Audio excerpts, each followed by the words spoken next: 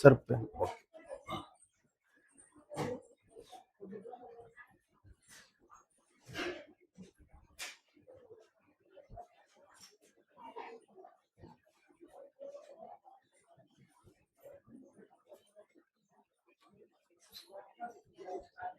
Live start ಆಗಿದೆ. ಹಾ, okay. ಅಲ್ಲ ಮಿಸ್ ಆಗ್ಬಾರ್ದಲ್ಲ ಅಂತ. ಹಾ,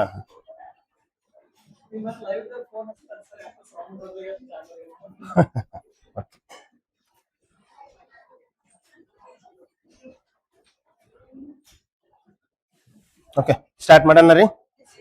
ಓಕೆ,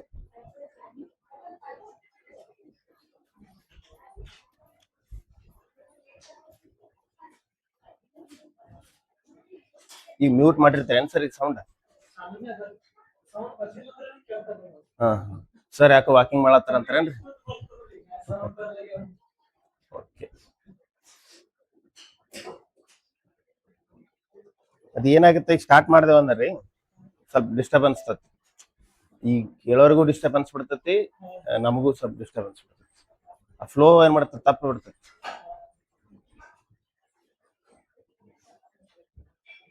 ಪರವಾಗಿಲ್ಲ, ಇಷ್ಟು ಬಿಸಿಲು ಇಷ್ಟು ಧಗೆ ಒಳಗೆ ಕೂತೀರ ಅಂದ್ರೆ ಗ್ರೇಟ್.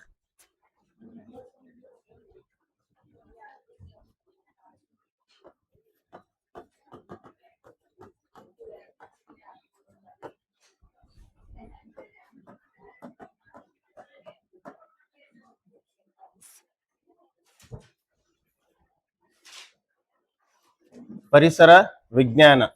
ಓಕೆ, ನಾನು ನಿನ್ನೆ ನಿಮಗೆ ಸಿಲೆಬಸ್ ಎಕ್ಸ್ಪ್ಲೇನ್ ಮಾಡಿದ್ದೆ. ಪರಿಸರ ವಿಜ್ಞಾನ ಬೇರೆ ಎಕ್ಸಾಮ್ಗಳಿಗೆ ಫೋಕಸ್ ಮಾಡುವಂತ ದೃಷ್ಟಿಕೋನನೇ ಬೇರೆ ಆಗ್ತತಿ. HSTR ಮತ್ತು ಏನು PSR ಅವ್ರು ಇರ್ತತಿ, ಅವ್ರಿಗೆ ಸ್ವಲ್ಪ ದೃಷ್ಟಿಕೋನ ಚೇಂಜ್ ಆಗ್ತೈತಿ ಅಂತ ಹೇಳಿದ್ದೆ ನಾನು ನಿಮಗೆ. ಓಕೆ, ಸೊ ಜೊತೆಗೆ ಇನ್ನೊಂದು ಹೇಳಿದ್ದೆ ನಾನು, ಜಿಯೋಗ್ರಫಿ ಮತ್ತು ಸೈನ್ಸ್ ಎರಡೂ ಸೇರಿ ನಾವು ಎನ್ವೈರನ್ಮೆಂಟ್ ಸಬ್ಜೆಕ್ಟ್ ಅಲ್ಲಿ ವಿಷಯಗಳನ್ನ ಸ್ಟಡಿ ಮಾಡ್ತಕ್ಕಂಥದ್ದು. ಹಂಗಂತ ಬರೀ ಜಿಯೋಗ್ರಫಿ ಸೈನ್ಸ್ ಯಾವ್ದಂತಿಲ್ಲ ಇದ್ರೊಳಗೆ. ಕಂಪ್ಲೀಟ್ ಜಿಯೋಗ್ರಫಿನೂ ನಮಗೆ ಬೇಕಾಗಿಲ್ಲ, ಕಂಪ್ಲೀಟ್ ಸೈನ್ಸು ಬೇಕಾಗಿಲ್ಲ. ಅದ್ರ ಅಂಶಗಳು ಗೊತ್ತಿದ್ರ ಇದು ಕಲಿಯಕ್ಕೆ ಈಸಿ ಆಗತ್ತೆ. ಹಂಗಿತ್ತಂದ್ರೆ ಅವೆರಡೇ ಓದ್ಕೊಂಡಿದ್ವು ಅಂದ್ರೆ ಇದು ಓದೋ ಅವಶ್ಯಕತೆ ಇರ್ಲಿಲ್ಲ ಅಂತ ಎಲ್ಲ ಅನಿಸ್ತೈತಿ. ಅದ ಬೇರೆ ಇವೇ ಬೇರೆ. ಬಟ್ ಅವ್ರದ್ದು ಸಪೋರ್ಟ್ ಇಂದ ಈ ಸಬ್ಜೆಕ್ಟ್ ಚೆನ್ನಾಗಿ ಕಲಿಬಹುದು. ಅವು ಗೊತ್ತಿದ್ರ ಅಥವಾ ಅವು ಗೊತ್ತಿಲ್ಲ ಅಂದ್ರೂ ನಾವು ಅದ್ರ ಕನ್ಸೆಪ್ಟ್ ಹೇಳ್ತಿರ್ತೀವಲ್ಲ, ಅದ್ರ ಜೊತೆ ಅವು ಕಲಿತಿರ್ತಾವ. ಓಕೆ, ಲೆಟ್ಸ್ ಸ್ಟಾರ್ಟ್ ನಾವು. ಎನ್ವೈರನ್ಮೆಂಟಲ್ ಸೈನ್ಸ್, ಪರಿಸರ ವಿಜ್ಞಾನ ಅಂತ ನಾವು ಹೇಳಿದ್ವಿ. ಸೊ ನಾವೇನ್ ಹೇಳಿದ್ವಿ ಅಂದ್ರ ಪರಿಸರ ಅಂದ್ರ ನಮ್ಮ ಸುತ್ತಲಿನ ಎಲ್ಲಾ ಅಂಶಗಳು ಅಂತ ಹೇಳಿದ್ವಿ. ಓಕೆ, ಸರೌಂಡ್ ನಮ್ಮ ಸುತ್ತಲೂ ಏನ್ ಅದಾವ ಎಲ್ಲವೂ. ಐನ್ಸ್ಟೀನ್ ಅವ್ರ ಪ್ರಕಾರ ಒಂದು ವಾಕ್ಯ ಹೇಳ್ತಾರೆ, ಪರಿಸರ ಅಂದ್ರೆ ಏನು ಅಂತ. ಅವ್ರ ವಾಕ್ಯದಲ್ಲಿ ಏನ್ ಹೇಳ್ತಾರೆ ಐನ್ಸ್ಟೀನ್ ಅಂದ್ರ, ನನ್ನನ್ನು ಬಿಟ್ಟು ನಾನು ಸುತ್ತ ಇರೋದೆಲ್ಲಾನು ಪರಿಸರ ಅಂತ. ನನ್ನನ್ನು ಬಿಟ್ಟು ನಾನು ಸುತ್ತ ಇರೋದೆಲ್ಲಾನು ಪರಿಸರ. ಯಾರು ಹೇಳಿದ್ರು ಇದು? ಐನ್ಸ್ಟೀನ್. ಈ ಪದನೇ ನಿಮ್ಗೆ ಏನಕ್ಕೆ ಬಳಸ್ತೀನಿ ಅಂದ್ರೆ ಮಕ್ಕಳಿಗೆ ಆಲ್ರೆಡಿ ಐನ್ಸ್ಟೀನ್ ಬಗ್ಗೆ ಒಂಚೂರು ಏನಾರ ಹೇಳಿರ್ತೀವಿ ನಾವು ಅವ್ರ. ಸೊ ಹಾಗಾದ್ರೆ ಐನ್ಸ್ಟೀನ್ ಅವ್ರ ವಾಕ್ಯ, ಐನ್ಸ್ಟೀನ್ ಕಾಮನ್ ಬಿಲ್ ಬಗ್ಗೆ ಹೇಳ್ಯಾರ ಐನ್ಸ್ಟೀನು. ಮತ್ತೇನ್ ಹೇಳ್ಯಾರ ಐನ್ಸ್ಟೀನ್ ಅವರು? ಅವೆಲ್ಲ ಬೇರೆ ಸೈನ್ಸ್ ಅಲ್ಲಿ ನೀವು ಓದಿರ್ತೀರ ಅದ್ರ ಬಗ್ಗೆ. ಸೊ ನಮ್ಮ ಪರಿಸರ ವಿಜ್ಞಾನಕ್ಕೆ ಸಂಬಂಧಪಟ್ಟಂತ ಐನ್ಸ್ಟೀನ್ ಹೇಳ್ಯಾರ, ನನ್ನನ್ನು ಹೊರತುಪಡಿಸಿ ನನ್ನ ಸುತ್ತ ಏನಿರ್ತತಿ ಎಲ್ಲಾನು ಪರಿಸರನ ಅಂತ ಹೇಳ್ಬಿಡ್ತಾರೆ. Okay, 1986 environment protection act. ನಾ ಆಲ್ಮೋಸ್ಟ್ ವರ್ಡ್ಸ್ ಗಳನ್ನ ಶಾರ್ಟ್ ಫಾರ್ಮ್ ಅಲ್ಲೇ ಬರೀತಿರ್ತೀನಿ, ಅದನ್ನ ಹೇಳಿರ್ತೀನಿ, ಅದ್ರ ಮೇಲೆ ತಿಳ್ಕೊಬೇಕು ಅದು ಏನ್ ಬರ್ದಾರ ಅಂತ ಹೇಳಿ. ಶಾರ್ಟ್ ಫಾರ್ಮ್ ನೋಡ್ರಿ, 1986 ಎನ್ವೈರನ್ಮೆಂಟ್ ಪ್ರೊಟೆಕ್ಷನ್ ಆಕ್ಟ್, ಪರಿಸರ ಸಂರಕ್ಷಣೆ ಕಾಯ್ದೆ ಯಾವಾಗ ಜಾರಿಗೆ ಬಂತು? 1986ರಲ್ಲಿ ಪರಿಸರ ಸಂರಕ್ಷಣೆ. ಇದ್ರ ಪ್ರಕಾರ ನೋಡ್ರಿ, ಇದರಲ್ಲಿ ಸೆಕ್ಷನ್ 2A ಅಂತ ಬರ್ತದೆ. ಓಕೆ, ಇದ್ರ ಪ್ರಕಾರ ಏನ್ ಪರಿಭಾಷೆ ಅದ ಅಂದ್ರೆ ಏನ್ ವಾಕ್ಯ ಅದ ಇದ್ರ ಪ್ರಕಾರ, ಅದು ವೆರಿ ಇಂಪಾರ್ಟೆಂಟ್ ಆಗಿರ್ತಕ್ಕಂಥದ್ದು. ಸೊ ಏನ್ ಹೇಳ್ತಾರ ಅಂದ್ರ, ಇದೇನ್ ಅನ್ಸುತ್ತೆ ಚಿತ್ರ ನೋಡಿದ್ರೆ? ಮನುಷ್ಯ. ಓಕೆ, ಮಾನವ ಇದು ಒಂದು ಪ್ರಾಣಿ ಹೌದಿಲ್ಲ? ಮಾನವ ಕೂಡ ಒಂದು ಪ್ರಾಣಿ. ಮಾನವ ಪ್ಲಸ್ ಇತರ ಪ್ರಾಣಿಗಳು ಅಂದಂಗ, ಮಾನವ ಪ್ಲಸ್ ಇತರ ಪ್ರಾಣಿಗಳು ಪ್ಲಸ್ ಸಸ್ಯ ಪ್ಲಸ್ ಸೂಕ್ಷ್ಮಾಣು ಜೀವಿಗಳು. ಸೂಕ್ಷ್ಮಾಣು ಜೀವಿಗಳು ಅಥವಾ ಸೂಕ್ಷ್ಮಾಣುಗಳು, ಸೂಕ್ಷ್ಮಾಣು ಜೀವಿಗಳು ಸಂಬಂಧಿಸಿದಂತೆ. ಈ ವಾಕ್ಯ ನೀವು ಕಲಿಬೇಕು, ಬರ್ಕೋಬೇಕು, ನೆನ್ಪಿಟ್ಬೇಕು, ಸಂಬಂಧ ಇಲ್ಲದ ವಿಷಯ. ಬಟ್ ತಿಳ್ಕೊಬೇಕು ಫಸ್ಟ್ ಆಫ್ ಆಲ್. ಆ ವಾಕ್ಯ ನೆನ್ಪಿಟ್ಕೊಳಕ್ ಆಗುತ್ತಲ್ಲ. ಬಟ್ ಇವು ಬೇರೆ ಬೇರೆಯವ್ರ ಪರಿಭಾಷೆ ಮೂಲಕ ಅರ್ಥ ಚೆನ್ನಾಗಾಗ್ಲಿ ಅನ್ನೋದು ಇರ್ತೈತಿ. ಹಿಂಗ ಎಕ್ಸಾಮ್ ಬರುತ್ತಂದ್ರೆ ಗೊತ್ತಿದ್ರು ತುಂಬಾ ಉತ್ತಮ, ಗೊತ್ತಿಲ್ಲ ಅಂದ್ರೂ ಏನು ಸಮಸ್ಯೆ ಇಲ್ಲ. ಓಕೆ, ನೆನ್ಪಿರ್ಲಿ ಅಂದ್ರೆ ನೋಡ್ರಿ, ಮನುಷ್ಯ, ಪ್ರಾಣಿ, ಸಸ್ಯ, ಸೂಕ್ಷ್ಮಾಣುಜೀವಿಗಳಿಗೆ ಸಂಬಂಧಿಸಿದಂತೆ.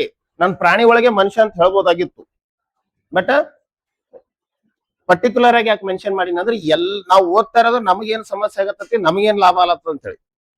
ಆಮೇಲೆ ಈಗ ಯಾವ್ದ್ರ ಒಂದ್ ಕಡೆ ಯಾವ್ದು ಕಸ ತೊಟ್ಟಿ ಇರ್ತದೆ, ಅದಕ್ಕೆ ಯಾರಿಗಾರು ಸಮಸ್ಯೆ ಆಗ್ತತಿ. ಯಾವ್ದೋ ಪ್ರಾಣಿ ಹೋಗಿ ಕಂಪ್ಲೇಂಟ್ ಮಾಡಲ್ಲ, ಆ ವಾಸನೆಯಿಂದ ನನಗೆ ಸಮಸ್ಯೆ ಆಗತ್ತತಿ. ಕುಡಿಯೋ ನೀರಿನ ಫ್ಲೋರೈಡ್ ಅದ, ನಮ್ಗೆ ಈಗ ಜಿಲ್ಲಾಡಳಿತ ನಮಗೆ ಸರಿಯಾದ ನೀರಿನ ವ್ಯವಸ್ಥೆ ಪೂರೈಕೆ ಮಾಡ್ತಿಲ್ಲ ಅಂತೇಳಿ ಯಾವ್ದೋ ಒಂದು ನಾಯಿನೋ ಒಂದು ಕುರಿನೂ ಹೋಗಿ ಕಂಪ್ಲೇಂಟ್ ಮಾಡಲ್ಲ, ಮನುಷ್ಯ ಮಾಡ್ತಾನೆ. ಪ್ರಾಣಿಗಳಲ್ಲಿ ಬುದ್ಧಿವಂತ ಪ್ರಾಣಿ ಮನುಷ್ಯ. ಹಂಗ್ ನೋಡಿದ್ರೆ ಅತ್ಯಂತ ಬುದ್ಧಿವಂತ ಪ್ರಾಣಿ ಮನುಷ್ಯನಕ್ಕೆ ಇನ್ನೊಂದು ಬುದ್ಧಿವಂತ ಪ್ರಾಣಿ ಇನ್ನೊಂದು ಅಂತ ಯಾವ್ದಂದ್ರೆ ಡಾಲ್ಫಿನ್. ಬಟ್ ನೀರಾಗದ ಅದು ಹೊರ ಬಂದಿತ್ತಂದ್ರೆ ಸಮಸ್ಯೆ ಬಾಳಿತ್ತು. ಮನುಷ್ಯನ ನಂತರ ಅತ್ಯಂತ ಬುದ್ಧಿವಂತ ಜೀವಿ ಯಾವ್ದ್ರ ಡಾಲ್ಫಿನ್. ಅದು ಭಾರತದ ರಾಷ್ಟ್ರೀಯ ಜಲಚರ ಜೀವಿ ಕೂಡ ಹೌದು. ಯಾವ ಡಾಲ್ಫಿನ್? ಗಂಗಾಟಿ ಅಂತ ಬಾಳ ಡಾಲ್ಫಿನ್ಗಳು ಮತ್ತ ಐರಾವಡಿ ಡಾಲ್ಫಿನ್ ಐತಿ. ಓಕೆ, ಆಮೇಲೆ ಬಿಯಾಸ್ ನದಿಯಲ್ಲಿ ಒಂದು ಡಾಲ್ಫಿನ್ ಐತಿ, ಇಂಡಸ್ ಡಾಲ್ಫಿನ್ ಅಂತ ಕರಿತೀವಿ. ಭಾರತದಲ್ಲಿ ಪ್ರಮುಖ 3 ಡಾಲ್ಫಿನ್ಗಳು ಕಂಡು ಬರ್ತಾವ. ಐರಾವಡಿ ಡಾಲ್ಫಿನ್, ಗಂಗಾಟಿಕ್ ಡಾಲ್ಫಿನ್ ಮತ್ತ ಇಂಡಸ್ ಡಾಲ್ಫಿನ್. ಅದ್ರ ಬಗ್ಗೆ ಇನ್ನು ಬಹಳ ಹೇಳ್ತೀನಿ, ಅದ್ರ ಬಗ್ಗೆ ಸಾಕಷ್ಟು ಹೇಳದೈತಿ, ಸಂದರ್ಭ ಬಂದ ಹಂಗ ಹೇಳ್ತೀವಿ. ಸಂಬಂಧಿಸಿದಂತೆ ನೋಡ್ರಿ, ನಾವು ವಾಕ್ಯ ಕಲಿತಾ ಇದೀವಿ, ಪರಿಭಾಷೆಯನ್ನ ಕಲಿತಾ ಇದೀವಿ. ಓಕೆ, ಎನ್ವೈರನ್ಮೆಂಟ್ ಪ್ರೊಟೆಕ್ಷನ್ ಆಕ್ಟ್ 1986 ಪ್ರಕಾರ ಮಾನವ, ಪ್ರಾಣಿ, ಸಸ್ಯ, ಸೂಕ್ಷ್ಮಾಣು ಜೀವಿಗಳಿಗೆ ಸಂಬಂಧಪಟ್ಟಂತೆ ನೀರು, ಗಾಳಿ, ಭೂಮಿ, ನೀರು, ಗಾಳಿ, ಭೂಮಿ, ಈ ಎಲ್ಲವೂ ಅಂದ್ರೆ ಈ ಎಲ್ಲ ಅಂಶಗಳು ಭೂಮಿ, ಇದನ್ನೇ ನಾವು ಭೂಮಿ, ಇದನ್ನೇ ಅಥವಾ ಇವುಗಳನ್ನೇ ಪರಿಸರ ಎಂದು ಕರೆಯುತ್ತೇವೆ. Very very important.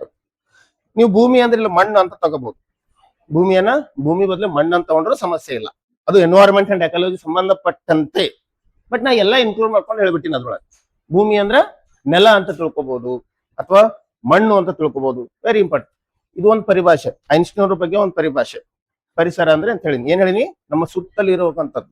ಇದು ಕಾನೂನು ಪ್ರಕಾರ ಪರಿಭಾಷೆ, 1986 ಕಾನೂನಿನ ಪ್ರಕಾರ ಪರಿಭಾಷೆ ಅಂದ್ರೆ. ಆಗ ನ್ಯಾಯಾಲಯಗಳಲ್ಲಿ ಯಾವ್ದಾದ್ರು ತೀರ್ಪುಗಳು ಚರ್ಚೆ ಮಾಡ್ಬೇಕಾದ್ರ ಈ ಅಂಶಗಳಿಗೆ ಏನಾರ ಧಕ್ಕೆ, ಈ ಅಂಶಗಳು ಈ ಅಂಶಗಳ ಮೇಲೆ ಏನಾದ್ರು ಧಕ್ಕೆ ಉಂಟು ಮಾಡ್ತೇನು, ಓಕೆ, ಈ ಕೆಳಗಿನ ಅಂಶಗಳಿಂದ ಇದಕ್ಕೆ ಏನಾರ ಧಕ್ಕೆ ಉಂಟು ಮಾಡ್ತೇನು, ಅದು ಅಂದ ವೆರಿ ಇಂಪಾರ್ಟೆಂಟ್. ಸೊ ನಾವು ನಿನ್ನೆ ಹೇಳ್ತಾ ಇದ್ವಿ, ಶಾರ್ಟ್ ಫಾರ್ಮ್ ಇದು. ಎನ್ವೈರನ್ಮೆಂಟ್ ಅಂದ್ರೆ ಏನು ಅಂತಂದ್ರ ಬಯೋಟಿಕ್ ಮತ್ತು ಅಬಯೋಟಿಕ್ ಗಳ ನಡುವಿನ ಇಂಟರಾಕ್ಷನ್ ಅಂತ ಹೇಳ್ತಾ ಇದ್ವಿ. ಏನ್ ಹೇಳ್ತಿದ್ವಿ? ಬಯೋಟಿಕ್ ಮತ್ತು ಅಬಯೋಟಿಕ್ ನಡುವಿನ ಇಂಟರಾಕ್ಷನ್. ಓಕೆ, ಅದು ಬಯೋಟಿಕ್ ನಡುವರೆ ಆಗಿರ್ಬೋದು ಅಂತ ಹೇಳಿದ್ದ, ಅಥವಾ ಅಬಯೋಟಿಕ್ ನಡುವರೆ ಆಗಿರ್ಬೋದು, ಅಥವಾ ಅಬಯೋಟಿಕ್ ಆಗಿರ್ಬೋದು. ಬಯೋಟಿಕ್ ಅಂದ್ರ ಜೀವಂತವಾಗಿರುವ ಜೀವಿಗಳು, ಅದು ಸಸ್ಯ ಆಗಿರ್ಬೋದು, ಪ್ರಾಣಿ ಆಗಿರ್ಬೋದು, ಮನುಷ್ಯ ಆಗಿರ್ಬೋದು, ಸೂಕ್ಷ್ಮಾಣು ಜೀವಿ ಆಗಿರ್ಬೋದು, ಇವೆಲ್ಲ ಜೀವಂತವಾಗಿರುವಂತವು ಜೀವಿಗಳು ಅಂತ ಅರ್ಥ. ಹಾಗಾದ್ರೆ ಬಯೋಟಿಕ್ ಅಂದ್ರೆ ಜೀವಿ, ಅಬಯೋಟಿಕ್ ಅಂದ್ರ ನಿರ್ಜೀವಿಗಳು, ಜೀವ ಇರ್ಲಾರ್ದಂತ ವಸ್ತು. ಯಾವ್ಯಾವ ಜೀವಿ ಇಲ್ಲ? ಗಾಳಿ, ನೀರು, ಮಣ್ಣು, ಕಟ್ಟಿಗೆ, ಕಲ್ಲು, ಜೀವಿ ಇಲ್ಲ. ಅಥವಾ ಒತ್ತಡ. ಅಂದ್ರೆ ಅಬಯೋಟಿಕ್ ಫ್ಯಾಕ್ಟರ್ಗಳು ಅಂತಂದ್ರ ಕಣ್ಣಿಗೆ ಕಾಣೋ ವಸ್ತುಗಳಂತ ಅಷ್ಟೇ ಅಲ್ಲ, ಕಣ್ಣಿಗೆ ಕಾಣೋ ವಸ್ತುಗಳಂತ ಜೀವಿ ಮೇಲೆ ಪ್ರಭಾವ ಬೀರುವ ಅಬಯೋಟಿಕ್ ಅಂಶಗಳು. ಒಂದು ಜೀವಿಯ ಮೇಲೆ ಪ್ರಭಾವ ಬೀರುವಂತ ಒಂದು ಅಂಶಗಳನ್ನ ನಾವು ಪಟ್ಟಿ ಮಾಡ್ಕೊಂಡು ಓದ್ಬೇಕು. ಹಂಗಂತ ನಾವು ಅನವಶ್ಯಕವಾಗಿರೋ ಎಲ್ಲಾನು ಅಬಯೋಟಿಕ್ ಅಂತ ಕರಿಬಹುದು. ಮನೆಗಿನ ಕುಕ್ಕರ್ ಅಬಯೋಟಿಕ್ ಅದ, ತಗೊಂಡು ಏನ್ ಮಾಡೋಣ, ಅನ್ನ ಮಾಡ್ಕೊಂಡು ಉಣ್ಬೇಕಾಗತ್ತೆ ಅಷ್ಟೇ. ಅರ್ಥ ಆಗತ್ತತಿ?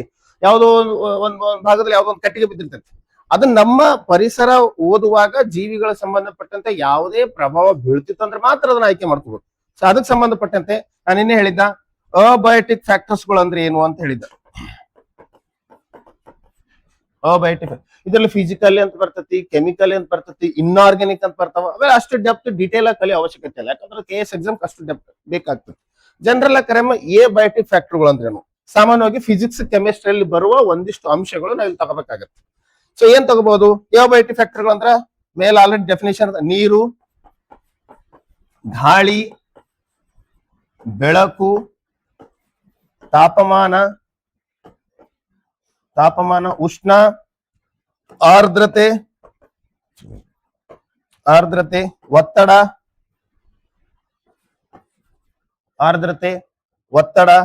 ಅಥವಾ ಈ ಗಾಳಿ ಒಳಗ ಕಾರ್ಬನ್ ಡೈಆಕ್ಸೈಡ್ ತಗೊಳ್ರಿ, ನೈಟ್ರಸ್ ಆಕ್ಸೈಡ್ ತಗೊಳ್ರಿ. ಇಂಪ್ಯಾಕ್ಟ್ ಪಾಸಿಟಿವ್ ಆರ ಮಾಡ್ಲಿ, ನೆಗೆಟಿವ್ ಮಾಡ್ಲಿ.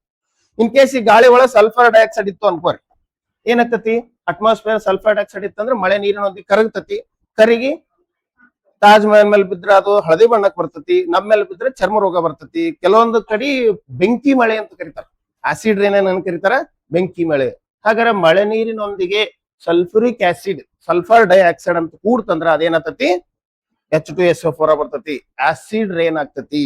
ಏನಾಗ್ತತಿ, ಆಸಿಡ್ ರೇನ್ ಆಗ್ತತಿ. ಈ ಮುಂಚೆನೂ ನಾವು ಒಂದು ಪದ ಹೇಳಿದ್ವಿ ನಿನ್ನೆ ಈ ಹಿಂದಿನ ಕ್ಲಾಸ್ ಅಲ್ಲಿ, CO2 ಮತ್ತು H2O, ಕಾರ್ಬನ್ ಡೈಆಕ್ಸೈಡ್ ಮತ್ತು ನೀರು ಸಂಯೋಜನೆ ಆದಾಗ ಏನಾಗ್ತದೆ ಅಂತ ಹೇಳಿದ್ವಿ, ಗ್ಲೂಕೋಸ್ ಫಾರ್ಮ್ ಆಗ್ತದೆ ಅಂತ ಹೇಳಿದ್ವಿ. Okay, so very important. ಹಂಗ ಇಲ್ಲಿ ಆಸಿಡ್ ರೇನ್ ಆಗತ್ತತಿ.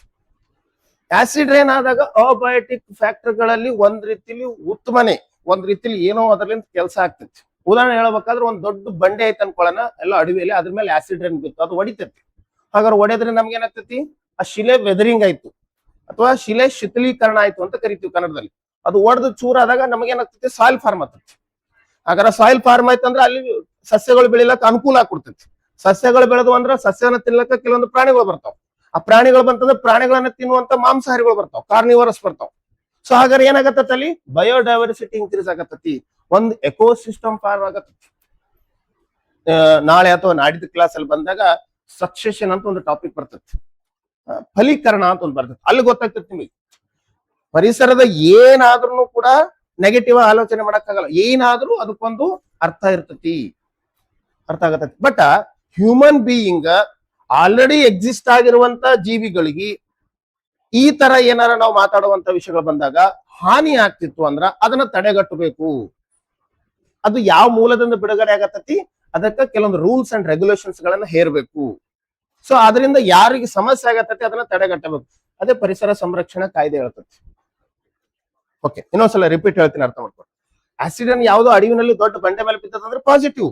ಅದೇ ಆಸಿಡ್ ಅನ್ನು ನನ್ ಮೇಲೆ ಬಿದ್ರೆ, ಅದೇ ಆಸಿಡ್ ಅನ್ನು ತಾಜ್ ಮಹಲ್ ಮೇಲೆ ಬಿದ್ರೆ ಐತಿಹಾಸಿಕ ಸ್ಮಾರಕ, ಅದು ಅಮೃತ ಶಿಲೆಯನ್ನು ಮಾಡಲ್ಪಟ್ಟಿರ್ತಕ್ಕಂಥದ್ದು. ಆಸಿಡ್ ರೇನಿಗೆ ರಿಯಾಕ್ಷನ್ ಆಗ್ತತಿ, ಅದು ಕಲರ್ ಚೇಂಜ್ ಆಗ್ತಿರ್ತತಿ. ಸೊ ಅದಕ್ಕಾಗಿ ಆಲ್ರೆಡಿ ಎಷ್ಟೋ ಕಂಪನಿಗಳನ್ನ, ಅದು ಸುತ್ತಮುತ್ತ ಇರ್ತ ಕಾರ್ಖಾನೆಯನ್ನು ಆಲ್ರೆಡಿ ಕ್ಲೋಸ್ ಮಾಡಿರ್ತಕ್ಕಂಥದ್ದು. ಮೇ ಬಿ 265ಕ್ಕಿಂತ ಹೆಚ್ಚಿನ ಕೈಗಾರಿಕಾ ಪ್ರದೇಶಗಳನ್ನ ಕ್ಲೋಸ್ ಮಾಡಿರ್ತಕ್ಕಂಥದ್ದು, ಸ್ಥಳಾಂತರ ಮಾಡಿರ್ತಕ್ಕಂಥದ್ದು. MC ಮೆಹ್ತಾ ಕೇಸ್ ಅಲ್ಲಿ ಆಗಿರ್ತಕ್ಕಂಥ. ಅಂದ್ರೆ ಇದ್ರ ಅರ್ಥ ಏನು? ಹಾಗಾದ್ರೆ ತಾಜ್ ಮಹಲ್ ಅನ್ನೋದು ಒಂದು ಐತಿಹಾಸಿಕ ಸ್ಮಾರಕ. ಏನಿಲ್ಲ ಅಂದ್ರೆ ಒಂದು ವರ್ಷಕ್ಕೆ 6.5 ರಿಂದ 7 ಲಕ್ಷ ಜನ ವಿಸಿಟ್ ಕೊಡ್ತಾರ. ದೇಶದ ಎಕನಾಮಿ ಕೂಡ ಸಪೋರ್ಟ್ ಆಗಿರ್ತಕ್ಕಂಥದ್ದು. ಸೊ ಹಾಗಾದ್ರೆ ಅದು ಹಳದಿ ಬಣ್ಣ ಆಯ್ತಂದ್ರ ಅದ್ರ ಹೊಳಪನ್ನ ಕಳ್ಕೊಳತ್ತಂದ್ರ ಟೂರಿಸಂ ಸಂಖ್ಯೆ ಏನಾಗ್ತತಿ, ಕಡಿಮೆ ಆಗ್ತತಿ. ವೆರಿ ಇಂಪಾರ್ಟೆಂಟ್ ಆಗಿರ್ತಕ್ಕಂಥ. ಸೊ ಹಾಗಾಗಿ ಸಾಕಷ್ಟು ಸುಪ್ರೀಂ ಕೋರ್ಟ್ ಅಲ್ಲಿ ಪ್ರಕರಣಗಳು ದಾಖಲಾಗ್ತಾವ. ಅದ್ರ ಪ್ರಕಾರ ಆಸಿಡ್ ರೇನ್ ಅನ್ನ ಯಾವ ಮೂಲದಿಂದ ಬಿಡುಗಡೆ ಆಗ್ತತಿ, ಯಾವ ಕಾರ್ಖಾನೆಗಳಿಂದ ಬಿಡುಗಡೆ ಆಗ್ತತಿ, ಅದನ್ನ ನಾವು ತಡೆಗಟ್ಟಬೇಕು. ಇನ್ನೂ ಏನ್ ಸ್ಟಡಿ ಮಾಡ್ಬೇಕಂದ್ರೆ ಆಸಿಡ್ ರೇನ್ ಅನ್ನೋದು ತಾಜ್ ಮಹಲ್ ಮೇಲೆ ಏನ್ ಕಾಲತ್ತು, ಅದ್ರ ಸುತ್ತಮುತ್ತ ಕೈಗಾರಿಕೆಗಳು. ಅದ್ರ ಸುತ್ತಮುತ್ತನೇ ಯಾಕೆ ಕೈಗಾರಿಕೆ ಜಾಸ್ತಿ ಅವ? ಅದು ಉತ್ತರ ಪ್ರದೇಶ ದೊಡ್ಡ ಸಿಟಿ, ಅತಿ ಹೆಚ್ಚು ಜನದಟ್ಟಣೆ ಇರೋ ಪ್ರದೇಶ. ಅಲ್ಲಿ ಯಾಕೆ ಅತಿ ಹೆಚ್ಚು ಜನದಟ್ಟಣೆ ಅದ? ಕ್ವಶನ್ ಬರ್ತಾನೆ. ಭಾರತದ ಹೃದಯ ಭಾಗ ಅಂತ ಕರಿತೀವಿ. ಭಾರತದ ಹೃದಯ ಭಾಗ ಅಂತ ಕರಿತೀವಿ. ಗಂಗಾ ಮೈದಾನ ಪ್ರದೇಶ ಭಾರತದ ಅತ್ಯಂತ ಫಲವತ್ತಾದ ಮತ್ತು ದೊಡ್ಡದಾದ ಮೈದಾನ ಪ್ರದೇಶ ಅದಂದ್ರೆ ಗಂಗಾ ಮೈದಾನ ಪ್ರದೇಶ. ಗಂಗಾ ಮೈದಾನ ಪ್ರದೇಶ ಅದ, ಫಲವತ್ತಾದ ಭೂಮಿ ಅದ, ಅಗ್ರಿಕಲ್ಚರ್ ಚಲೋ ಅದ. ಅಗ್ರಿಕಲ್ಚರ್ ಚಲೋ ಅದ ಅಂದ್ರ ಹೈನುಗಾರಿಕೆ ಚಲೋ ಅದ, ಹೈನುಗಾರಿಕೆ ಚಲೋ ಅಂದ್ರೆ ಚರ್ಮೋದ್ಯಮ ಜಾಸ್ತಿ ಅದ, ಚರ್ಮೋದ್ಯಮ ಜಾಸ್ತಿ ಅದಂದ್ರ ಆ ಕಾರ್ಖಾನೆಗಳಿಂದ ಬಿಡುವಂತ ಅನಿಲಗಳು, ಸಲ್ಫರ್ ಡೈಆಕ್ಸೈಡ್ ಅಟ್ಮಾಸ್ಫಿಯರ್ ಜಾಸ್ತಿ ಆಗತ್ತತಿ. ಮಳೆ ಬರುವಾಗ ಮಳೆ ನೀರು ಕರಗತ್ತತಿ. ಹಾಗಾದ್ರೆ ಅಲ್ಲಿರುವ ತಾಜ್ ಮಹಲ್ ಒಂದೇ ಅಲ್ಲ, ಅಲ್ಲಿರುವ ಮನೆಗಳು, ಪ್ರಾಣಿಗಳು, ಮಣ್ಣು, ಬೇರೆ ಯಾವುದೇ ಅಂಶಗಳಿಗೂ ಹಾನಿ ಉಂಟು ಮಾಡ್ತೈತಿ. ಬಟ್ ಹೈಲೈಟ್ ಆಗೋ ವಿಷಯ ಯಾವುದು? ತಾಜ್ ಮಹಲ್. ಅರ್ಥ ಆಗತ್ತತಿ?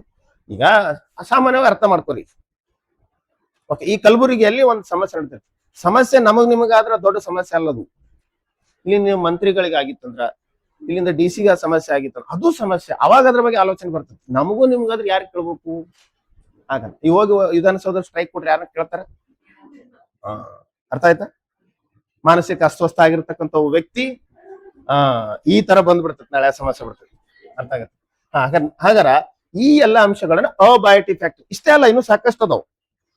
ಇಷ್ಟು ವಿಷಯನೇ ಅಲ್ಲ, ಇನ್ನು ಸಾಕಷ್ಟು ವಿಷಯಗಳು ಮಾತಾಡ್ಬೋದು. ನೀವು ಪ್ರೋಟೀನ್ ಅನ್ನು ಕೂಡ ನೀವು ಅದ್ರೊಳಗೆ ತಗೋಬಹುದು. ನಾವು ಪ್ರೋಟೀನ್ ಅನ್ನ ಸೇವನೆ ಮಾಡ್ತೀವಿ, ಪ್ರೋಟೀನ್ ಕೂಡ ಇದರಲ್ಲಿ ತಗೋಬಹುದು. ವಿಟಮಿನ್ಸ್ ಗಳನ್ನ ಇದರಲ್ಲೇ ತಗೋಬಹುದು.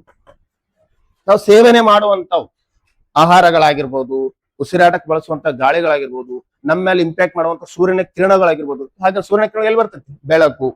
ಇದನ್ನು ಚೆನ್ನಾಗಿ ಕಲಿಬೇಕು. ನೀವು ಫಿಸಿಕ್ಸ್ ಅಲ್ಲಿ ಆಲ್ರೆಡಿ ಕಲ್ತಿರ್ತೀರಿ, ಬೆಳಕನ್ನ, ತಾಪಮಾನ ಕಲ್ತಿರ್ತೀರಿ, ಆರ್ದ್ರತೆ ಜಿಯೋಗ್ರಫಿನ ಕಲ್ತಿರ್ತೀರಿ, ಸೈನ್ಸ್ ಒಳಗೂ ಕಲ್ತಿರ್ತೀರಿ.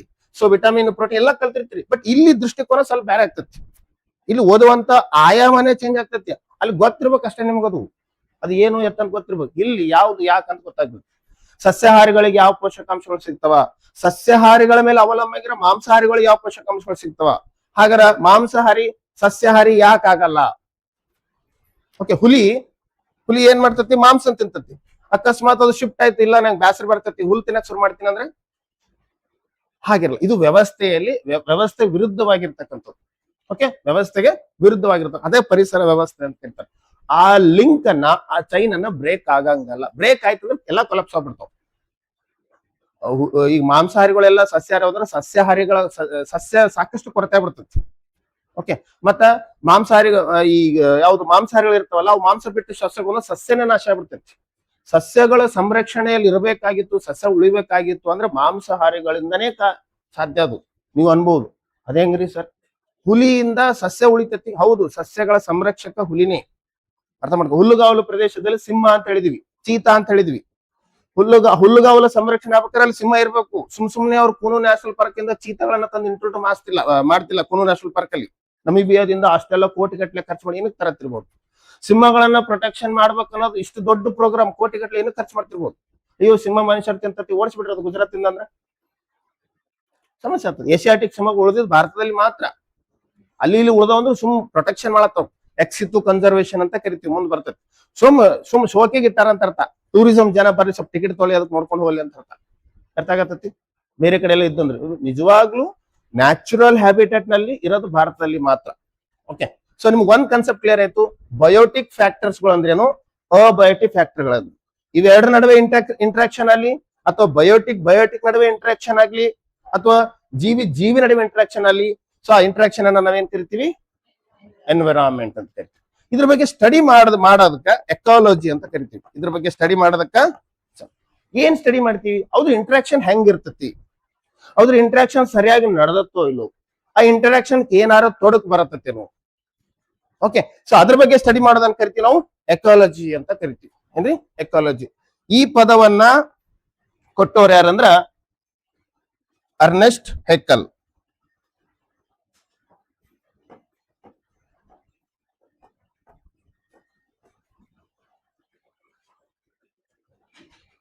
ಸಾರಿ, ಎಜಿ ಟಾನ್ಸ್ಲೆ. ಎಜಿ ಟಾನ್ಸ್ಲೆ. ಎಜಿ ಈ ಪದವನ್ನ ಕೊಟ್ಟರು. ಏನ್ ಹೇಳ್ತಾರ ಅಂದ್ರ, ಎಕಾಲಜಿ ಅಂದ್ರ ಓಯ್ಕೋಸ್ ಮತ್ತು ಲೋಗಾಸ್ ಅಂತ ಕರೀತಾರೆ. ಓಯ್ಕೋಸ್ ಅಂದ್ರೆ ಒಂದು ಮನೆ, ಒಂದು ಸ್ಟಡಿ.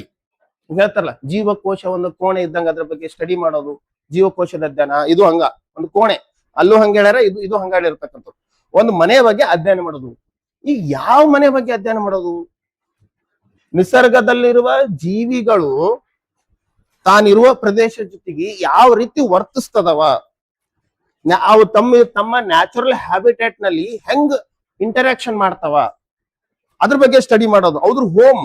ಈಗ ನಾನು ಈ ಮೊದಲು ಕಳಿಸಿದ ಯಾವ್ದು, ಸಿಂಹ ಹುಲ್ಲುಗಾವಲು ಪ್ರದೇಶದ ರಾಜ ಅಂತ ಕರಿತಿದ್ದ. ದಟ್ಟ ಅರಣ್ಯ ಇತ್ತು ಅಂದ್ರೆ ಅಲ್ಲಿ ಹುಲಿ ಅದರ ರಾಜ ಅಂತ ಹೇಳ್ತಾ ಇದ್ವಿ. ಕೆಲವೊಂದ್ ಕಡೆ ಸಿಂಹ ಇರ್ಲಾರ ಜಾಗದ ತೋಳನೇ ರಾಜ ಇರ್ತದೆ. ಸಿಂಹ ಇರ್ಲಿಲ್ಲ ಅಂದ್ರ ಓಕೆ, ಇತ್ತು ಅನ್ಕೊಂಡ್ ಸರ್ ಮತ್ತೆ ಏನ್ ಮಾಡ್ಬೇಕು? ಅದು ಡೇ ಏನ್ ಮಾಡಿರ್ತದೆ ಹೇಳಿದ್ರೆ ಟೈಮ್ ಚೇಂಜ್ ಮಾಡ್ಕೊಂಡು, ಹಗಲು ಬಂದ್ರೆ ಒಂದು ರಾತ್ರಿ ಬರ್ತದೆ. ಇಲ್ಲ, ಸಿಂಹ ಇಲ್ಲದ ಜಾಗದಾಗ ಇದು ಏರಿಯಾ ಡಾಮಿನೇಟ್ ಆಗಿರ್ತದೆ. ಇದು ಎಲ್ಲ ನಂದೇ. ಇದೇನು ವೃತ್ತ ಐತಲ್ಲ, ಈ ಏರಿಯಾದಲ್ಲಿ ನಂದ. ಅದು ಇದು ವೃತ್ತ ಹೆಂಗ್ ಗುರುತು ಮಾಡ್ತಾವು? ಮೂತ್ರ ವಿಸರ್ಜನೆ ಮೂಲಕ. ಆಮೇಲೆ ಆಲ್ರೆಡಿ ನಾಯಿಗಳದಾವ್ ಸಾಕಷ್ಟು, ಅವು ಇಷ್ಟಿಷ್ಟು ಹೋಗೋದು ಮೂತ್ರ ವಿಸರ್ಜನೆ, ಇಷ್ಟಿಷ್ಟು ಹೋಗೋದು ಮೂತ್ರ ವಿಸರ್ಜನೆ ಮಾಡ್ತಿರ್ತಾವ. ಆ ವಾಸನೆ ಬೇರೆ ನಾಯಿ ಬಂದು ಆ ವಾಸನೆ ಇದ್ರೂ ಕೂಡ ಪ್ರವೇಶ ಮಾಡಿತ್ತಂದ್ರೆ ಇದಕ್ಕೂ ಅದಕ್ಕೆ ಭಯಾನಕ ಜಗಳ. ಹೌದಾ? ಅದೇನೋ ಸುಮ್ಮ ಹಂಗ ಬಂದಿರ್ತದ ವಾಕಿಂಗ್ ಮಾಡ್ಕೊಂತ, ಅದು ಬೇರೆ ಸ್ಮೆಲ್ ಹುಡ್ಕೊಂಡ್ ಬಂದಿರ್ತತಿ. ಫೆರಮೋನ್ಸ್ ಅಂತ ಕರಿತೀವಿ. ಸಂಗಾತಿಯನ್ನು ಹುಡ್ಕೊಂಡ್ ಬಂದಿರ್ತೈತಿ. ಸ್ಮೆಲ್ ಲೈಕ್ ಆಯ್ತು ಅಂದ್ರ ಜೋಡಿ ಲೈಕ್ ಆಯ್ತು ಅಂತ ಅರ್ಥ. ಈ ತರ ಪರಿಸರದಲ್ಲಿ ಸಾಕಷ್ಟು ವಿಷಯಗಳು ಇರ್ತೈತಿ. ಸೊ ಹಂಗ ನನ್ನ ಟೆರಿಟರಿ ನೀ ಹೆಂಗ ಬಂದ ಮಗ ಅಂತ ಜಗಳ. ಸಣ್ಣ ಕುನ್ನಿ ಹಿಡ್ಕೊಂಡು ಜಗಳ ಮಾಡ್ತಿರ್ತಾವ. ಅಕಸ್ಮಾತ್ ಅದು ನೋಡ್ರಿ ಹೆಂಗ್ ಓಡ್ ಹೋಗ್ತದಂದ್ರ, ಮತ್ ಅದ್ರ ಟೆರಿಟರಿ ಇವು ಹೋದ್ವು ಅಂದ್ರೆ ಅದ್ರೇ ಫುಲ್ ಡಾಮಿನೇಟ್. ನನ್ನ ಏರಿಯಾಕ್ ಬಂದಿಲ್ಲ ಬಾಯಿಗ. ಇದನ್ನ ಅರ್ಥ ಮಾಡ್ಕೊಳ್ಳೋ ವಿಷಯ ಏನಂದ್ರ, ಪ್ರಾಣಿಗಳಲ್ಲೂ ಕೂಡ ಏರಿಯಾವನ್ನ, ಅದು ಗಡಿಯನ್ನ ನಿರ್ಧರಿಸುವಂತ ಕೆಲವೊಂದು ಅಂಶಗಳದಾವ. ಅವುಗಳನ್ನು ಕೂಡ ನಾವಿಲ್ಲಿ ಸ್ಟಡಿ ಮಾಡ್ಬೇಕಾಗುತ್ತೆ. ಇದು ಕೂಡ ಇಂಟರಾಕ್ಷನ್. ಅಂದ್ರೆ ತನ್ನ ಒಂದು ಏರಿಯಾದಲ್ಲಿ ಅದು ಹೆಂಗ್ ಇಂಟರಾಕ್ಟ್ ಮಾಡತೈತಿ. ಹುಲಿ ವಿಷಯ ಬಂದಾಗ ಬೇಕಾದ್ರೆ ಹುಲಿನೂ ಕೂಡ ಹಾಗೆ ಪ್ರತಿನಿತ್ಯನೂ ತನ್ನ ಗಡಿ ನಿರ್ಧಾರ ಮಾಡಬೇಕು. ಅದು ಒಂದಿನ ಮಿಸ್ ಮಾಡಂಗಿಲ್ಲ, ಪ್ರತಿನಿತ್ಯನೂ ಮಾಡ್ಬೇಕು. ಒಂದೇ ದಿನ ಅದು ಏನಾರ ಗಡಿ ಅಂದ್ರೆ ಆ ಮೂತ್ರ ವಿಸರ್ಜನೆ ಏನಾರ ಮಾಡ್ಲಿಲ್ಲ ಅಂದ್ರೆ ಬೇರೆ ಹುಲಿ ಪ್ರವೇಶ ಮಾಡ್ಬೋದು. ಯಾಕೆ ಬಂದೆ ಅಂತ ಇದಕ್ಕೆ ಕೇಳದಂದ್ರ, ನಿನ್ನ ಗಡಿ ಎಲ್ಲದಂತ ನನಗೆ ಗೊತ್ತಾಗಿಲ್ಲ, ನಾ ಬಂದಿನಿ. ಎರಡು ಜಗಳ. ಯಾವ್ದು ಉಳಿತೈತೆ ಅದು ಬಲಿಷ್ಠ. Okay, very important. ಇದು ಮುಂದೆ ಹೇಳ್ತೀನಿ, ಕೋರ್ಟ್ಶಿಪ್ ಒಳಗ ಪೇರೆಂಟಿಯಲ್ ಕೇರ್ ಒಳಗ ಹೇಳ್ತೀನಿ, ಬಹಳ ಚೆನ್ನಾಗಿರ್ತದೆ, ಅದ್ರ ಬಗ್ಗೆ ಚೆನ್ನಾಗಿ ಹೇಳ್ತೀನಿ. ಹಾಗಾರ ಎಕಾಲಜಿಯನ್ನ ಪದ ಕೊಟ್ಟಿರ್ತಾರ ಯಾರಂದ್ರ ಎ.ಜಿ. ಟಾನ್ಸ್ಲೆ ಅಂತಕ್ಕಂಥ. ಭಾರತದಲ್ಲಿ ಕೂಡ ಒಬ್ರು ಇದ್ರು, ಭಾರತದಲ್ಲಿ ಎಕಾಲಜಿ ಪಿತಾಮಹ ಅಂತ ಕರೀತಾರೆ, ರಾಮದೇವ್ ಮಿಶ್ರಾ. ನೋಡ್ರಿ, ವೈಲ್ಡ್ ಲೈಫ್ ಪ್ರೊಟೆಕ್ಷನ್ ಆಕ್ಟ್, ಭಾರತದಲ್ಲಿ ವನ್ಯಜೀವಿಗಳನ್ನ ಸಂರಕ್ಷಣೆ ಮಾಡುವಂತ ಮೊಟ್ಟ ಮೊದಲ ಕಾಯ್ದೆ ವೈಲ್ಡ್ ಲೈಫ್ ಪ್ರೊಟೆಕ್ಷನ್ ಆಕ್ಟ್ 1972. ಇದನ್ನ ಬರ್ದವ್ರು ಯಾರು? ಅಥವಾ ಕೇಳ್ತಾರೆ ಕ್ವಶನ್ ಹಿಂಗ್ ಕೇಳ್ಬೋದು ನೋಡ್ರಿ, ವೆರಿ ಇಂಪಾರ್ಟೆಂಟ್ ಕ್ವಶನ್. ಹೆಂಗ್ ಕೇಳ್ತಾರೆ ಅನ್ನೋದನ್ನ ಹೇಳೋ ಪ್ರಯತ್ನ ಮಾಡ್ತೀನಿ. ಭಾರತದಲ್ಲಿ ವನ್ಯಜೀವಿಗಳನ್ನು ಸಂರಕ್ಷಣೆಗಾಗಿ ಯಾರು ಶ್ರಮ ವಹಿಸಿದ್ದರು, ಅಥವಾ ಭಾರತದಲ್ಲಿ ವನ್ಯಜೀವಿಗಳ ಸಂರಕ್ಷಕನೆಂದು ಯಾರನ್ನು ಕರೆಯುತ್ತಾರೆ, ಅಥವಾ ಭಾರತದಲ್ಲಿ ಪರಿಸರದ ಪಿತಾಮಹ ಅಂತ ಯಾರನ್ನ ಕರೀತಾರ? ಫಾದರ್ ಆಫ್ ಎನ್ವೈರನ್ಮೆಂಟ್, ಭಾರತದಲ್ಲಿ ಪರಿಸರ ಶಾಸ್ತ್ರದ ಪಿತಾಮಹ, ಫಾದರ್ ಅಥವಾ ಎಕಾಲಜಿಯ ಪಿತಾಮಹ ಅಂತಾರೆ. ಕ್ವಶನ್ ಕೇಳಿದ್ರ ರಾಮದೇವ್ ಮಿಶ್ರಾ ಅಂತ ಕರಿಬೇಕು. ಫಸ್ಟ್ ಎನ್ವೈರನ್ಮೆಂಟ್ ಸ್ಟಡಿಯಲ್ಲಿ ಅಂದ್ರೆ ಎನ್ವೈರನ್ಮೆಂಟ್ ಸೈನ್ಸ್ ಅಲ್ಲಿ PhD ಪಡೆದಿರತಕ್ಕಂತ ವ್ಯಕ್ತಿ. ಓಕೆ, ಬೇರೆ ಬೇರೆ ದೇಶಗಳಿಗೆ ಹೋಗಿ ಅಧ್ಯಯನ ಮಾಡ್ಕೊಂಡು ವಿಷಯಗಳನ್ನ ಸಂಗ್ರಹಣೆ ಮಾಡ್ಕೊಂಡ್ ಬಂದು ಪರಿಸರಕ್ಕೆ ಯಾವ ಜೀವಿ ಎಷ್ಟು ಮಹತ್ವದ, ಯಾವಗಳನ್ನ ನಾವು ಉಳಿಸ್ಕೋಬೇಕು, ಯಾವಗಳ ಸಲುವಾಗಿ ಕಠಿಣ ಕ್ರಮಗಳನ್ನ ತಗೋಬೇಕು, ಸೊ ಅದಕ್ಕೆ ಬಗ್ಗೆ ಸಪರೇಟ್ ಆಗಿರ್ತಕ್ಕಂಥ ಬಾಡಿಗಳನ್ನ ರಚನೆ ಮಾಡಬೇಕು, ಅದ್ರ ಮೂಲಕ ಸಂರಕ್ಷಣೆ ಆಗಬೇಕು. ಅದರ ನಂತರ ಏನಾಯ್ತು, ಭಾರತದಲ್ಲಿ ಒಂದೊಂದೇ ಜೀವಿಗಳು ಸಂರಕ್ಷಣೆ ಆಗ್ತಾ ಬಂತು. ರಾಮದೇವ್ ಮಿಶ್ರಾ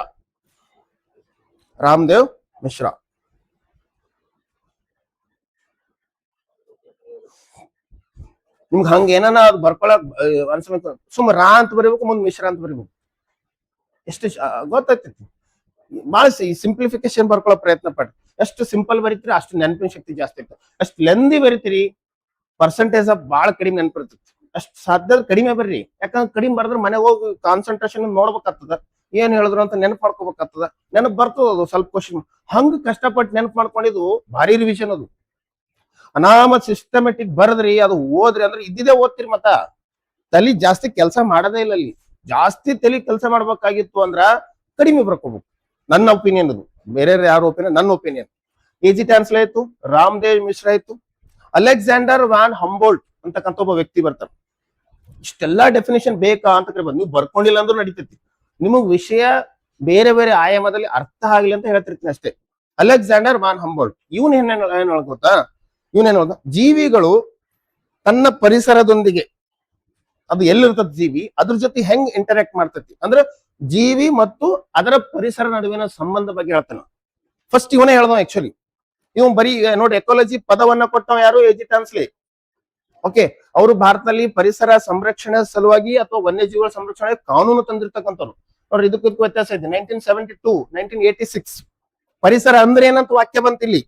ಅದಕ್ಕಿಂತ ಮೊದಲು ಜೀವಿಗಳು ಆ ಪರಿಸರದ ಭಾಗನೆ. ಮೊದಲು ಜೀವಿಗಳನ್ನ ಸಂರಕ್ಷಣೆ ಮಾಡೋಣ, ಯಾಕಂದ್ರೆ ಈ ಹಿಂದೆ ಈ 1972ಕ್ಕಿಂತ ಮೊದಲು ಸಾಕಷ್ಟು ಪ್ರಾಣಿಗಳನ್ನ ಬೇಟೆ ಆಡ್ತಾ ಇದ್ವಿ. ನಿಮ್ಮ ಚೀತೆ ನಾಶ ಆಗ್ಲಿಕ್ಕೆ ಕಾರಣ ಬೇಟೆನೆ.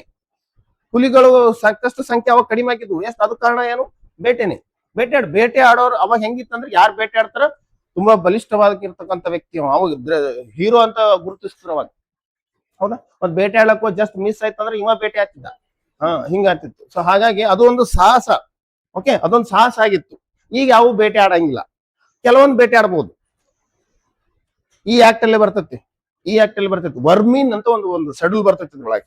ಅಂದ್ರೆ ಬೇಟೆ ಆಡಬಹುದಾದ ಪ್ರಾಣಿಗಳು ಯಾವುವು ಅಂತ, ಮಾನವನಿಗೆ ಹಾನಿ ಮಾಡವು ಅಥವಾ ಕೃಷಿಗೆ ಏನಾದ್ರು ಹಾನಿ ಮಾಡುವಂತ ಜೀವಿಗಳಾಗಿದ್ದು ಪರ್ಮಿಷನ್ ತಗೊಂಡು ಅವನ್ನ ನಾವು ಇದು ಮಾಡಬಹುದು. ಹಂಗಾದ್ರೆ ಈಗ ಮಾರ್ಕೆಟ್ ಅಲ್ಲಿ ಮಾರುವಂತ ಕೋಳಿನೂ ಕೂಡ ಒಂದು ಪ್ರಾಣಿನೇ. Sir, wild life protection act ಕೋಳಿ ಸಂರಕ್ಷಣೆ ಕಾಯ್ದೆ ಇಲ್ಲೇನ್ರಿ ಅನ್ಬಹುದು. ಅದು ಏನಾರ ಕಾಡಿಂದಾಗಿತ್ತು, ಅದ್ರ ಸ್ಪೀಸಿಸ್ಗಳು ಸಾಕಷ್ಟು ಕಡಿಮೆ ಆಗಿದ್ದು, ಅದು ಅವನತಿಯಲ್ಲಿತ್ತು ಅಂದಾಗ ಅದಕ್ಕೆ ಶಿಕ್ಷೆ ಇರ್ತೈತಿ. ಹೌದಾ? ಅದನ್ನ ಆಲ್ರೆಡಿ ನಾವು ಎಕ್ಸಿತ್ತು ಕಂದ್ರೆ ಸಿಕ್ಕಾಪಟ್ಟಿ ಬೆಳೆಸಿ ಅವು ಒಂದು ಆಹಾರ ಉದ್ದೇಶದಿಂದ ಬಳಸ್ತೀವಿ ಅಂದ್ರೆ ಇರ್ತೈತಿ. ಮತ್ತೆ ಮೀನು, ಸಾವಿರಾರು ಮೀನುಗಳು, ವೆರೈಟಿ ಮೀನುಗಳನ್ನ ಬೇಟೆ ಆಡ್ತಾರೆ. ಹಾಗಾದ್ರೆ ಅವ್ರಿಗೆ ಶಿಕ್ಷೆ. ಅದನ್ನ ಒಂದು ಪ್ರಾಣಿನೇ ಅಲ್ಲ ಸರ್ ಮೀನ. ನಾವು ದಿನ ಮನ್ಯಾಗ ಎಷ್ಟೋ ಸೊಳ್ಳೆ ಹೊಡಿತೀವಿ, ಅದನ್ನ ಒಂದು ಪ್ರಾಣಿನೇ ಅಲ್ಲ. ಅದನ್ನ ಹಾವು ಹೊಡಿತೀವಿ, ಅದನ್ನ ಪ್ರಾಣಿನೇ ಅಲ್ಲ. ಕೆಲವೊಂದಕ್ಕೆ ಕಾನೂನು ಏನೋ ಇರ್ತೈತಿ, ಅವಕಾಶ ಮಾಡಿಕೊಡ್ತೈತಿ, ಕೆಲವೊಂದು ಅವಕಾಶ ಮಾಡಿ ಕೊಡಂಗಿಲ್ಲ. ಅದು ಯಾಕ ಅಂತ ಏನು ಅಂತ ಮುಂದೆ ಹೇಳೋ ಪ್ರಯತ್ನ ಪಡ್ತೀವಿ. ಓಕೆ, ಅಲೆಕ್ಸಾಂಡರ್ ಹಂಬೋಲ್ಟ್ ಏನ್ ಹೇಳ್ತಾನೆ ಅಂದ್ರೆ, ಅವನು ಇಂಟ್ರಾಕ್ಷನ್ ಬಗ್ಗೆ ಹೇಳ್ತಾನೆ. ಜೀವಿಗಳು ಮತ್ತು ಅದ್ರ ಸುತ್ತಲಿರುವಂತ ಪರಿಸರ, ಅದ್ರ ನಡುವೆ ಇರತಕ್ಕಂಥ ಒಂದು ಈ ಕಮ್ಯುನಿಕೇಶನ್ ಹೆಂಗಿರ್ತೈತಿ, ಇಂಟ್ರಾಕ್ಷನ್ ಹೆಂಗಿರ್ತೈತಿ ಅದ್ರ ಬಗ್ಗೆ ಹೇಳ್ಬಿಡ್ತಾರ. ಸೊ ಇದ್ರ ಅಂದ್ರೆ ಪರಿಸರದ ಬಗ್ಗೆ ಸಾಕಷ್ಟು ಜನ ಏನ್ ಮಾತಾಡ್ಕೊತಾನೆ ಬಂದಿರತಕ್ಕಂಥ ವಿಷಯ, ವೆರಿ ಇಂಪಾರ್ಟೆಂಟ್ ಆಗಿರ್ತಕ್ಕಂಥ. ಸೊ ಮಾಡರ್ನ್ ಎಕಾಲಜಿ ಪಿತಾಮಹ ಯಾರು ಅಂತ ಕ್ವಶನ್ ಕೇಳಬಹುದು. ಇ ಪಿ ಓಡಮ್ ಕ್ವಶನ್ ಯಾವ್ದು ಕೇಳಬಹುದು ಅಂತ ಅನ್ಸುತ್ತೋ ಅದನ್ನ ಮಾತ್ರ ಹೈಲೈಟ್ ಮಾಡಿರ್ತೀನಿ. ಓಕೆ, ನೀವು ಬರ್ಕೊಳ್ಬೇಕಾಗಿ ಇಲ್ಲಿರುವ ವಿಷಯಗಳು ಅಷ್ಟೇ ಸ್ವಲ್ಪ ಬರ್ಕೋಬೇಕಾಗಿರ್ತತಿ. ಅದ್ ಬಿಟ್ಟು ಉಳಿದಿದೆಲ್ಲಾನು ಸುಮ್ಮ ಎರಡು ಕಿವಿ ಓಪನ್ ಇಟ್ಕೊಂಡು ಕಾನ್ಸಂಟ್ರೇಷನ್ ಅಂತ ಪಾಠ ಕೇಳ್ಬೇಕಾಗತ್ತೆ. ಕನ್ಸೆಪ್ಟ್ ಏನಾರ ಕ್ಲಾರಿಟಿ ಸಿಕ್ಕಿಲ್ಲ ಅನ್ಕೋರಿ, ಇನ್ ಎಷ್ಟು ಬರ್ಕೊಂಡ್ರು ಯಾವ ಬುಕ್ ಹೋದ್ರೆ ಏನು ಉಪಯೋಗ ಇಲ್ಲ. ಮುಂದ್ ಬರೋದು ಹಂಗೆ ಐತಿ. ಆಮೇಲೆ ಈಗ ಪೂರ್ವಜರು ಇದು ನಮ್ ಹಿರಿಯರ ಕತೆ ಹೇಳ್ತಾರೆ, ಹುಲಿ ಕತೆ, ನದಿ ಕತೆ, ರಾಕ್ಷಸರ ಕತೆ, ಇಲ್ಲಿ ಕತೆಗಳು ಬಹಳ ಬರ್ತಾವ. ಮತ್ತೆ ಇವು ಸತ್ಯಕ್ಕೆ ಹತ್ತಿರದಲ್ಲಿರೋ ಕತೆಗಳು ಇವೆಲ್ಲಾನು 99.9% ಕತೆಗಳು. ಈ ಕತೆಗಳು ನೀವು ಮುಂದಿನ ಮಕ್ಕಳು ಹೇಳಿದ್ರಂದ್ರೆ ಎನ್ವೈರನ್ಮೆಂಟ್ ಅಂಡ್ ಎಕಾಲಜಿ ಭಾರಿ ಸಿಲೆಬಸ್ ಕವರ್ ಆಗ್ಬಿಡ್ತದೆ. ಹೇಳ್ತೀನಿ ಕತೆಗಳು ತುಂಬಾ ಒಳ್ಳೆ ಒಳ್ಳೆ ಕತೆ. ಇ.ಪಿ. ಓಡಮ್ ಏನು ಮಾಡರ್ನ್ ಎಕಾಲಜಿ ಪಿತಾಮಹ. ಓಕೆ, ಸೊ ಅಂದ್ರೆ ಆಧುನಿಕ ಪರಿಸರ ಅಧ್ಯಯನದ ಪಿತಾಮಹ ಅಂತ ಕರಿಬಹುದು. ಓಕೆ, ಯಾರನ್ನ? ಇ.ಪಿ. ಓಡಮ್. ಇಷ್ಟು ಸಾಕು ಈ ವಿಷಯಗಳನ್ನ. Okay, so next very important ಆಗಿರ್ತಕ್ಕ, ನಾವು ಈಗ ಇಲ್ಲಿವರೆಗೂ ಏನ್ ಕಲ್ತೀವಿ ಅಂದ್ರೆ ಪರಿಸರ ಅಂದ್ರೇನು, ಪರಿಸರದಲ್ಲಿ ಇಂಟರಾಕ್ಷನ್ ಅಂದ್ರೇನು, ಇಂಟರಾಕ್ಷನ್ ಬಗ್ಗೆ ಕೆಲವೊಬ್ರು ಕೊಟ್ಟಿರುವಂತ ವ್ಯಾಖ್ಯಾನಗಳು, ಇಷ್ಟು ವಿಷಯ ಮಾತ್ರ ಕಲ್ತು 3 ಪ್ರಮುಖ ಅಂಶಗಳ ಬಗ್ಗೆ ನಾವು ಗಮನ ಹರಿಸಬೇಕು. ಸೊ ಮುಂದುವರಿತಕ್ಕಂಥ ವಿಷಯ ಅದು level of ecology, levels of ecology ಅಥವಾ ಪರಿಸರದ ಅಂಶಗಳು ಅಂತಾನೂ ಕರಿಬಹುದು, ಪರಿಸರ ಅಧ್ಯಯನದ ಹಂತಗಳು ಅಂತ ಕರಿಬಹುದು. ಟ್ರಾನ್ಸ್ಲೇಟ್ ಮಾಡಿ ಏನ್ ಬರ್ಕೊಳಕ್ ಹೋಗ್ಬೇಡ್ರಿ, ಬರೀ ಅರ್ಥ ಮಾಡ್ಕೊಂಡ್ಬಿಡ್ರಿ, ಇಷ್ಟು ಬರ್ಕೊಂಡ್ಬಿಡ್ರಿ ಸಾಕು. ಲೆವೆಲ್ಸ್ ಅಂದ್ರೆ ಏನ್ರಿ? ಹಂತಗಳು. ನೆಕ್ಸ್ಟ್ ಲೆವೆಲ್ ಅಂತ ಕರಿತಾರೆ. ಲೆವೆಲ್ಸ್, ಹಂತಗಳು ಅಂದ್ರೆ. ಸೊ ಫಸ್ಟ್ ನಾವು ಸ್ಟಾರ್ಟ್ ಮಾಡೋದಿಲ್ಲ ಅಂದ್ರೆ ಆರ್ಗ್ಯಾನಿಸಮ್ಸ್. ಸ್ಪೆಲ್ಲಿಂಗ್ ಇದು ಆದ್ರೂ ಅದನ್ನ ತಲೆ ಕೆಡಿಸ್ಕೊಳ್ಬೇಡ್ರಿ, ನಾ ಅಂದಿರ್ತೀನಿ, ಅದು ನೀವು ಕೇಳಿರ್ತೀರಿ, ನಿಮ್ ಭಾಷೆಯಲ್ಲಿ ಏನ್ ಅರ್ಥ ಬರ್ಕೊಂಡ್ಬಿಡ್ರಿ. ಸರ್ ಗ್ರಾಮರ್ ಮಿಸ್ಟೇಕ್ ಆಗಿದೆ, ಈಗ ಇಂಗ್ಲಿಷ್ ಮಾಡೋರು ಹೇಳೋಗಾರ ಅನ್ಬಾರ್ದು. ಓಕೆ, ಅಷ್ಟು ಗಮನ ಹರಿಸ್ಲಕ್ ಹೋಗ್ಬೇಡ್ರಿ. ಆರ್ಗ್ಯಾನಿಸಮ್ಸ್.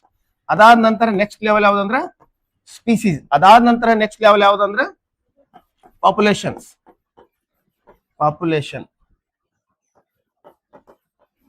ಅದಾದ ನಂತರ ಕಮ್ಯುನಿಟಿ. ನೋಡ್ರಿ, ವೆರಿ ಇಂಪಾರ್ಟೆಂಟ್ ಆಗಿರ್ತಕ್ಕಂಥ, ವೆರಿ ಇಂಪಾರ್ಟೆಂಟ್. ಆರ್ಗ್ಯಾನಿಸಮ್ಸ್ ಅಂದ್ರೆ ಜೀವಿ. ಯಾವುದು? ಜೀವಿ. ನಾನು ನಿನ್ನೆ ಕ್ಲಾಸ್ ಅಲ್ಲಿ ಹೇಳ್ತಿದ್ದ, ಜೀವಿ ಸೂಕ್ಷ್ಮ ಜೀವಿ ಅಂತ ಹೇಳ್ತಿದ್ದ. ಸೊಳ್ಳೆ ಜೀವಿನ ಸೂಕ್ಷ್ಮ ಜೀವಿನ? ಸೊಳ್ಳೆ ಒಂದು ಜೀವಿ. ಸೊಳ್ಳೆಯ ಲಾಲಾರಸದಲ್ಲಿ ಒಂದು ಜೀವಿ ಅದ. ಅದು ವೈರಸ್, ಬ್ಯಾಕ್ಟೀರಿಯಾ, ಪ್ರೋಟೋಜೋವಾನೋ? ಎಡಿಸ್ ಎಡಿಪಿಯನ್ ಸೊಳ್ಳೆ ಬಂದಾಗ ಒಂದು ವೈರಸ್ ಅಂತ ಓದ್ತೀವಿ. ಓಕೆ, ಹೆಣ್ಣು ಅನಫಿಲಿಸ್ ಸೊಳ್ಳೆ ಬಂದಾಗ ಪ್ರೋಟೋಜೋ ಅಂತ ಓದ್ತೀವಿ. ಆ ಪ್ರೋಟೋಜೋದ ಹೆಸರು ಪ್ಲಾಸ್ಮೋಡಿಯಂ ವೈವಾಕ್ಸ್ ಅಂತ ಕರಿತೀವಿ. ಅದು ನಮ್ಮ ದೇಹದ ಪ್ರವೇಶ ಆದ್ರೆ ಯಾವ ರೋಗ? ಮಲೇರಿಯಾ ರೋಗ. ಮಲೇರಿಯಾ ರೋಗಕ್ಕೆ ಔಷಧಿ ಏನದ? ಸೊಳ್ಳೆ ಪರದೆ ಅದ್ರಿ, ವ್ಯಾಕ್ಸಿನ್ ಅದ. ವ್ಯಾಕ್ಸಿನ್ ಹೆಸರೇನು? ಕ್ವಿನೈನ್ ಎಂಬ ಔಷಧಿ. ಸಿಂಕೋನ ಮರದ ತೊಗಟೆಯಿಂದ ಪಡೆಯುವ ಕ್ವಿನೈನ್ ಎಂಬ ಔಷಧಿ ಮಲೇರಿಯಾ ರೋಗಕ್ಕೆ ಔಷಧಿಯಾಗಿ ಬಳಸುತ್ತಾರೆ. ಈಗ ಮೆಡಿಕಲ್ ಸಿಗೋ ಟ್ಯಾಬ್ಲೆಟ್, ಇಂಜೆಕ್ಷನ್ ಬಗ್ಗೆ ನಾ ಹೇಳ್ತಾ ಇಲ್ಲ. ಇದು ಒರಿಜಿನಲ್ ನೇಮ್ ಯಾವ್ದಂದ್ರೆ ಕ್ವಿನೈನ್ ಎಂಬ ಔಷಧಿ. ಅರ್ಥ ಆಗತ್ತತಿ? ಅವ್ರು ಬೇರೆ ಬೇರೆ ಏನ್ ಹೆಸರು ಇಟ್ಕೊಂತಾರೆ ನೋಡಿ. ಜೀವಿ ಅಂದ್ರೆ ಗೊತ್ತಾಯ್ತಾ? ಎಸ್, ಕ್ವಿನೈನ್ ಕ್ವಿನ್ ಅಂತ ಬರ್ಕೋರಿ, ಮುಂದೆ 9 ಅಂತ ಬರ್ಕೋರಿ.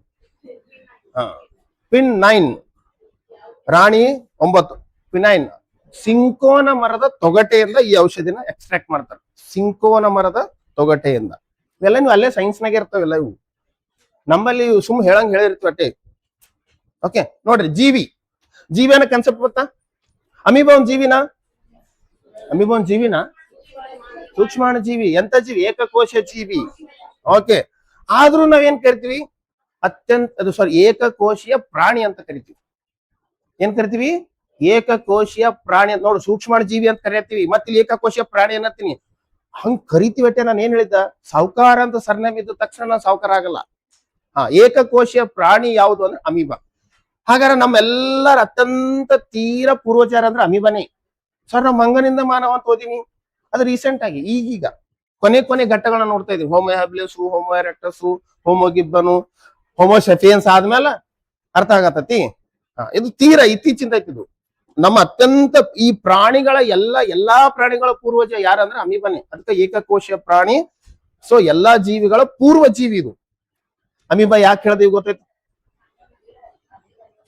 ಗ್ರೀನ್ ಆಲ್ಗೆ ಅದು ಸಸ್ಯದಾಗ್ರಿ, ಇದು ಪ್ರಾಣಿದಾಗ್ರಿ, ಅಲ್ಲಿ ಬರ್ತೈತೆ. ಅದನ್ನು ಹೇಳ್ತೀನಿ ನಾನು. ಅದಕ್ಕೆ ಯಾವ್ದು ವಿಷಯ ಎಲ್ಲಿ ಬರ್ತೈತೆ ಅಲ್ಲಿ ಚೆನ್ನಾಗಿ ಹೇಳಿರ್ತೀನಿ. ನೀವು ಏನು ವರಿ ಮಾಡ್ಕೊಳ್ಳೋ ಅವಶ್ಯಕತೆನೇ ಇಲ್ಲ. ಡೌಟ್ ಬಂದ್ರೆ ಆಗಿನ ತಕ್ಷಣ ಕೇಳಿ. ಏಕಕೋಶೀಯ ಪ್ರಾಣಿ ಅಂತ ಬಂದಾಗ ಅಮೀಬಾ. ಮೊಟ್ಟ ಮೊದಲ ಪ್ರಾಣಿ, ಏಕಕೋಶೀಯ ಪ್ರಾಣಿ. ಇದರಿಂದ ಪ್ರಾಣಿಗಳು 8ನೇ ತರಗತಿ ಬುಕ್ಕಲ್ಲಿ ಕೊಟ್ರೆ, ಇದು ಬೇಕಾದ್ರೆ ಓದ್ಬೋದು ನೀವು. 8ನೇ ತರಗತಿ ಪುಸ್ತಕದಲ್ಲಿ ಒಂದು ಟ್ರೀ ಕೊಟ್ರ, ಒಂದು ಟ್ರೀ ಚಿತ್ರ ಕೊಟ್ರ, ಜೀವಿಗಳು ಹೆಂಗ್ ಮಾಡಿಫೈಡ್ ಹಾಕುವಂತ ಬಂದು ಹೆಂಗ್ ವಿಕಾಸ, ಜೀವಿ ವಿಕಾಸ ಅಂತ ಕರೀತಾರೆ. ಓಕೆ, ಜೀವಿ ವಿಕಾಸ ಹೆಂಗಾದು ಅನ್ನೋದು. ಅಲ್ಲಿ ಅಮೀಬಾದಿಂದ ಬೇರೆ ಬೇರೆ ಬೇರೆ ಬೇರೆ ಜೀವಿಗಳು ವಿಕಾಸ ಆದವು. ಯಾಕೆ ಅಮೀಬಾದಿಂದ ನೆಕ್ಸ್ಟ್ ಅನ್ನೋದು ಅಕಶೇರುಕಗಳು. ಅಕಶೇರುಕ ಗೊತ್ತೈತಿ, ಮೃದು ಅಂಗಿಗಳು, ವಲಯವಂತಗಳು, ಸಂಧಿಪದಿಗಳು, ಕೀಲ್ಗಾಲಿಗಳು ಬರ್ತದಲ್ಲ, ಅವು ಬಂದಿರತಕ್ಕಂಥದ್ದು. ಸೊ ಹಿಂಗ್ ಒಂದೊಂದೊಂದೇ. ಮತ್ತೆ ಅಲ್ಲಿ ಪ್ರಾಣಿಗಳಲ್ಲಿ ಕಶೇರುಕಗಳಲ್ಲಿ ಮೊದಲಾಗಿದ್ದು ಯಾವುದು? ಮೀನು ಹೋಗಿ ಏನಾಯ್ತು? ಉಭಯವಾಸಿ ಸರೀಸೃಪಗಳಲ್ಲಿ ಹಾರಿಯು ಪಕ್ಷಿ ಅದು, ಓಡಿಯು ಸಸ್ತನಿ ಅದು. ಸದ್ದ ನೆನ್ಪಿಟ್ಕೋಬೇಕಾದ್ರೆ ಬಟ್ ಹಿಂಗಿರ್ಲಕತ್ತಿ, ಅರ್ಥ ಮಾಡ್ಕೊ. ಇವು ಐದು ಕಶೇರುಕಗಳು, ಇವು ಉಳಿದಿವು ಅಕಶೇರುಕ. ಅದಕ್ಕಿಂತ ಹಿಂದಿನೂ ಏಕಕೋಶ ಜೀವಿಗಳು. ಅರ್ಥ ಆಗತ್ತೆ? ಅದಕ್ಕಿಂತ ಹಿಂದಿನ ಯಾವ ಯಾವ ಸಾಮ್ರಾಜ್ಯ? ಏಕಕೋಶ ಜೀವಿಗಳು. ಪ್ರೊಟಿಸ್ಟಾ. ಏಕಕೋಶಿಗಳು ಪ್ರೊಟಿಸ್ಟಾ ಜೀವಿ. ಯಾರಾದ್ರೂ ವರ್ಗೀಕರಣ ಮಾಡಿದವರು? ಅರ್ನೆಸ್ಟ್ ಹೇಕಲ್. ಮೊನೇರಾ ಅಂದ್ರೆ ಏನು? ಬ್ಯಾಕ್ಟೀರಿಯಾಗಳು. ಮೊನೇರಾ ಅಂದ್ರೆ ಏಕಕೋಶ ಜೀವಿಗಳಲ್ಲ, ಬ್ಯಾಕ್ಟೀರಿಯಾಗಳು ಇರ್ತಕ್ಕಂಥದ್ದು, ಟ್ರೂ ನ್ಯೂಕ್ಲಿಯಸ್ ಹೊಂದಿರದ ಜೀವಿಗಳು. ಪ್ರೊಟೆಸ್ಟ್ ಪ್ರೋಕ್ಯಾರಿಟಿಕ್. ಯಾವು? Yes madam. ಮೊನೇರಾ ಅಂದ್ರೆ ಪ್ರೋಕ್ಯಾರೆಟ್. ಪ್ರೋಕ್ಯಾರೆಟ್ ಅಂದ್ರೆ ಮುಗ್ದ ಹೋಯ್ತು. ನೀವು ಪ್ರೋಕ್ಯಾರೆಟ್ ಬಗ್ಗೆ ಒಂದ್ 2-3 ಲೈನ್ ಓದ್ಕೊಂಡ್ಬಿಟ್ರ ಅಂದ್ರೆ ಅದು ಕನ್ಸೆಪ್ಟ್ ಕ್ಲಿಯರ್ ಆಗ್ಬಿಡ್ತೈತಿ. ಓಕೆ, ಸೊ ಮೊನೇರಾ, ಪ್ರೊಟಿಸ್ಟಾ, ಮೈಕೋಟದಾಗ ಏನ್ ಬರ್ತೈತಿ? ಫಂಗಸ್ ಆದ್ರೆ ಮೈಕೆ ಎಲ್ಲ ಕರ್ಕೊಂತೀವಲ್ಲ, ಮೈಕೋಟ. ಓಕೆ, ಆಮೇಲೆ ಪ್ಲಾಂಟ್, ಅನಿಮಲ್. ಹಾಗಾದ್ರೆ ಜೀವಿ ಮತ್ತು ಸೂಕ್ಷ್ಮ ಜೀವಿ ನಡುವಿನ ವ್ಯತ್ಯಾಸ ನಿಮಗೆ ಕ್ಲಿಯರ್ ಆಯ್ತು ಅನ್ಕೊಂತೀನಿ. ಯಾಕಂದ್ರ ಇವು ಫೌಂಡೇಶನ್ ಈಗಿನ ಪ್ರಾರಂಭದ ಕ್ಲಾಸ್ಗಳು ಏನಾರ ನಿಮ್ಗೆ ಕನ್ಸೆಪ್ಟ್ ಕ್ಲಾರಿಟಿ ಇಲ್ಲ ಅನ್ಕೋರಿ, ಇಂಜಿನ್ ಇಲ್ದ ಪಟ್ರಿ ಆಗ್ತದ ಮುಂದಿನ ಕ್ಲಾಸ್ಗಳು. ಹಂಗ ಆಗ್ಬಾರ್ದು ಅಂದ್ರೆ ಈ ಸಣ್ಣ ಸಣ್ಣ ವಿಷಯಗಳನ್ನ ಬಹಳ ಚೆನ್ನಾಗಿ ತಿಳ್ಕೊಬೇಕು, ವೆರಿ ಇಂಪಾರ್ಟೆಂಟ್. ಸೊ ಜೀವಿ ಇದು ಸ್ಪೀಸೀಸ್ ಅಂದ್ರ ಪ್ರಭೇದ, ವೆರಿ ಇಂಪಾರ್ಟೆಂಟ್. ಸೊ ಪಾಪ್ಯುಲೇಷನ್ ಅಂದ್ರೆ ಅದು ಗೊತ್ತಿರ್ತೈತಿ ನಿಮ್ಗ. ಜನಸಂಖ್ಯೆ ಅಂದ್ರೆ ಈ ನಾವು ಕರಿತೀವಿ ಜಾತ್ರೆ ಬಕ್ಕಳ ಜನಸಂಖ್ಯೆ ಅದ, ಇದು ಮನುಷ್ಯರ ಸಂಬಂಧಪಟ್ಟಿದ್ದು. ಇಲ್ಲಿ ಬೇರೆ ಬರ್ತದೆ ಜನಸಂಖ್ಯೆ. ಕಮ್ಯುನಿಟಿ ಅಂದ್ರ ಸಮುದಾಯ, ಮತ್ತೆ ಈ ಸಮುದಾಯ ಬೇರೆ. ನೀವು ಇಲ್ಲಿ ಸೋಷಿಯಾಲಜಿ ಒಳಗೆ ಹೋದ ಸಮುದಾಯನೇ ಬೇರೆ, ಇಲ್ಲಿ ಹೋದ ಸಮುದಾಯನೇ ಬೇರೆ. ಅಂದ್ರೆ ಅರ್ಥ ಬೇರೆ ಬರ್ತದೆ ಅಷ್ಟೇ, ಸ್ವಲ್ಪ ಮೀನಿಂಗ್ ಚೇಂಜ್ ಆಗ್ತಿರ್ತದೆ ಅಷ್ಟೇ ನೋಡ್ರಿ. ಹಾಗಾದ್ರೆ ಜೀವಿಗಳು ಮುಂದ್ ಪ್ರಭೇದಗಳದು. ಹಾಗಾದ್ರೆ ಜೀವಿಗಳ ಗುಂಪನ್ನ ಏನ್ ಕರಿಬಹುದು ನಾವು? ಪ್ರಭೇದ ಅಂತ ಕರಿಬಹುದು. ಪ್ರಭೇದಗಳ ಗುಂಪನ್ನ ಏನ್ ಕರಿಬಹುದು? ಜನಸಂಖ್ಯೆ ಗುಂಪನ ಸಮುದಾಯ ಅಂತ ಕರಿಬಹುದು. ಎಲ್ಲಿ ಸಮುದಾಯಗಳ ಗುಂಪು ಬರ್ತತೋ ಅಲ್ಲಿ ಒಂದು ಎಕೋಸಿಸ್ಟಮ್ ನಿರ್ಮಾಣ ಆಗ್ತತಿ. ಎಲ್ಲಿ ಸಮುದಾಯಗಳು ಬರ್ತತಿ ಅಲ್ಲಿ ಏನಾಗ್ತತಿ? ಎಕೋಸಿಸ್ಟಮ್ ನಿರ್ಮಾಣ ಆಗ್ತತಿ. ಎಕೋಸಿಸ್ಟಮ್ ಅಂದ್ರೆ ಏನು? ಪರಿಸರ ವ್ಯವಸ್ಥೆ. ಅರ್ನೆಸ್ಟ್ ಹೆಕಲ್ ಈ ಪದವನ್ನ ಮೊದಲು ಕೊಟ್ಟವ ಏನಂದ್ರ ಅರ್ನೆಸ್ಟ್ ಹೆಕಲ್. Very important. ಪರಿಸರ ವ್ಯವಸ್ಥೆ. ಹಾಗಾದ್ರೆ ಏನ್ ಪರಿಸರ ವ್ಯವಸ್ಥೆ ಅಂದ್ರ ಇದನ್ನ ಅರ್ಥ ಮಾಡ್ಕೊಂಡೆ ಇದ್ರ ಬಗ್ಗೆ ತಕೊಂಡ್. ಪರಿಸರ ವ್ಯವಸ್ಥೆ ಅಂದ್ರೆ ಏನಾರ ಯಾರಿಗಾರ ಐಡಿಯಾ ಐತಿ? ವ್ಯವಸ್ಥೆ ಅನ್ನೋ ಪದ ಗೊತ್ತೈತಿ ನಿಮಗ. ಒಂದ್ ಸಿಸ್ಟಮ್ ಇರ್ತೈತಿ, ವ್ಯವಸ್ಥೆ. ಓಕೆ, ಪರಿಸರದಲ್ಲಿ ವ್ಯವಸ್ಥೆ ಏನು? ಪರಿಸರದಲ್ಲಿ ಈಗ ನಮ್ ಸಿಸ್ಟಮ್ ಹೆಂಗ ನೋಡಿ, ಬೆಳಗ್ಗೆ ಎಷ್ಟು ಗಂಟೆಗೆ ಹೇಳ್ಬೇಕು. ಓಕೆ, ಸೊ ದೈನಂದಿನ ಕಾರ್ಯಕ್ರಮಗಳನ್ನು ಮುಗಿಸ್ಕೋಬೇಕು. ಕಾಫಿ ಇದ್ರೆ ಕಾಫಿ, ಟೀ ಇದ್ರೆ ಟೀ ಕುಡಿಬೇಕು. ಆಮೇಲೆ ಸ್ವಲ್ಪ ತಂದಲ್ಲಿ ಸಣ್ಣ ಪುಟ್ಟ ಕೆಲಸಗಳು ನಾವು ಮಾಡ್ಲೇಬೇಕು. ಓಕೆ, ಮಾಡಿ ಆದ ನಂತರ ಹುಡುಗರಾದ್ರೆ ಆಲ್ಮೋಸ್ಟ್ ಏನು ಕೆಲಸಗಳು ಮಾಡಲ್ಲ. ಹೆಣ್ಮಕ್ಳಾದ್ರೆ ಕಸ ಗುಡಿಸೋದು, ರಂಗೋಲಿ ಹಾಕೋದು, ದೀಪ ಹಚ್ಚೋದು. ಸೊ ಆಮೇಲೆ ಊಟ ಮಾಡೋದು. ಊಟ ಮಾಡಿದ ತಕ್ಷಣ ಫ್ರೆಶ್ ಅಪ್ ಊಟ ಮಾಡಿ ರೆಡಿಯಾಗಿ ಕ್ಲಾಸ್ ರೂಮಿಗೆ ಬರುವಂತದ್ದು, ಕ್ಲಾಸ್ ಅಟೆಂಡ್ ಮಾಡೋದು. ಕ್ಲಾಸ್ ಅಟೆಂಡ್ ಮಾಡಿ ಮತ್ತೆ ಮನೆಗೆ ಹೋಗೋದು. ಮತ್ತೊಂದಿಷ್ಟು ಕೆಲಸ ಇರ್ತಾವ ರೆಡಿಯಾಗಿ, ಅವೊಂದಿಷ್ಟು ಕೆಲಸ ಮುಗಿಸ್ಕೊಳ್ಳೋದು. ಅವಿಷ್ಟು ಕೆಲಸ ಮುಗಿಸ್ಕೊಂಡು ನಾವು ನಮ್ದಿಷ್ಟು ವರ್ಕ್ ಇರ್ತೈತಿ, ವರ್ಕ್ ಓದ್ಲೇಬೇಕಲ್ಲ, ಬಿಟ್ಟು ಬೇರೆ ಆಪ್ಷನ್ ಇಲ್ಲ, ಓದ್ಲೇಬೇಕು. ಇವೆಲ್ಲ ಸಿಸ್ಟಮ್ಗಳು. ಇವೆಲ್ಲ ಬೆಳಗ್ಗೆ ಹೇಳ್ಬೇಕಾಗಿರೋದು ಒಂದು ಕೆಲಸ. ನಾವು ದೈನಂದಿನ ಚಟುವಟಿಕೆ ಮೆಟಬಾಲಿಕ್ ಆಕ್ಟಿವಿಟಿ ನೋಡ್ಬೇಕಾದ್ರೆ ಊಟ ಮಾಡೋದು ಒಂದು ಅನಿವಾರ್ಯ. ಸೊ ಕ್ಲಾಸ್ ಕೇಳೋದು ಅನಿವಾರ್ಯ. ಮನೆ ಹೋಗಿ ಅಗೇನ್ ಬ್ಯಾಲೆನ್ಸ್ ಕೆಲಸಗಳನ್ನ ಮಾಡೋದು ಅನಿವಾರ್ಯ. ಸೊ ನಾವು ಆರೋಗ್ಯವಾಗಿರ್ಬೇಕು, ಮತ್ ಬೌದ್ಧಿಕ ವಿಕಾಸ ಆಗ್ತಾ ಇರ್ಬೇಕು, ಜ್ಞಾನವನ್ನ ದಿನ ಹೆಚ್ಚಿಗೆ ಮಾಡ್ಕೊಂತಿರ್ಬೇಕು. ಇದೆಲ್ಲ ಏನಕ್ಕೆ ಮಾಡ್ತಾ ಇದ್ದೀವಿ? ಮುಂದಿನ ಲೈಫ್ ಆರಾಮಾಗಿರ್ಲಿ. ಮುಂದಿನ ಲೈಫ್ ಸಿಸ್ಟಮ್ ಚೆನ್ನಾಗಿರ್ಬೇಕಾದ್ರೆ ಈ ಸಿಸ್ಟಮ್ಗಳೆಲ್ಲ ಕರೆಕ್ಟ್ ಮಾಡ್ಕೋ. ವ್ಯವಸ್ಥಿತ ಕಾರ್ಯಗಳು ಅಂತ ಕರಿತೀವಿ, ಮಾಡಲೇಬೇಕಾಗಿರುವಂತ ಕಾರ್ಯಗಳು. ಹಂಗ ಪರಿಸರದಲ್ಲಿ ವ್ಯವಸ್ಥೆ ಅನ್ನೋದು ಇರ್ತೈತಿ. ಎಕೋಸಿಸ್ಟಮ್ ಎಕ್ಸಾಂಪಲ್ ಹೇಳ್ಬೇಕಾಯ್ತಂದ್ರ ನಾನು ಒಂದು ಎಕ್ಸಾಂಪಲ್ ಹೇಳಿದೆ. ಮೊಜಾಂಬಿಕಾ, ಮಡಗಾಸ್ಕರ್ ದ್ವೀಪ, ಅಲ್ಲಿ ಒಂದು ಮಳೆ ಆಗಿತ್ತು ಅಂತ ಹೇಳಿದೆ. ಯಾವ ಮಳೆ ಆಗಿತ್ತು? ಇಲಿಗಳ ಮಳೆ ಆಗಿತ್ತ? ಬೆಕ್ಕುಗಳ ಮಳೆ ಆಗಿತ್ತು. ವಿಶ್ವದಲ್ಲೇ ಮೊದಲು ಸಂರಕ್ಷಿಸಲ್ಪಟ್ಟ ಪ್ರಾಣಿ ಯಾವ್ದಂತ ಹೇಳಿದ? ಬೆಕ್ಕು ಅಂತ ಹೇಳಿದ. ಬೆಕ್ಕು ಯಾಕೆ ತಂದಿದ್ರು? ಇಲಿಗಳ ಸಂಖ್ಯೆ ಯಾಕೆ ಹೆಚ್ಚಾಗಿತ್ತು? ಬೆಕ್ಕೆಲ್ಲ ಸತ್ತೋಗಿದ್ದು, ಹಲ್ಲಿಗಳು ಸತ್ತೋಗಿದ್ದು, ಇಲಿಗಳ ಬೆಕ್ಕುಗಳು ಸತ್ತೋಗಿದ್ದು. ಬೆಕ್ಕುಗಳು ಏನಕ್ಕೆ ಸತ್ತು? ಹಲ್ಲಿಗಳನ್ನ ತಿಂದಿದ್ದು. ಹಲ್ಲಿಗಳನ್ನ ಏನಕ್ಕೆ ತಿಂದಿದ್ದು ಅಂದ್ರ ಆಹಾರಕ್ಕಾಗಿ ತಿಂದಿದ್ದು. ಅವು ಸೊಳ್ಳೆಗಳನ್ನ ತಿಂದಿದ್ದು. ಹಲ್ಲಿಗಳನ್ನ ಬೆಕ್ಕು ತಿಂದಿತ್ತು. ಅದ್ರ ಒಂದು ವಿಷ ಅಕ್ಯುಮುಲೇಟ್ ಆಗಿತ್ತು. ಏನಾಗಿತ್ತು? ಅಕ್ಯುಮುಲೇಷನ್ ಆಗಿತ್ತು. ಏನ್ ಅಕ್ಯುಮುಲೇಷನ್ ಆಗಿತ್ತು? DDT. ಅದಕ್ಕಾಗಿ DDT ಏನ್ ಮಾಡಿದ್ರು? ಬ್ಯಾನ್ ಮಾಡಿದ್ರು. ಯಾಕೆ DDT ಅನ್ನ ಬ್ಯಾನ್ ಮಾಡಿದ್ರು ಅಂದ್ರ ಜೈವಿಕವಾಗಿ ವಿಘಟನೆಯಾಗದ ವಸ್ತು, ನಾನ್ ಬಯೋಡಿಗ್ರೇಡೇಬಲ್ ಅಂತ ಕರಿತೀವಿ. ಹಾಗಾರ ನಮ್ಮ ದೇಹದಲ್ಲಿ ಅದು ಜೀರ್ಣ ಆಗಲ್ಲ. ನಮ್ಮ ದೇಹದಲ್ಲಿ ಅದೇನಾಗಲ್ಲ? ಜೀರ್ಣ ಆಗಲ್ಲ. ಸೊ ಜೀರ್ಣ ಆಗಲ್ಲ ಅಂದ್ರೆ ಈಗ ನೋಡಿ, ಯಾವುದೇ ಒಂದು ಟ್ಯಾಬ್ಲೆಟ್ ತಗೋತೀವಿ, ಜೀರ್ಣ ಆಗ್ತತಿ, ಮೂತ್ರದ ಮೂಲಕ ವಿಸರ್ಜನೆ ಆಗ್ಬೇಕ, ಔಷಧಿ ಕೆಲಸ ಇಲ್ಲ ಅಂದ್ರ. ಬಟ್ ಇದು ದೇಹದ ಹಂಗ ಉಳ್ಕೊಂಡ್ಬಿಡ್ತೈತಿ, ಅಕ್ಯುಮುಲೇಟ್ ಆಗ್ತಿರ್ತೈತಿ. ಅಕ್ಯುಮುಲೇಟ್ ಆಗಿ ಏನಾಗ್ತದೆ? ಕಿಡ್ನಿನೋ ಲಿವರೋ ಅಥವಾ ನಮ್ಮ ಬೇರೆ ಎಲ್ಲ ಸಿಸ್ಟಮ್ಗಳೆಲ್ಲ ಡ್ಯಾಮೇಜ್ ಮಾಡ್ಬಿಡ್ತೈತಿ. ಓಕೆ, ಡೈಕ್ಲೋಫಿನಾಕ್ ಅಂತ ಹದ್ದುಗಳ ಸಾವಿ ಕಾರಣ. ಹಸುಗಳಿಗೆ ಒಂದು ಇಂಜೆಕ್ಷನ್ ಕೊಡ್ತಾರೆ. ಆ ಇಂಜೆಕ್ಷನ್ ಆ ದೇಹ ಏನ್ ರೋಗ ಅದ ಆ ರೋಗ ವಾಸಿ ಮಾಡಿ ಅದು ದೇಹದ ಹೊರಗೆ ಹೋದ್ರ ಹಸುಗೂ ಆ ರೋಗ ವಾಸಿನೂ ಆಗ್ತತಿ, ಚೆನ್ನಾಗಿರ್ತೈತಿ. ಇಲ್ಲ ಆ ಔಷಧಿ ಕೊಟ್ಟರು ಕೂಡ ಅದಕ್ಕೆ ಅದು ಪ್ರತಿಕ್ರಿಯೆ ಮಾಡಿಲ್ಲ ಅಂದ್ರೆ ಹಸು ಸತ್ತು ಹೋಗ್ತೈತಿ. ಹಾಗಾದ್ರೆ ಆ ವಿಷಯ ಇಲ್ಲದ ಡೈಕ್ಲೋಫಿನಾಕ್ ಹಸುವಿನ ದೇಹದಲ್ಲ. ಅದೆಲ್ಲೋ ಹೊರ ಹೋಗಿತೀವಿ. ಹೊರ ಹೋಗೋದ್ಮೇಲೆ ವಲ್ಚರ್ ಅಂದ್ರೆ ಹದ್ದು, ಸ್ಕ್ಯಾವೆಂಜರ್ಸ್ ಅಂತ ಕರಿತೀವಿ. ಅದು ಸತ್ತ ದೇಹವನ್ನ ತಿನ್ನುವಂಥದ್ದು. ಅದು ಬಂದು ತಿಂತತಿ, ಆ ವಿಷ ಹದ್ದುಗಳು ಹೋಗ್ತೈತಿ. ನೋಡ್ರಿ, ಹಸು ದೊಡ್ಡ ಪ್ರಾಣಿ, ಹದ್ದು ಚಿಕ್ಕ ಪ್ರಾಣಿ. ಹಾಗಾದ್ರೆ ಏನಾಗ್ತದೆ? ಹದ್ದು ಸತ್ತೋಗ್ಬಿಡ್ತತಿ. ವೆರಿ ಇಂಪಾರ್ಟೆಂಟ್ ಆಗಿರ್ತಕ್ಕಂಥ. ಹಂಗ ಇಲ್ಲಿ ಏನಾಗ್ತೈತೆ ಅಂದ್ರ ಆ ಸೊಳ್ಳೆಯಿಂದ ಹಲ್ಲಿಗಳು ಸುಸ್ತಾಗೋದ್ರೆ ಬೆಕ್ಕಿಗೆ ಸುಲಭವಾಗಿ ಸಿಕ್ಕು, ಬೆಕ್ಕಿನ ದೇಹದಲ್ಲಿ ಅಕ್ಯುಮುಲೇಟ್ ಆಗೋದ್ರಿಂದ ಎಲ್ಲಾ ಬೆಕ್ಕುಗಳು ನಾಶ. ಅದು ಬೆಕ್ಕುಗಳಿರೋದ್ರಿಂದ ನಾವು ಸಾಕುವ ಉದ್ದೇಶನೇ ಇಲಿಗಳ ನಿಯಂತ್ರಣದಲ್ಲಿ ಅಂತ. ಇಲಿಗಳ ಸಂಖ್ಯೆ ವಿಪರೀತವಾಗಿ ಹೆಚ್ಚಾದವು. ಇಲಿಗಳ ಸಂಖ್ಯೆ ವಿಪರೀತವಾಗಿ ಹೆಚ್ಚಾದ್ರೆ ಏನಾಗ್ತದ? ಹೊಲ ಗದ್ದೆಗಳಲ್ಲಿ ಬೆಳೆದಿರ್ತಕ್ಕಂಥ ಬೆಳೆಗಳು, ಮನೆಗಳಿರ್ತಕ್ಕಂಥ ದವಸ ಧಾನ್ಯಗಳು, ನಾವು ಅಥವಾ ಹಣ್ಣುಗಳು, ಹಂಪಲು ಎಲ್ಲ ಏನಾಗ್ತತಿ? ಕೊಲಾಪ್ಸ್ ಆಗ್ಬಿಡ್ತತಿ. ಸೊ ಏನಾಗ್ತತಿ? ಇಲಿಗಳ ಸಂಖ್ಯೆ ಹೆಚ್ಚಾಗೋದ್ರಿಂದ ಇಲಿಗೊಂದು ರೋಗ ಬರ್ತೈತಿ, ಪ್ಲೇಗ್ ಅಂತ. ಇಲಿಗೆ ಏನ್ ಬರ್ತತಿ? ಒಂದು ರೋಗ ಬರ್ತೈತಿ. ನಮಗಲ್ಲ, ಇಲಿಗೆ ಬರ್ತೈತಿ. ಅದು ಮೊದ್ಲ ಇಲಿಗರು ಆ ರೋಗ ಬರ್ಲಿಕ್ಕೆ ಕಾರಣವಾಗಿರುವಂತ ಒಂದು ಜೀವಿ ಅದ. ಆ ಜೀವಿ ಹೆಸರೇನು? Yersinia. Very good, Yersinia pestis. ಅದು ಏನಂದ್ರೆ ಅದು ಏನದದು?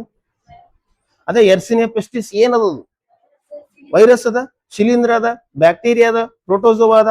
ಅದು ಬ್ಯಾಕ್ಟೀರಿಯಾ ಅದ. ಏನಾದ್ರಿ ಅನ್ಸ್ತದಕ್ಕ ಬಹಳ ವೈರಸ್ ರೋಗ ಬರ್ತಾ, ಇದು ವೈರಸ್ ಇರ್ಬೋದು. ಇಲ್ಲ ಸೊಳ್ಳೆಗಳಿಂದ ಪ್ರೋಟೋಜೋವಾ ಅದು ಇರ್ಬೋದು. ಅವೆರಡು ಇರ್ತಾವ ಆಪ್ಷನ್. ಅವೆರಡು ಅನಿಸ್ತಾವ. ಅವು ಹಾಕಿದ್ರಿ ಅಂದ್ರ ಮತ್ 1 ವರ್ಷ ಲೇಟ್ ಆಗ್ತದೆ ನೌಕರಿ ಮಾಡ್ಕೊಳ. ಸೊ ಆನ್ಸರ್ ಯಾವ್ದಾಗ್ತದೆ? ಬ್ಯಾಕ್ಟೀರಿಯಾ. ಎರ್ಸಿನಿಯಾ ಪೆಸ್ಟಿಸ್ ಅಂತಕ್ಕಂಥದ್ದು ಪ್ಲೇಗ್ ರೋಗಕ್ಕೆ ಕಾರಣವಾಗಿರುವ ಒಂದು ಮೈಕ್ರೋಬಯಲ್ ಸೂಕ್ಷ್ಮಾಣು ಜೀವಿ. ಆ ಒಂದು ಸೂಕ್ಷ್ಮಾಣು ಜೀವಿಯಿಂದ ಇಲಿ ರೋಗ ಬರ್ತೈತಿ. ಇಲಿ ಮೇಲೆ ಒಂದು ಚಿಗುಟ ಅಂತ ಒಂದು ಜೀವಿ ಇರ್ತೈತಿ. ಏನಿರ್ತೈತಿ? ಇಲಿ ಮೇಲೆ ಚಿಗುಟ ಇರ್ತೈತಿ. ತಲೆಗೆ ಏನಿರ್ತಾವ ನೋಡ್ರಿ, ಅದ್ರಾಗನು ಏನಿರ್ತಾವ, ಅದಕ್ಕೆ ನಾವೇನ್ ಕರಿತೀವಿ? ಚಿಗುಟ ಅಂತ ಕರಿತೀವಿ. ಚಿಗುಟ ಅಂದ್ರೆ ಚೂಡ್ತದ, ಕಡಿತತಿಲ್ಲ, ಚಟ ತಲೆಗೆ ಏನ್ ಚೂಡ್ತತಿಲ್ಲ, ಇದಕ್ ಹೆಸರೇ ಚಿಗುಟ ಅಂತ ಇರ್ತದೆ. ಚಿಗುಟ ಅಂತ ಒಂದು ಕೀಟ ಇರ್ತದೆ. ಯಾರ ದೇಹದ ಮೇಲೆ ಇರ್ತದೆ ಚಿಗುಟ?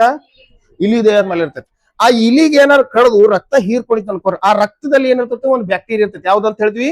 ಎರ್ಸಿನಿಯಾ ಪೆಸ್ಟಿಸ್. ಆ ಚಿಗುಟ ಹಾರ್ಕೊಂಡ್ ಬಂದು ನಮ್ ತಲೆ ಕೂತು, ನಮ್ ಚರ್ಮದಲ್ಲಿ ಕೂತು ನಮಗ್ ಕಡಿತಂದ್ರೆ ನಮಗ್ ಬರ್ತದೆ. ಇಲಿ ಬಂದು ಕಡ್ದಾಗ ನಮಗ್ ಬರಲ್ಲ. ಇಲಿ ಸುಮ್ನೆ ಮನುಷ್ಯರಿಗೆ ಯಾವತ್ತರ ಕೇಳಿ, ಇಲಿ ಮನುಷ್ಯರನ್ನು ಕಡಿಯುತ್ತದೆ. ಹಂಗೇನ್ ಕೇಳಿದ್ರಿ? ಬೆಕ್ ಕಡಿಯುತ್ತದೆ, ನಾಯಿ ಕಡಿಯುತ್ತದೆ, ಹಾವು ಕಡಿಯುತ್ತವೆ, ಚೇಳು ಕಡಿಯುತ್ತವೆ. ಇಲಿ ಕಡಿಯುತ್ತದೆ. ಅದ್ರ ಮೇಲೆ ಕಾಲಿಟ್ರೆ ಕಡಿಬಹುದು. ಹೌದಾ? ಹಾವನು ಕಾಲಿಟ್ರೆ ಕಡಿತತಿ. ಹೌದಾ? ಬೆಕ್ಕನು ಕಾಲಿಟ್ರೆ ಕಡಿತತಿ. ನೀವ್ಯಾಕೆ ಕಾಲಿಡಕ್ ಹೋಗ್ತೀರಿ ಇಲಿ ಮ್ಯಾಗ? ಇಲಿ ಹಂಗ ಹಾವಿನಂಗೆಲ್ಲ ರಸ್ತೆ ಮೇಲೆಲ್ಲ ಓಡಾಡಕ್ ಹೋಗಲ್ಲ. ಬೆಕ್ ಎಲ್ಲೋ ಕಾಲ ಕೂತಿರ್ತೈತಿ. ಹಂಗ ಇಲಿ ಸುಮ್ನೆ ಕೂತಿರಂಗಿಲ್ಲ. ಅದು ಮೊದ್ಲೇ ಹೆದರ್ಕೊಂಡು ಓಡಾಡ್ತಿರ್ತೈತಿ. ಹೈ BP ಓಡಾಡ್ತಿರ್ತೈತಿ ಯಾವಾಗ್ಲೂ. ಅಂತದ್ರ ಮೇಲೆ ನನ್ ಬಾಲ ಅದ, ಬಾ ನೀ ಕಾಲಿಡು, ನಾನು ನಿನ್ ಕಡಿತೀನಿ, ಪ್ಲೇಗ್ ಬರ್ತೈತಿ.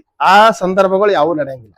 ಅರ್ಥ ಆಯ್ತಾ? ಬಟ್ ನಿಜವಾಗ್ಲೂ ಕಾರಣ ಏನಂದ್ರ, ಇಲಿಗ್ ಪ್ಲೇಗ್ ಆದಾಗ ಆ ಇಲಿ ಮೇಲೆ ದೇಹದ ಇರ್ತಕ್ಕಂಥ ಚಿಗುಟ ಅಂತಕ್ಕಂಥ ಕೀಟ ಇಲಿ ಕಡದಾಗ ಆ ಒಂದು ಬ್ಯಾಕ್ಟೀರಿಯಾ ಚಿಗುಟ ದೇಹದಲ್ಲಿ ಹೋಗಿ ಚಿಗುಟ ಮತ್ ನಮಗ್ ಕಡದಾಗ ನಮಗ ಪ್ಲೇಗ್ ರೋಗ ಬರ್ತೈತಿ. ಮೊಜಾಂಬಿಕದಲ್ಲಿ ಕೂತಲ್ಲೇ ಸಾಯ್ತಾ ಇದ್ರು, ನಿಂತಲ್ಲೇ ಸಾಯ್ತಿದ್ರು. ಎಷ್ಟೋ ಜನ ಹೇಳಾರ್ದ ಮನೆಗೆ ತೆಗೆದು ಹೆಣವನ್ನ ಅಲ್ಲೇ ಹೂತ. ನಮ್ಮ ಮನೆಗೆ ಪ್ಲೇಗ್ ಆಗಿದೆ ಅಂದ್ರೆ ಯಾರು ನಮಗೆ ಕರೋನಾ ಆಗಿತ್ತಲ್ಲ ಮನ್ನಿ, ಅವ್ರು ಊರ್ ಹೊರಗಿಟ್ಬಿಟ್ರು. ಅವ್ರಿಗೆ ಹಾಸ್ಪಿಟಲ್ ಹೆಣ ನಿಂತರ ಬಿಟ್ರೆ ಅಲ್ಲೇ ಮಾಡ್ರಿ. ಅರ್ಥ ಆಯ್ತಾ? ಸೇಮ್ ಇವಾಗ ಏನ್ ನೀವು ಕರೋನಾ ಸಿಚುವೇಶನ್ ನೋಡಿದ್ರಿ, ಅದಕ್ಕಿಂತಲೂ 10 ಪಟ್ಟು ಭಯಾನಕ ಆಗಿತ್ತು ಪ್ಲೇಗ್ ರೋಗದ ಬಗ್ಗೆ. ಅರ್ಥ ಆಗತ್ತತಿ? ಸೊ ವೆರಿ ಇಂಪಾರ್ಟೆಂಟ್ ಆಗಿರ್ತಕ್ಕಂಥದ್ದು. ಸೊ ಹಾಗ ಇಲ್ಲಿ ನಾನು ಏನ್ ಹೇಳೋ ಪ್ರಯತ್ನ ಪಟ್ಟೆ ಅಂದ್ರೆ ಒಂದು ಎಕೋಸಿಸ್ಟಮ್ ಅನ್ನ ಹೇಳೋ ಪ್ರಯತ್ನ ಪಟ್ಟ. ಓಕೆ, DDT ಇಲ್ಲ ಅಂದ್ರೆ ಸೊಳ್ಳೆ ತಂಪಾಡಿತಾವ್ ಇರ್ತಿದ್ವು. ಸೊಳ್ಳೆನ ತಿಂದು ಹಲ್ಲಿ ಆರಾಮಾಗಿರ್ತಿತ್ತು. ಅಪರೂಪಕ್ಕೆ ಒಂದೊಂದು ಹಲ್ಲಿ ತಿಂದು ಆ ಬೆಕ್ಕು ಚೆನ್ನಾಗಿರ್ತಿತ್ತು. ಮತ್ತ ಕಡೆ ಇಲಿಗಳನ್ನು ಕೂಡ ಕಂಟ್ರೋಲ್ ಇರ್ತಿತ್ತು. ಇಲಿಗಳು ನಿಯಂತ್ರಣದಾಗ ಇರ್ತಿದ್ವು, ಹಲ್ಲಿ ನಿಯಂತ್ರಣದಾಗ ಇರ್ತಿದ್ವು, ಸೊಳ್ಳೆನೂ ನಿಯಂತ್ರಣದಾಗ ಇರ್ತಿದ್ವು. ಆಮೇಲೆ ಹಲ್ಲಿಗಳು ಯಾವ ಸೊಳ್ಳೆಗಳನ್ನ ತಿಂತವೇಳ್ರಿ? ಅದೇಂತ ಪ್ರಶ್ನೆ. ಹಲ್ಲಿ ಸೊಳ್ಳೆಗಳನ್ನ ತಿನ್ಬೇಕಾದ್ರೆ ಸೊಳ್ಳೆ ದುರ್ಬಲ ಆಗಿರ್ಬೇಕು, ತೀರ ಹೆಚ್ಚಿಗೆ ರಕ್ತ ಕೂಡ ಒಂದ್ ಕಡೆ ಮೊಟ್ಟೆ ಇಡ್ಲ ಕೂತಿರ್ಬೇಕು, ಅಂತದೋ ತಿಂತಿರ್ತದ್ದು. ಅಂದ್ರ ಆ ಸೊಳ್ಳೆ ರೋಗಕಾರಕ ಸೊಳ್ಳೆ ಆದಾಗ ಅದು ಸುಸ್ತಾಗಿರ್ತೈತಿ, ದಣಿವಾಗಿರ್ತದೆ, ಅವಾಗ ಅವಾಗ ಹಲ್ಲಿ ತಿಂತತಿ. ಹಾಗಾರ ಒಂದು ಸೊಳ್ಳೆ ಏನಿಲ್ಲ ಅಂದ್ರೆ 1000 ಮೊಟ್ಟೆ ಇಡ್ತದ ಅನ್ಕೋರಿ, 1000 ಪ್ಲಾಸ್ಮೋಡಿಯಂ ವೈವಾಕ್ಸ್ಗಳನ್ನ ತಿಂತದ್ದು ಹಲ್ಲಿ. ಅಂತ ಹಲ್ಲಿಗೆ ಬಾರಿಗೆ ತಗೊಂಡು ಹೊಡೆದು ಓಡಿಸ್ಬಿಡ್ತೀವಿ ನಾವು. ಯಾಕೆ ಒಂದ್ಸರಿ ಅನ್ಕೋಬಾರ್ದು, ನಮ್ಮ ಪೂರ್ವಜರು ಯಾರೋ ಬಂದಿರ್ಬೋದು ನಮ್ಮ ಮನೆಗೆ ನಮ್ಮನ್ನ ಪ್ರೊಟೆಕ್ಷನ್ ಮಾಡ್ಲಾಕ. ಹೌದಲ್ಲ? ಅಲ್ರಿ, ಒಂದು ದಿವ್ಸಕ್ಕೆ ಅದೊಂದು 10-20 ಸೊಳ್ಳೆ ತಿಂತತಿ. ಆ 10-20 ಸೊಳ್ಳೆ ಯಾವ ಗೊತ್ತಾ? ಅತಿ ಹೆಚ್ಚು ರಕ್ತ ಕುಡಿದು ರೋಗಕಾರಕ ಆಗುವಂತ ಪ್ರೊಸೆಸ್ ಇರ್ತೈತೆ. ಆಗಲ್ಲ ಅಂದ್ರೂ 1000 ಮೊಟ್ಟೆ ಇರ್ತೈತೆ ಅನ್ಕೋರಿ. 1000 ಮೊಟ್ಟೆ ಅಂದ್ರೆ 1000 ಲಾರ್ವಾ. 1000 ಲಾರ್ವಾದಾಗ ಅವು ಎಲ್ಲಾನು ಏನತ್ತತಿ, ಮತ್ತ ರಕ್ತ ಕುಡಿಯಕ್ ಮತ್ ಬರ್ತಾವ. ಅರ್ಥ ಮಾಡ್ಕೋರಿ. ಮಲೇರಿಯಾ ಬರ್ಲಿಕ್ಕೆ ಕಾರಣ ಏನಂದ್ರೆ ಒಬ್ರಿಗೆ ಕಡದ ಸೊಳ್ಳೆ ಇನ್ನೊಬ್ರಿಗೆ ಕಡದ್ರೆ ಅಟ್ಟೆ ಮಲೇರಿಯಾ ಬರ್ತೈತಿ. ಒಬ್ರಿಗೆ ಕಡದು ಫುಲ್ ರಕ್ತ ಕುಡಿದು ಹೋಗಿ ಮೊಟ್ಟೆ ಇಟ್ರೆ ಮಲೇರಿಯಾ ಬರಲ್ಲ. ಯಾಕಂದ್ರೆ ನಮ್ ಬಾಡಿ ಟೆಂಪರೇಚರ್ ಬೇರೆಯವ್ರ ಮೆಟಬಾಲಿಸಮ್ ಚೇಂಜ್ ಇರ್ತೈತಿ. ನನ್ ದೇಹದ ಬದುಕುವಂತ ಪ್ಲಾಸ್ಮೋಡಿಯಂ ವೈವಾಕ್ಸ್ ಬೇರೆಯವ್ರ ದೇಹದಲ್ಲಿ ಬದುಕಲ್ಲ. ಅದು ಸೊಳ್ಳೆ ದೇಹದಾಗ ಹೋಗಿ ಫುಲ್ ಸ್ಟ್ರಾಂಗ್ ಆಗಿ ಬಾಹುಬಲಿಯಾಗಿ ಇನ್ನೊಬ್ರಿಗೆ ಹೋಗಿ ಕಡದಾಗ ಸೊಳ್ಳೆ ಮಲೇರಿಯಾ ಬರ್ತೈತಿ. ಯಾಕಂದ್ರೆ ಸೊಳ್ಳೆ ಕೆಳಮಟ್ಟದ ಜೀವಿ, ಸಣ್ಣ ಜೀವಿ, ಅದ್ರದಲ್ಲಿ ಚೆನ್ನಾಗಿ ಬೆಳ್ಕೊಂಡ್ಬಿಡ್ತೈತಿ. ನಮ್ ಬಾಡಿ ಟೆಂಪರೇಚರ್ ಬೇರೆ, ಸೊಳ್ಳೆ ಟೆಂಪರೇಚರ್ ಬೇರೆ. ಸೊಳ್ಳೆ ಯಾವ ರಕ್ತ ಹೊಂದಿದೆ? ಸೊಳ್ಳೆಯ ರಕ್ತದ ಬಣ್ಣ ಯಾವುದು? ಬಾಳ ಸರ ಹೊಡೆದಿರಿ, ಅದಕ್ಕೆ ಸೊಳ್ಳೆ ರಕ್ತ. ಅದು ನಮ್ ರಕ್ತ ರೀ. ಅವು ನಮ್ ರಕ್ತ. ಸೊಳ್ಳೆ ಹೊಡೆದ ರಕ್ತ ಬರೋದು ನಮ್ದೇ ರಕ್ತ. ನೋಡಿ, ಇದು ಹೊಡೆದು ಇಷ್ಟು ರಕ್ತ ಬಂತಿದ್ರು, ಅದ್ರ ರಕ್ತ ಕೆಂಪಲ್ಲ, ಬಿಳಿ. ಕೀಟಗಳ ರಕ್ತದ ಬಣ್ಣ ಬಿಳಿ. ಯಾವ್ದಿರ್ತತಿ? ಕೀಟಗಳ ರಕ್ತದ ಬಣ್ಣ ಬಿಳಿ, ಹಿಮೋಸಯಾನಿನ್ ಅಂತ ಕರಿತೀವಿ. ನಮ್ಮ ರಕ್ತದ ಬಣ್ಣ ಕೆಂಪಾಗಿರ್ಲು ಕಾರಣ ಹಿಮೋಗ್ಲೋಬಿನ್, ಅದು ಹಿಮೋಸಯಾನಿನ್. ಓಕೆ, ವೆರಿ ಇಂಪಾರ್ಟೆಂಟ್ ಆಗಿರ್ತಕ್ಕಂಥ ಬಿಳಿ ರಕ್ತ. ಕೀಟಗಳ ರಕ್ತದ ಬಣ್ಣ ಬಿಳಿಯಾಗಿರುತ್ತದೆ. ಅರ್ಥ ಮಾಡ್ಕೊಳ್ಳಿ. ಇಂಥವು ಬೇರೆ ಬೇರೆ ರಕ್ತಗಳು ಬರ್ತಾವ ಮುಂದ್ರಿ. ಹಳದಿ ರಕ್ತ ಬರ್ತತಿ, ಹಸಿರು ಬಣ್ಣದ ರಕ್ತ ಬರ್ತತಿ, ಈಗ ಬಿಳಿ ರಕ್ತದ ಬಂದತಿ, ಕೆಂಪು ರಕ್ತ ಅಂತ ನಮಗ್ ಗೊತ್ತಿರ್ತತಿ. ಅದಕ್ಕೆ ಹಿಮೋಗ್ಲೋಬಿನ್ ಕಾರಣ, ಅದಕ್ಕೆ ಆಮೇಲೆ ಹೇಳ್ತೀನಿ. ಓಕೆ, ಹಾಗಾದ್ರೆ ಎಕೋಸಿಸ್ಟಮ್ ಅಂದ್ರೇನು? ಒಂದು ವ್ಯವಸ್ಥಿತವಾದ ಜೀವಿ ಇರಬೇಕು. ಬೆಕ್ಕಿದ್ರ ಇಲಿ ನಿಯಂತ್ರಣದಾಗ ಇರ್ತತಿ, ಇದೊಂದು ಸಿಸ್ಟಮ್. ಬೆಕ್ಕಿದ್ರ ಇಲಿ ನಿಯಂತ್ರಣದಾಗ ಇರ್ತತಿ. ಹಲ್ಲಿ ಇದ್ರ ಯಾರು ನಿಯಂತ್ರಣದಾಗ ಇರ್ತಾರ? ಬೆಕ್ ನಿಯಂತ್ರಣದಾಗ ಇರ್ತತಿ, ಸೊಳ್ಳೆ ನಿಯಂತ್ರಣದಾಗ ಇರ್ತತಿ. ಹಾಗಾರ ಪರಿಸರದಲ್ಲಿ ಇವು ಅತ್ಯಂತ ಅವಶ್ಯಕ. ಹಲ್ಲಿ ಇರೋದು ಅವಶ್ಯಕ. ಜಿರಳೆ ಯಾಕೆ ಬರ್ತಾವ ನಮ್ಮ ಮನೆಗೆ? ಜಿರಳೆ ಬಂದ ಹೊಡೆದಿದಟ್ಟೆ ಗೊತ್ತ ಸರ್, ಬರ್ತಾಬೇಕಂತ ವಿಚಾರ ಮಾಡಿಲ್ಲ ನಾವು. ಜಿರಳೆ ಸಸ್ಯಾಹಾರಿ ಮತ್ತು ಮಾಂಸಾಹಾರಿ ಎರಡೂ ಹೌದು. ನೀವು ಕಸ ಮುಸ್ರಿ ಜಾಸ್ತಿ ಮಾಡಿದ್ರಿ ಅಂದ್ರ, ಮನೆಯಲ್ಲಿ ಯಾವುದೋ ಆಹಾರ ಪದಾರ್ಥಗಳು ಎಲ್ಲೋ ಒಗದಿದ್ರಿ ಅಂದ್ರ, ಅವುಗಳಲ್ಲಿ ಬ್ಯಾಕ್ಟೀರಿಯಾಗಳ ಉತ್ಪತ್ತಿ ಆಗಿದ್ವು ಅಂದ್ರ ಮಾತ್ರ ನಿಮ್ಮ ಮನೆ ಜಿರಳೆ ಬರ್ದಿರ್ತೈತಿ. ಅದ್ರಾಗ ಒಂದಿಷ್ಟು ಬೇರೆ ಜಿರಳೆ, ಹಾರಾಡುವ ಜಿರಳೆ ಇರ್ತಾವ, ಅದು ಎಲ್ಲ ಅಬ್ಸರ್ವ್ ಮಾಡ್ತಿರ್ತೈತಿ. ತನ್ನ ಗುಂಪಿಗೆಲ್ಲ ಹೇಳ್ತಿರ್ತದ, ನೋಡ್ರಿ ಈ ಮನೆ ಸ್ವಲ್ಪ ಜಾಸ್ತಿ ಆಹಾರ ರೆಡಿ ಆಗೈತಿ, ದಾಳಿ ಮರಿಗಳು ಮೊಮ್ಮಕ್ಕಳು ಎಲ್ಲ ವಲಸೆ ಬಂದ್ಬಿಡ್ತಾವು, ನಿಮ್ಮ ಮನೆ ಬಂದ್ಬಿಡ್ತಾವ. ನೀವಂತೀರಿ ಬಾಜು ಮನೆ ಬುಕ್ಳು ಜಿರಳೆಯಾಗ ಅವ್ರು ಓಡಿಸ್ಯಾರ ನಮ್ಮ ಮನೆ ಬಂದು. ಅವ್ರು ಓಡಿಸಿದ್ರೆ ಬಂದಿರಲ್ಲವು, ಇವ್ ಕನಸಿರ್ತತಿ ಅಲ್ಲಿ ಹೋಗ್ಬೇಕಂತ ಯಾವ ಬಂದಿರ್ತತಿ. ಹಂಗಾರ ನೀವು ಒಬ್ರಿಗೊಬ್ರು ವಿಚಾರ ಮಾಡ್ಕೊಂಡ್ಬಿಡ್ರಿ, ನಾವ್ ಮನಿ ಎಷ್ಟು ಸ್ವಚ್ಛ ಆಗಿ ಇಟ್ಕೊಂಡಿವ್ ಅಂತೇಳಿ. ಅರ್ಥ ಆಗತೈತಿ? ಜಿರಳೆ ಬರ್ಲಿಕ್ಕೆ ಕಾರಣ ಕಸ ಮುಸ್ರಿ, ಆಹಾರ ಪದಾರ್ಥಗಳು, ಯಾವ್ದೋ ಹಣ್ಣಿನ ಪದಾರ್ಥಗಳಲ್ಲಿ ಅದು ಡಿಕಂಪೋಸಿಷನ್ ಸ್ಟಾರ್ಟ್ ಆಗಿತ್ತಂದ್ರೆ ಅಲ್ಲಿ ಬ್ಯಾಕ್ಟೀರಿಯಾ ಉತ್ಪತ್ತಿ ಅಂದ್ರೆ ಆ ಬ್ಯಾಕ್ಟೀರಿಯಾಗಳನ್ನ ತಿನ್ನಕ್ ಜಿರಳೆ ಬಂದಿರ್ತೈತಿ. ಹಾಗಾದ್ರೆ ಜಿರಳೆ ಒಳ್ಳೇದೋ ಕೆಟ್ಟದ್ದು? ಹಿಂಗ್ ನೋಡಿದ್ರೆ ಒಳ್ಳೇದು ಸರ್. ಜಿರಳೆಗಳು ಯಾರಿಗಾರ ಕಡ್ದಾವು, ಜಿರಳೆ ಏನಾರ ಬಿದ್ದು ಆ ಊಟ ಮಾಡಿದವ್ರಿಗೆ ವಾಮಿಟು ಆತರ ಆಗ್ಯವೇನು? ಮತ್ ಜಿರಳೆ ಯಾಕೆ ಹೆದರ್ಬೇಕು? ತೊಂಬರಿ ಹಿಟ್ ಮ್ಯಾನ್ ತಗೊಂಬರ್ರಿ, ಎಲ್ಲ ಸ್ಪ್ರೇ ಮಾಡಿ ಸಾಯಿಸ್ಬಿಡ್ರಿ. ನೀವ್ ಏನ್ ಸಾಯಿಸತ್ರಿ ಗೊತ್ತ್ರಿ? ಒಂದು ಆ ಸ್ಪ್ರೇ ಹೊಡೆದು ನಿಮ್ಮ ಮನೆಯ ಮೈಕ್ರೋ ಕ್ಲೈಮೇಟ್ ಅನ್ನ ಹಾಳು ಮಾಡ್ಕೊಳತ್ತೀರಿ. ಪೊಲ್ಯೂಟೆಂಟ್, ಕ್ಯಾನ್ಸರ್ ಕಾರಣಕವಾಗಿರ್ತಕ್ಕಂಥ ವಾಸನೆ ತಗೋತಾ ಇದ್ರಿ. ಒಂದೇ ಕಾರಣ, ನಿಮಗ್ ನೀವೇ ಸಮಸ್ಯೆ ಮಾಡ್ಕೊಂಡ್ರಿ. ಆಯ್ತಾ? ಆ ಹಿಟ್ ಎಂತಂದ್ ಹೊಡೆದ್ರಲ್ಲ, ಜಿರಳೆ ಹೊಡೆದ್ವಿ, ಯಾವ್ದೋ ಟ್ಯಾಬ್ಲೆಟ್ ಬಂದವ, ತಿಂತದಂತ ಸಾಯ್ತದಂತ. ಅದಕ್ಕೆ ಯಾಕೆ ದುಡ್ಡು ಖರ್ಚು ಮಾಡ್ಬೇಕು? ಮನಿ ಕ್ಲೀನ್ ಮಾಡ್ಕೊಂಡ್ರೆ ಜಿರಳೆ ಬರೋದೇ ಇಲ್ಲ. ಬಂದ್ರು 1-2-3 ದಿವಸ ಇದ್ದು ನಂಗೆ ಇದು ಮೇ ಬಿ ಕನ್ಫ್ಯೂಸ್ ಆಗಿ ಬಂದಿನಿ ಮನೆಗೆ, ನೆಕ್ಸ್ಟ್ ಶಿಫ್ಟ್ ಆಗ ಅಷ್ಟೇ ಆಗ್ತೈತಿ. ನೀವ್ ಬೇಕಾದ್ರೆ ಅಬ್ಸರ್ವ್ ಮಾಡ್ರಿ, ಕೆಲವೊಂದ್ಸರಿ ನಿಮ್ ಮನೇಲಿ ಜಿರಳೆಗಳು ಕಾಣಿಸ್ತಾವ, 1-2-3 ದಿವಸ ತಾನೇ ಹೋಗಿರ್ತಾವು. ಜಿರಳೆ ಆಗಿದ್ವು ತಾನೇ ಹೋದ್ವು, ನೀವೇ ಮಾತಾಡಿರ್ತೀರಿ. ಅಷ್ಟು ತಾಳ್ಮೆ ಇಲ್ಲ. ಅಷ್ಟಾಕ್ರಿ, ಒಂದ್ ಸಣ್ಣ ಜ್ವರ ಬಂದ್ರೆ ಹೋಗೋದ್ ಮೆಡಿಕಲ್, ಜ್ವರ ಬಂದವ ಸ್ಟ್ರಾಂಗ್ ಗೋಲಿ ಕೊಟ್ಬಿಡು. ನಮ್ಮ ಇಮ್ಯೂನ್ ಸಿಸ್ಟಮ್ ಅನ್ನ ನಾವೇ ಹಾಳು ಮಾಡ್ಕೊಂತ ಇದೀವಿ. ಅವ್ರು ಗೋಲಿ ತಯಾರು ಮಾಡೋರು ಚೆನ್ನಾಗ್ ಬದುಕ್ತಾರ, ಜಿರಳೆ ಔಷಧಿ ತಯಾರು ಮಾಡೋರು ಚೆನ್ನಾಗ್ ಬದುಕ್ತಾರ, ಅವ್ರಿಗೆ ಬಳಸೋವನ್ನ ತಗೊಂಡು ಇಮ್ಮಿಡಿಯೇಟ್ ಸೊಲ್ಯೂಷನ್ ಬೇಕು ನಮಗೆ. ಜಿರಳೆ ಜಲ್ದಿ ಓಡಬೇಕು, ಹಲ್ಲಿ ಜಲ್ದಿ ಓಡಬೇಕು, ಅರ್ಥ ಆಗತ್ತೈತಿ. ಇವೆಲ್ಲ ನಾವಾಗೆ ಮಾಡ್ಕೊಳ್ತಕ್ಕಂಥ. ಹೊಲಗಳಲ್ಲಿ ಹಾವಿರೋದು ಎಷ್ಟೋ ಉತ್ತಮ ಗೊತ್ತದ. ಹಾವು ಬಂದ ಹೊಡೆದಾಕ್ಬಿಡ್ರಿ, ಮತ್ ಮುಂದೆ ಹಾವು ಬರ್ಬಾರ್ದು ನಮಗಾಗಿ ನಾವೇ ಆಪತ್ ಮಾಡ್ಕೊಳ್ಳೋದು. ಪರಿಸರ ಎಷ್ಟು ಸೂಕ್ಷ್ಮ ಆಗಿರುತ್ತೆ ಅಂದ್ರೆ ನಾವಾಗೆ ಏನು ಮಾಡ್ಲಿಕ್ಕೆ ಬರ್ತದೆ. ಅದು ತನಗೆ ಏನ್ ಬೇಕು ತಾನೇ ಅಲ್ಲಿ ಸೃಷ್ಟಿ ಮಾಡ್ಕೊಂತದ. ಅದನ್ನೇ ನಾವ್ ಏನ್ ಕರಿತೀವಿ ಅಂದ್ರ ಎಕೋ ಸಿಸ್ಟಮ್ ಅಂತ ಕರಿತೀವಿ. ಏನ್ ಕರಿತೀವಿ? Eco system. ಒಂದ್ ಎಕ್ಸಾಂಪಲ್ ಕೊಟ್ಟಿ ನಿಮ್ಗೆ, ಈ ತರ ಸಾಕಷ್ಟು ಬರ್ತಾವ. ಈಗ ಒಂದು ಕಾಡ್ ಇರ್ತೈತಿ, ಕಾಡ್ನ ಒಂದು ಹುಲಿ ಇರ್ತೈತಿ. ಆ ಕಾಡ್ನ ಹುಲಿ ಅದ ಅಂದ್ರ ಆ ಕಾಡು ಶಾಶ್ವತವಾಗಿರ್ತೈತಿ. ಆ ಕಾಡ್ನ ಹುಲಿ ಇಲ್ಲ ಅಂದ್ರೆ ಕಾಡೇ ಇರಲ್ಲ. ಅಯ್ಯೋ, ಕಾಡಿಗೆ ಹುಲಿಗೆ ಏನ್ ಸಂಬಂಧ? ಅರ್ಥ ಮಾಡ್ಕೋರಿ. ಕಾಡಿಗೆ ಹುಲಿ, ಬೆಕ್ಕಿಗೆ ಸೊಳ್ಳೆಗೆ ಏನ್ ಸಂಬಂಧ ಇತ್ತು? ಬೆಕ್ಕಿಗೆ ಸೊಳ್ಳೆಗೆ ಸಂಬಂಧನೇ ಇಲ್ಲ. ಅದೇ ಸೊಳ್ಳೆ ಬಂದ್ ಬೆಕ್ಕಿ ಮೇಲೆ ಕೂತ್ರಿ ಹೊಡೆದ್ಬಿಡ್ತದೆ. ಅರ್ಥ ಮಾಡ್ಕೋರಿ. ಇಲ್ಲಿ ಕಾಡಿಗೂ ಹುಲಿಗೆ ಏನ್ ಸಂಬಂಧ ಅಂದ್ರ ವೆರಿ ಇಂಪಾರ್ಟೆಂಟ್ ಆಗಿದೆ ನೋಡ್ರಿ. ಕಾಡ್ ಅಂತ ದೊಡ್ಡ ದೊಡ್ಡ ಮರಗಳು ಇರ್ತಾವ, ಸಣ್ಣ ಪೊದೆ ಸಸ್ಯಗಳು ಇರ್ತಾವ, ಹುಲ್ಲು ಜಾತಿ ಸಸ್ಯಗಳು ಇರ್ತಾವ. ಆ ಹುಲ್ಲನ್ನು ತಿನ್ನಕ ಮೊಲ, ಜಿಂಕೆ, ಕೆಲವೊಂದು ಸಸ್ಯಾಹಾರಿ ಜೀವಿ ಇರ್ತಾವ. ಸಸ್ಯಾಹಾರಿಗಳನ್ನ ತಿನ್ನಕ ಮಾಂಸಾಹಾರಿ ಅಂದ್ರೆ ಹುಲಿ ಇರ್ತದ ಅಂತ ತಿಳ್ಕೊತ. ಈಗ ಹುಲಿ ಹೋಯ್ತು ಅಂದ್ರೆ ಏನಾಗ್ತತಿ? ಸಸ್ಯಾಹಾರಿಗಳ ಸಂಖ್ಯೆ, ಜಿಂಕೆಗಳು ಹೆಚ್ಚಾಗ್ಬಿಡ್ತಾವ. ನೀವ್ ಹೋಗಿ ಆರಾಮ ಫೋಟೋ ತಕೋಬಹುದು, ಅವಕ್ ಮುಟ್ಬಹುದು, ತಲೆ ಎಲ್ಲ ಮಾಲಿಶ್ ಮಾಡ್ಬೋದು. ಎಷ್ಟ್ ಚಂದ ಜಿಂಕೆ ಅನ್ಬೋದು. ಯಾಕಂದ್ರೆ ಹುಲಿ ಇಲ್ಲ ಅಂತ ನೀವು ಹೋಗಿರಿ. ಆ ಜಿಂಕೆ ಅಂತ ನೀವ್ ಅನ್ಕೊಂಡ್ರಿ, ಜಿಂಕೆ ಜಾಸ್ತಿ ಇರೋಷ್ಟು ಬಾಳ ಚಲೋ. ಯಾಕಂದ್ರೆ ನಾವ್ ಹೆಂಗ್ ಮಾಡ್ತೀವಿ, ನಾವಷ್ಟೇ ಅಗ್ರೆಸಿವ್ ಇರ್ಬೇಕು, ನಾವಷ್ಟೇ ಕ್ರೂರ ಪ್ರಾಣಿ ಆಗಿರ್ಬೇಕು, ಬೇರೆ ಯಾವ ಇರಬಾರ್ದು. ಯಾಕಂದ್ರ ನನಗ್ ಆಪತ್ ಮಾಡ್ತೈತೆ ಹುಲಿ. ಜಿಂಕೆ ಏನು ಮಾಡಲ್ಲ, ಜಿಂಕೆ ಏನು ಮಾಡಲ್ಲ. ಹಂಗಾರೆ ಜಿಂಕೆಗಳು ಹೆಚ್ಚಾಲಿ ಅಂತೀವಿ. ನಿಜವಾಗ್ಲೂ ಅಂದ್ರೆ ಜಿಂಕೆಗಳು ಹೆಚ್ಚಾಗದೆ ದೊಡ್ಡ ಆಪತ್ತು. ಜಿಂಕೆಗಳ ಸಂಖ್ಯೆ ಹೆಚ್ಚಾಯ್ತು, ಮೊಲಗಳ ಸಂಖ್ಯೆ ಹೆಚ್ಚಾದ್ರೆ ಏನಾಗ್ತೈತಿ? ಅಲ್ಲಿರುವ ಸಣ್ಣ ಪುಟ್ಟ ಸಸ್ಯಗಳೆಲ್ಲ ತಿಂದ ನಾಶ ಮಾಡುತ್ತೆ. ಸಣ್ಣ ಪುಟ್ಟ ಸಸ್ಯಗಳು ಅಂದ್ರೆ ಹೆಚ್ಚು ಬೇರ್ ಬಿಡುವಂತ ಸಸ್ಯಗಳು ಅವೆಲ್ಲನು. ಅವೆಲ್ಲ ಹೋದ ತಕ್ಷಣ ಮಣ್ಣಿನಲ್ಲಿ ಏನಾಗ್ತತಿ? ಫಲವತ್ತತೆ ಕಡಿಮೆ ಅಂತ ಅನ್ಕೋಬಹುದು. ಮಳೆ ಬಂದಾಗ ಮಣ್ಣು ವಾಟರ್ ವಾಶ್ ಆಗ್ಬಿಡ್ತೈತಿ. ಮಳೆ ಬಂದಾಗ ಮಣ್ಣೇನಾಗ್ತತಿ? ವಾಟರ್ ವಾಶ್ ಅಂತ, ಲೀಚಿಂಗ್ ಆಫ್ ಸಾಯಿಲ್ ಅಂತ ಕರಿತೀವಿ. ಮಣ್ಣು ನೀರಿನಲ್ಲಿ ಕರಗಿ, ಮಣ್ಣಿನಲ್ಲಿರುವ ಎಲ್ಲಾ ಖನಿಜಗಳು ನೀರಿನಲ್ಲಿ ಕರಗಿ ಕೊಚ್ಕೊಂಡು ಹೋಗ್ಬಿಡ್ತಾವಲ್ಲ. ಹಾಗಾದ್ರೆ ಆ ಮಣ್ಣಿನ ಗುಣಮಟ್ಟ ಕುಸಿತೈತು. ಮಣ್ಣಿನ ಗುಣಮಟ್ಟ ಕುಸಿತ ಅಂದ್ರೆ ಆ ವರ್ಷ ವರ್ಷ ಹಣ್ಣು ಬಿಡ್ತಿರ್ತತಿ ಗಿಡ. ಯಾವ್ದೋ ಗಿಡ ಅನ್ಕೋ, ನೀಲಗಿರಿ ಮರ ಆಗಿರ್ಬೋದು, ಮತ್ತೊಂದು ಯಾವ್ದಾದ್ರು ಬೇವಿನ ಮರ, ಹುಣಸೆ ಮರ, ಅದು ಬೀಜ ಒಗಿತಿರ್ತೈತಿ. ಆ ಬೀಜ ಹುಟ್ಟಬೇಕಾದ್ರೆ ಪೋಷಕಾಂಶ ಬೇಕಲ್ಲ, ನೆಕ್ಸ್ಟ್ ಮರಗಳು ಹುಟ್ಟಲ್ಲ. ಹಾಗಾಗಿ ವರ್ಷ ಮರಗಳ ಸಂಖ್ಯೆ ತಾವು ಕಡಿಮೆ.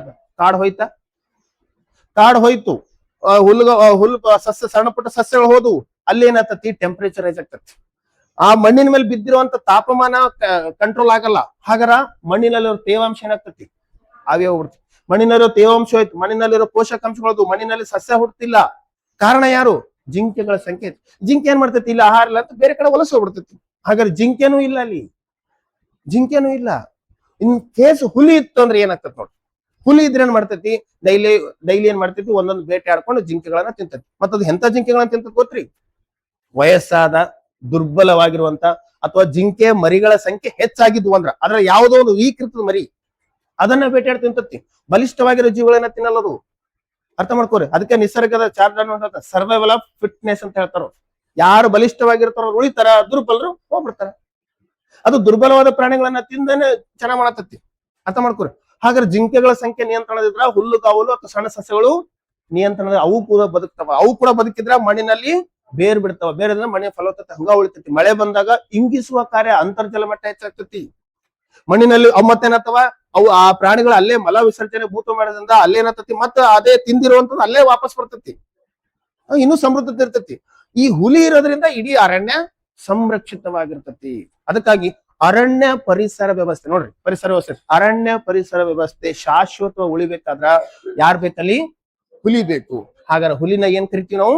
ಕಾಡಿನ ರಾಜ ಅಂತ. ಹಂಗ ಹುಲ್ಲುಗಾವಲಿನಲ್ಲಿ ಕೂಡ ಅಲ್ಲಿರುವ ಪ್ರಾಣಿಗಳನ್ನ ನಿಯಂತ್ರಣ ಇಟ್ಟು ಹುಲ್ಲನ್ನ ನಿಯಂತ್ರಣ ಇಡಬೇಕಾಗಿತ್ತು ಅಂದ್ರೆ ಅಲ್ಲಿ ಸಿಂಹ ಬೇಕು ಅಥವಾ ಚಿರತೆ ಬೇಕು. ಹಾಗಾದ್ರೆ ಅದನ್ನ ಹುಲ್ಲುಗಾವಲಿನ ರಾಜ ಅಂತ ಕರಿಬಹುದು.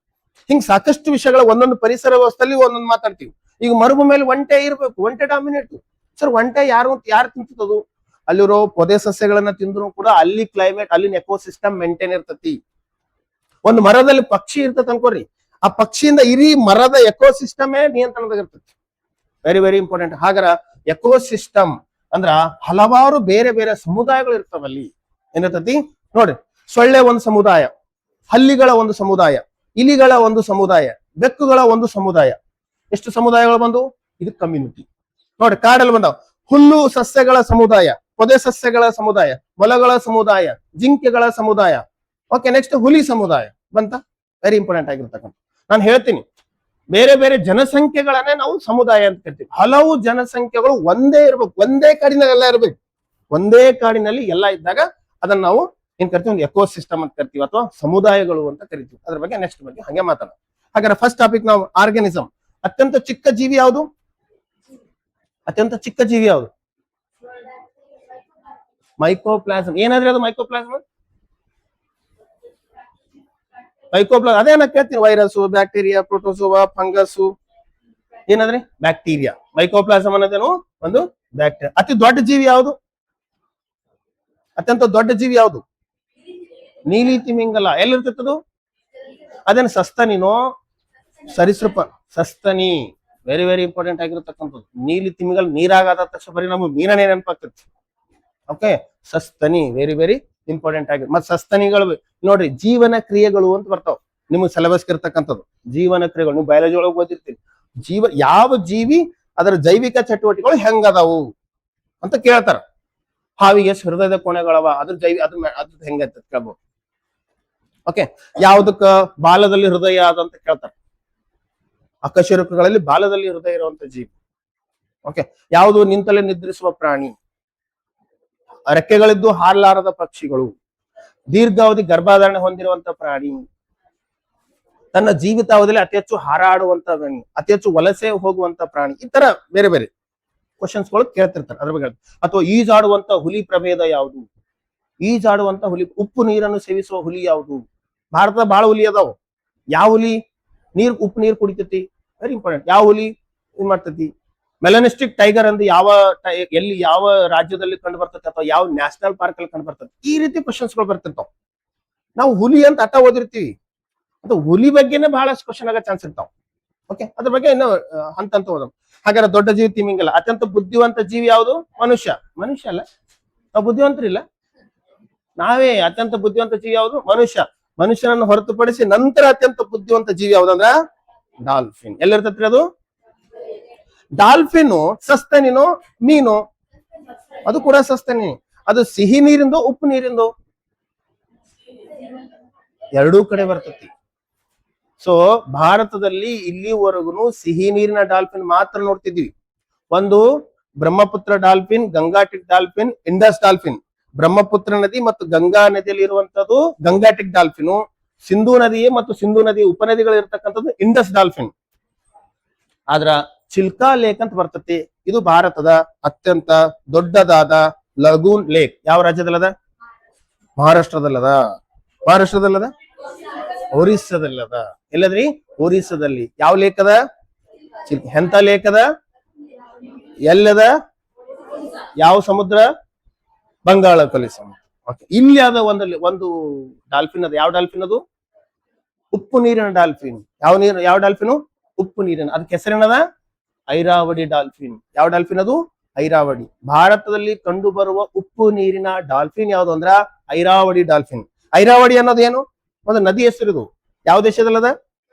ಮಯನ್ಮಾರ್. ಅಲ್ಲಿಂದ ಬಂದು ಇಲ್ಲಿ ಅದು ಮೊದಲು ರಿವರ್ ಡಾಲ್ಫಿನ್ ಆಗಿತ್ತು. ಈಗ ಇದು ಅಡಾಪ್ಟ್ ಆಗೈತೆ. ಅಡಾಪ್ಟಿವ್ ರೇಡಿಯೇಷನ್ ಅಂತ ಒಂದು ಕನ್ಸೆಪ್ಟ್ ಬರ್ತೈತಿ ಎಕಾಲಜಿ ಎನ್ವೈರನ್ಮೆಂಟ್ ಅಲ್ಲಿ. ಅಡಾಪ್ಟಿವ್ ರೇಡಿಯೇಷನ್ ಅನ್ನೋದು ತುಂಬಾ ಇಂಪಾರ್ಟೆಂಟ್. ನಮ್ ಜೀವನಕ್ಕೂ ಇಂಪಾರ್ಟೆಂಟು, ಎಲ್ಲರಿಗೂ ಇಂಪಾರ್ಟೆಂಟ್. ಇನ್ನು ಬಿಸಿಲಿಗೆ ಹೊಂದಾಣಿಕೆ ಮಾಡ್ಕೊಂಡಿರೋ ಜನ ಅಂದ್ರೆ ಅಡಾಪ್ಟಿವ್ ರೇಡಿಯೇಷನ್ ಇದು. Okay, very important. ಏನಾರ ಗೊತ್ತಾಗಿಲ್ಲ, ಏನಾರ ಮಿಸ್ ಆಲತ್ತಿತ್ತು ಅಂದ್ರೆ ನೇರವಾಗಿ ಕೇಳ್ರಿ. ಐರಾವಡಿ ಡಾಲ್ಫಿನ್ ಲೇಕ್ ಯಾವುದು? Chilka lake, lagoon lake, Chilka, Orissa. Okay, Irrawaddy ಅನ್ನೋದು ಮೂಲತಃ ನದಿ ಎಲ್ಲಿ ಬರ್ತೈತಿ? ಮಯನ್ಮಾರ್. ಅದೆಲ್ಲ ಬರ್ಕೋಬೇಡ್ರಿ, ಬರೀ ಡಾಲ್ಫಿನ್ ಬಗ್ಗೆ ಬರ್ಕೋ ಸಾಕು. ಬರ್ಕೋತೀನಿ ಅಂತ ನಾ ಈಗಲೂ ನಿಮಗೆ ಇನ್ನೂ ಪಾಠ ಮಾಡ್ತಿಲ್ಲ. ಸಣ್ಣ ಸಣ್ಣ ಕಾನ್ಸೆಪ್ಟ್ಗಳು ಅದಾವು, ಇನ್ನೂ ಏನೂ ಶುರು ಮಾಡಿಲ್ಲ ನಾವು. ಈಗೇನು ಬರ್ದಿನಲ್ಲ, ಹಿಂದೆ ಡೆಫಿನಿಷನ್ ಹೇಳಿನಿ, ಅದು ಬಿಟ್ಟರೆ ಇದು ಹೇಳಿನಿ. ಎರಡೇ ಇಲ್ಲ, ಈಗ ಎರಡೇ ನಾನು ಹೇಳ್ತಾ ಇರೋದು. ಅಲ್ಲಿ ಒಂದು 2-3 ಅಂಶಗಳು ಹೇಳಿನಿ, ಪರಿಭಾಷೆ ಹೇಳಿನಿ. ಸೋಕೆ ಅದಕ್ಕೆ ಯಾರ ಬಗ್ಗೆ, ಯಾರು ಅದ್ರ ಬಗ್ಗೆ ವ್ಯಕ್ತಿಗಳು ಅದ್ರ ಅವ್ರ ಬಗ್ಗೆ ಹೇಳಿನಿ. ಸೊ ಅದು ಏನ್ ಫ್ಯಾಕ್ಟರ್ಗಳು ಇರ್ತಾವ ಅವು ಹೇಳಿನಿ. ಈಗ ನಾನು ನೆಕ್ಸ್ಟ್ ಹೇಳ್ತಾ ಇರೋದು ಲೆವೆಲ್ಸ್ ಆಫ್ ಎಕಾಲಜಿ ಅಥವಾ ಪರಿಸರದ ಹಂತಗಳು ಅಂತ ಇರಬಹುದು, ಅಥವಾ ಪರಿಸರ ಅಧ್ಯಯನದ ಹಂತಗಳು. ಇಲ್ಲಿ ಸ್ಟಡಿ ಮಾಡೋದ್ರ ಬಗ್ಗೆ ಅದರ ಇದು ಕಾನ್ಸೆಪ್ಟ್ ಬರ್ತೈತಿ. ಇವು ಒಂದೊಂದೊಂದೊಂದು ಸ್ಟಡಿ ಮಾಡ್ತೀವಲ್ಲ, ಅಲ್ಲಿ ಕ್ವಶನ್ಸ್ ಹೆಂಗ್ ಬರ್ತಾವ ಅನ್ನೋದು ಗೊತ್ತಾಗ್ತೈತಿ. ಇವೆಲ್ಲ GK ರಿಲೇಟೆಡ್. ನೋಡ್ರಿ, ಜೀವಿಯಲ್ಲಿ ಕೆಲವೊಂದು ಸಣ್ಣ ಜೀವಿ, ದೊಡ್ಡ ಜೀವಿ ಕಂಪೇರ್ ಮಾಡ್ಕೊಂಡಿ ನಾವು. ಏಕಕೋಶ ಜೀವಿಗಳು ಯಾವುವು, ಜೀವಿ ಅಂತ ಯಾವ್ದು ಕರಿಬೇಕು? ಹಾಗಾದ್ರೆ ಇಲಿ ಮೇಲೆ ಇರುವಂತ ಚಿಗುಟ ಏನಂತ ಹೇಳಿದ್ನಲ್ಲ, ಜೀವಿನೋ ಸೂಕ್ಷ್ಮ ಜೀವಿನೋ? ಕನ್ಫ್ಯೂಸ್ ಮಾಡ್ಕೋಬೇಡ್ರಿ. ಇಲಿ ಮೇಲೆ ಅವನ್ ಏನದ ಚಿಗುಟ, ಅದು ಏನು ಜೀವಿ, ಅದ್ರ ಲಾಲಾರಸದಲ್ಲಿ ಬಾಯಲ್ಲಿ ಜೊಲ್ಲಲ್ಲಿ ಇರುವಂತ ಜೀವಿ ಯಾವುದು ಸೂಕ್ಷ್ಮಾಣು ಜೀವಿ. ಅದ್ರ ಹೆಸರು ಏನ್ ಅನ್ಬೇಕು? ಎರ್ಸಿನಿಯಾ, ಅದು ಸೂಕ್ಷ್ಮಾಣು ಜೀವಿ. ಇಷ್ಟು ಸಿಸ್ಟಮೆಟಿಕ್ ಕಲಿಬೇಕು ಅಂದ್ರ ಅವ್ ಹೆಂಗ್ ಕೇಳಿದ್ರೆ ಕನ್ಫ್ಯೂಸ್ ಆಗ್ಬಿಡ್ತು. ಚಂದ ಕಲ್ತಿರ್ತೀವಿ, ಕಲೆ ಮುಂದ ಕ್ವಶನ್ ಕೇಳಿದ್ರೆ ಔಷಧ ಹಾಕ್ಬಿಡ್ತೀವಿ. ಪ್ಲೇಗ್ ರೋಗಕ್ಕೆ ಕಾಣೋದು ಸೂಕ್ಷ್ಮಾಣು ಜೀವಿ ಅಂತ ಇರ್ತದೆ ಅಲ್ಲಿ. ನಮ್ ಸರ್ ಚಿಗುಟ ಹಾಕ್ಬಿಡದೆ ಕೇಳನೇನೋನು ಸೂಕ್ಷ್ಮಾಣು ಜೀವಿ. ಪ್ಲೇಗ್ ರೋಗಕ್ಕೆ ಕಾಣುವುದು ಜೀವಿ ಯಾವ್ದು ಅಂತ ಕೇಳಿರ್ತಾನೆ. ಇಲಿ ಅಂತ ಹಾಕ್ಬಿಡೋದು ಪಟ್ನೆ. ಇಲಿ ಏನು? ಯಾವುದು ಯಾವುದು? ಚಿಗುಟ. ಮಲೇರಿಯಾ ರೋಗಕ್ಕೆ ಕಾರಣವಾದ ಜೀವಿ ಯಾವುದು?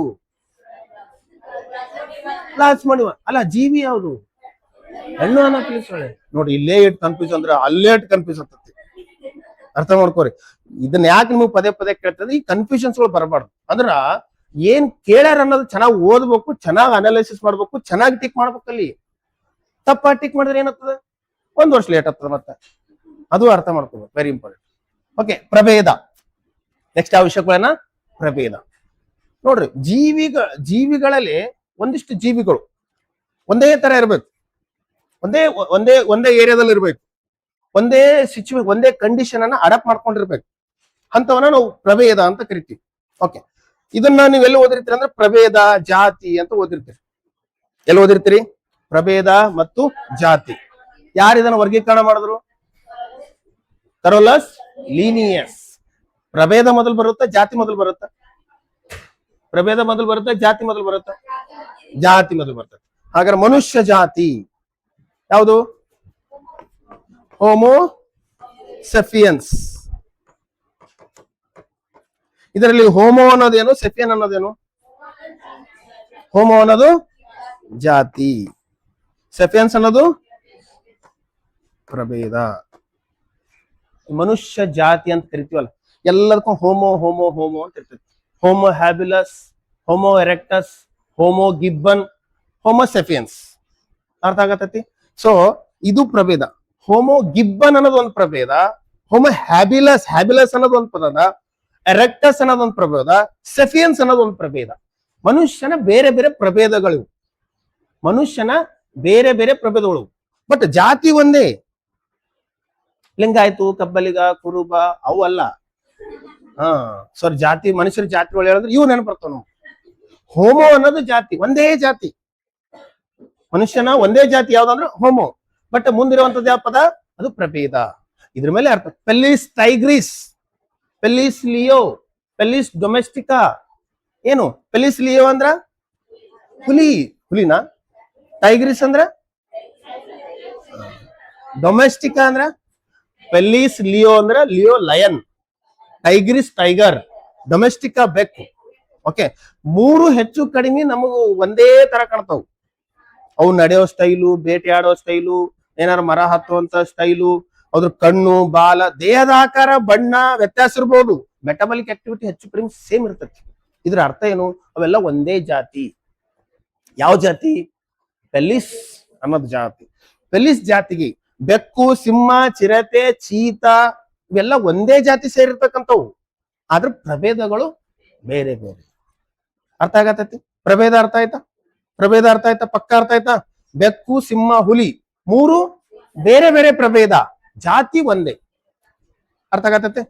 ಹ್ಯಾಬಿಲಸ್, ಗಿಬ್ಬನ್, ಎರೆಕ್ಟಸ್ ಪ್ರಭೇದ ಮನುಷ್ಯನ ಬೇರೆ ಬೇರೆ ಪ್ರಭೇದಗಳು, ಜಾತಿ ಹೋಮೋ.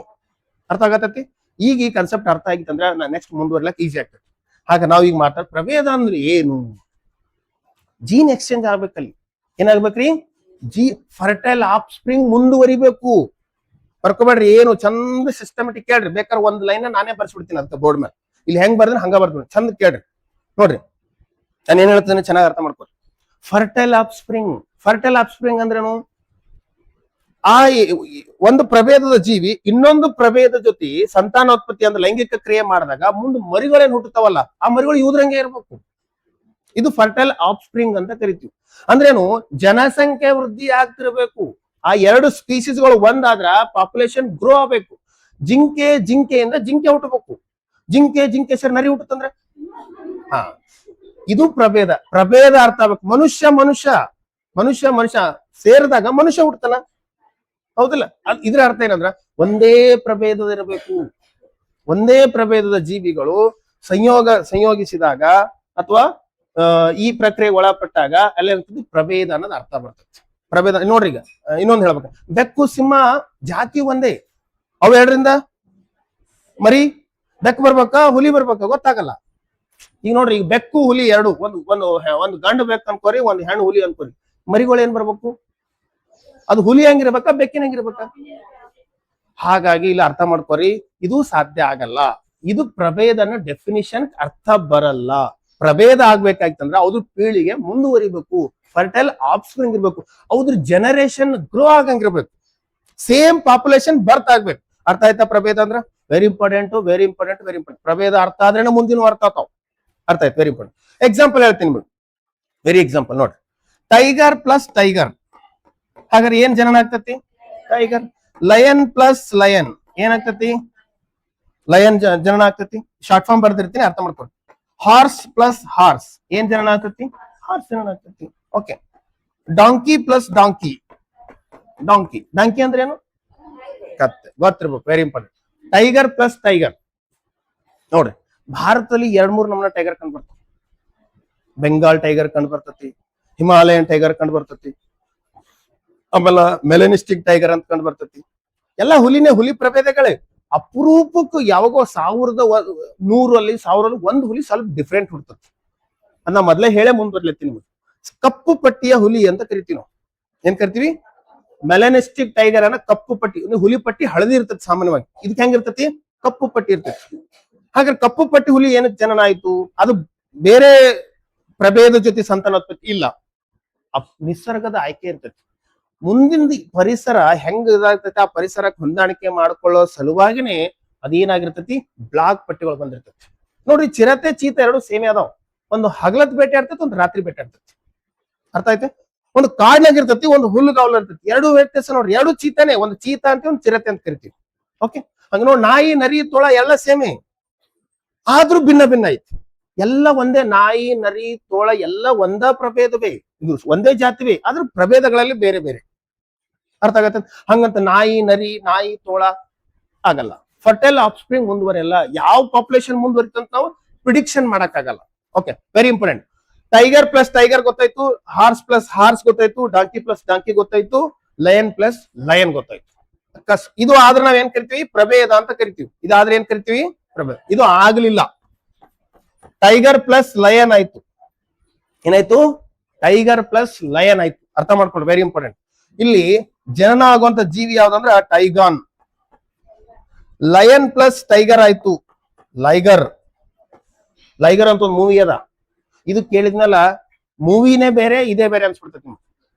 ತೆಲುಗುದ ಮೂವಿ ಆಯ್ತು ಗೊತ್ತಿಲ್ಲ, ಲೈಗರ್. Lion plus tiger. ಆಮೇಲೆ ನೋಡ್ರಿ, ಹಾರ್ಸ್ ಪ್ಲಸ್ ಡಾಂಕಿ, ಇದಕ್ಕೆ ಹಿನ್ನಿ ಅಂತ ಕರಿತೀವಿ. ಇಲ್ಲೊಂದು ಮರಿ ಜನನ ಆಗೈತಿ, ಅರ್ಥ ಮಾಡ್ಕೊರಿ ನಾ ಹೇಳ್ತಾ ಇರೋದು. ಇಲ್ಲೊಂದು ಮರಿ ಜನನ ಆಗೈತಿ, ಬಟ್ ಇದು ಅರ್ಥ ಆಗ್ಬೇಕಾಯ್ತಂದ್ರೆ ಇದನ್ನ ಎಕ್ಸ್ಪ್ಲೇನ್ ಮಾಡ್ಬೇಕು. Next, donkey plus horse. Donkey plus horse ಏನತ್ತತಿ?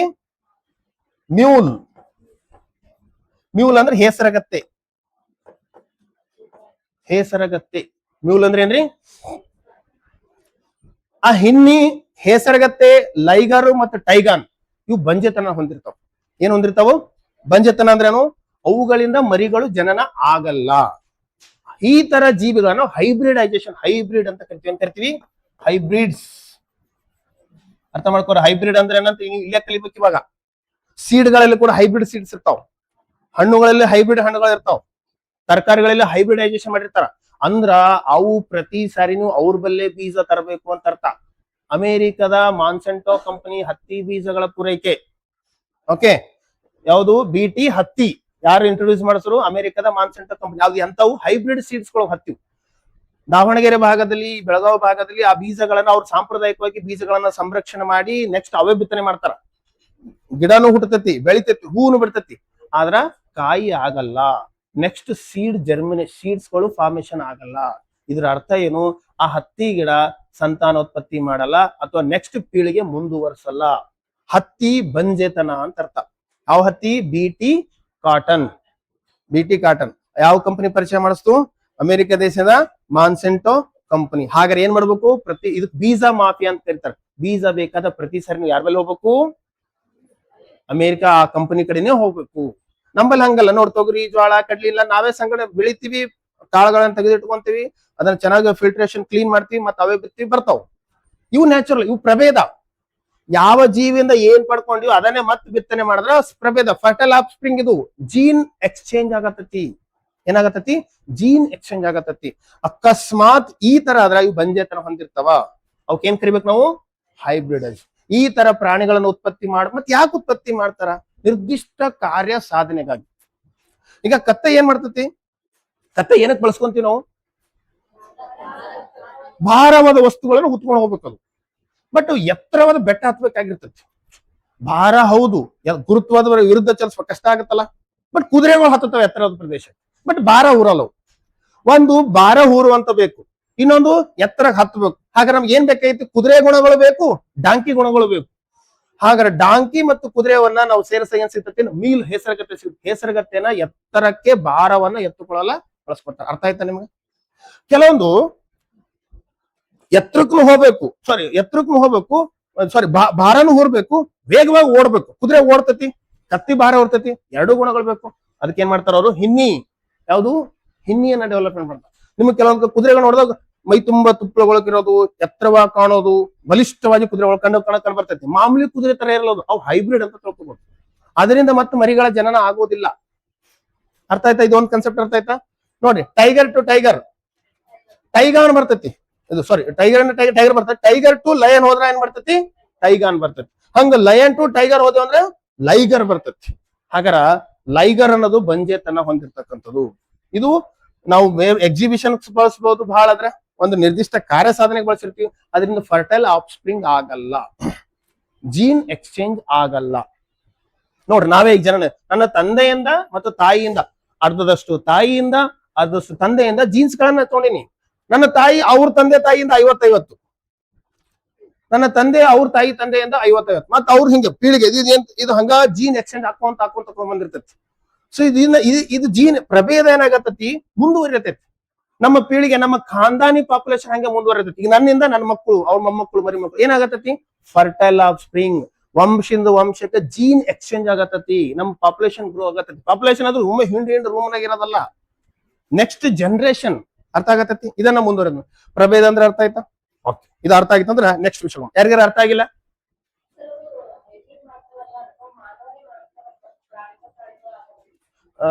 ಅದಕ್ಕೆ ಅವಕಾಶ ಇಲ್ಲ. ಮನುಷ್ಯರ ಮೇಲೆ ಈ ರೀತಿ ನೀವು ಜೈವಿಕ ಪ್ರಯೋಗಗಳನ್ನ ಅಥವಾ ಜೆನೆಟಿಕಲಿ ಮಾಡಿಫೈ ಮಾಡುವಂಗಿಲ್ಲ, ಅದು ಅಪರಾಧ. ತದ್ರೂಪಿ ಸೃಷ್ಟಿ ಅಂತ ಹಿಂದೆ ಮಾಡಿದ್ರು, ಶಾನು ಯಾವ್ದೋ ಒಂದು ಪಶ್ಚಿಮ ಬಂಗಾಳದ ಭಾಗದಲ್ಲಿ. ಸೊ ಅದು ಪ್ರಯೋಗನೂ ಮಾಡಂಗಿಲ್ಲ. ಇದು ಮಾಡ್ಬೇಕಾದ್ರೆ DMH11 ಇನ್ನೂ ಪರ್ಮಿಷನ್ ಸಿಕ್ಕಿಲ್ಲ ಇಂಡಿಯಾ ಒಳಗೆ. DMH11 ಏನಾರು ಕೇಳಿರಿ ಎಲ್ಲಾರ? ಸಾಸಿವೆ ಅವಕಾಶ ಇಲ್ಲ. ಆಮೇಲೆ ಗೋಲ್ಡನ್ ರೈಸ್ ಇಂಟ್ರೊಡ್ಯೂಸ್ ಮಾಡಿಸತ್ರ, ಬಟ್ ಅಷ್ಟಿಲ್ಲ. ಅದು ಪಾಲಿ ಹೌಸ್ ಅಲ್ಲಿ ಮಾತ್ರ ಬೆಳಿಬೇಕು, ಅವೆಲ್ಲ ಕಂಡೀಷನ್ಸ್ ಗಳದಾವ್. ಅವು ಹೊರಗಡೆ ಓಪನ್ ಏರಿಯಾದಲ್ಲಿ ಬೆಳಂಗಿಲ್ಲ. ಯಾಕಂದ್ರೆ ಅದ್ರ ಪರಾಗರವನ್ನು ಬೇರೆ ಜೊತೆ ಸೇರಿದು ಅಂದ್ರೆ ಅದು ಆ ಜೆನೆಟಿಕ್ ಮೆಸೆಂಜರ್ ಚೇಂಜ್ ಆಗ್ಬಿಡ್ತದೆ. ಹಿಂದೆ ನ್ಯಾಚುರಲ್ ಸಾಕಷ್ಟು ಆಗುತ್ತೆ. ಎಷ್ಟೋ ಭತ್ತದ ತಳಿ ಇರ್ಬೋದು ನ್ಯಾಚುರಲ್ ಆಗಿ ಆಗಿರುವಂತದ್ದು, ಅದು ಒಂದ್ ದಿವ್ಸಕ್ಕೆ 2 ದಿವಸ. ನಾವು ಹಂಗಲ್ಲ, ನಾವು ಜೆನೆಟಿಕಲಿ ಮಾಡಿಫೈಡ್ ಮಾಡ್ಬೇಕಾದ್ರೆ ಕೆಲವು ದಿನಗಳಲ್ಲೇ ಮಾಡ್ಕೊಂಡ್ಬಿಡ್ಬೋದು. ನಾವು ಹೆಂಗ್ ಬೇಕಂಗ, ಯಾವ ಕಲರ್ ಬೇಕು, ಯಾವ ಗಾತ್ರ ಬೇಕು, ಯಾವ ಟೇಸ್ಟ್ ಬೇಕು, ಏನ್ ಬೇಕಾದ್ರೆ ಮಾಡ್ಕೋಬಹುದು. ಅರ್ಥ ಮಾಡ್ಕೊರಿ. ನಾವು ಕೆಳಗಡೆ ಆಲೂಗಡ್ಡೆ, ಮೇಲ್ಗಡೆ ಟೊಮೆಟೊನು ಬೆಳಿಬಹುದು ಟಿಶ್ಯೂ ಕಲ್ಚರ್ ಅಲ್ಲಿ. ಒಂದೇ ಗಿಡದಾಗ 2 ಬೆಳಿಬಹುದು.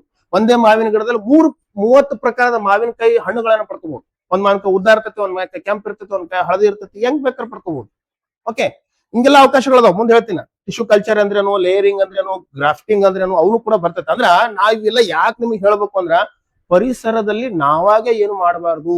ಮಹಾತ್ಮ ಗಾಂಧೀಜಿ ಒಂದ್ ಮಾತು ಹೇಳ್ಯಾರ. ಏನ್ ಹೇಳ್ಯಾರ? ಪರಿಸರ ನಿನ್ನ ಎಲ್ಲಾ ಅವಶ್ಯಕತೆಗಳನ್ನು ಪೂರೈಸುತ್ತದೆ, ನಿನ್ನ ಆಸೆಗಳನ್ನಲ್ಲ. ಅರ್ಥ ಆಗತೈತಿ? ಅಂದ್ರೆ ನಿನ್ನ ಏನ್ ಅವಶ್ಯಕತೆ ಅದ ಒಬ್ಬ ವ್ಯಕ್ತಿ ಬದುಕಲಕ್ ಎಲ್ಲ ಪೂರೈಕೆ ಮಾಡ್ತೈತಿ, ಬಟ್ ನಿನ್ನ ಆಸೆಗಳನ್ನಲ್ಲ. ಇದು ವೆರಿ ಇಂಪಾರ್ಟೆಂಟ್.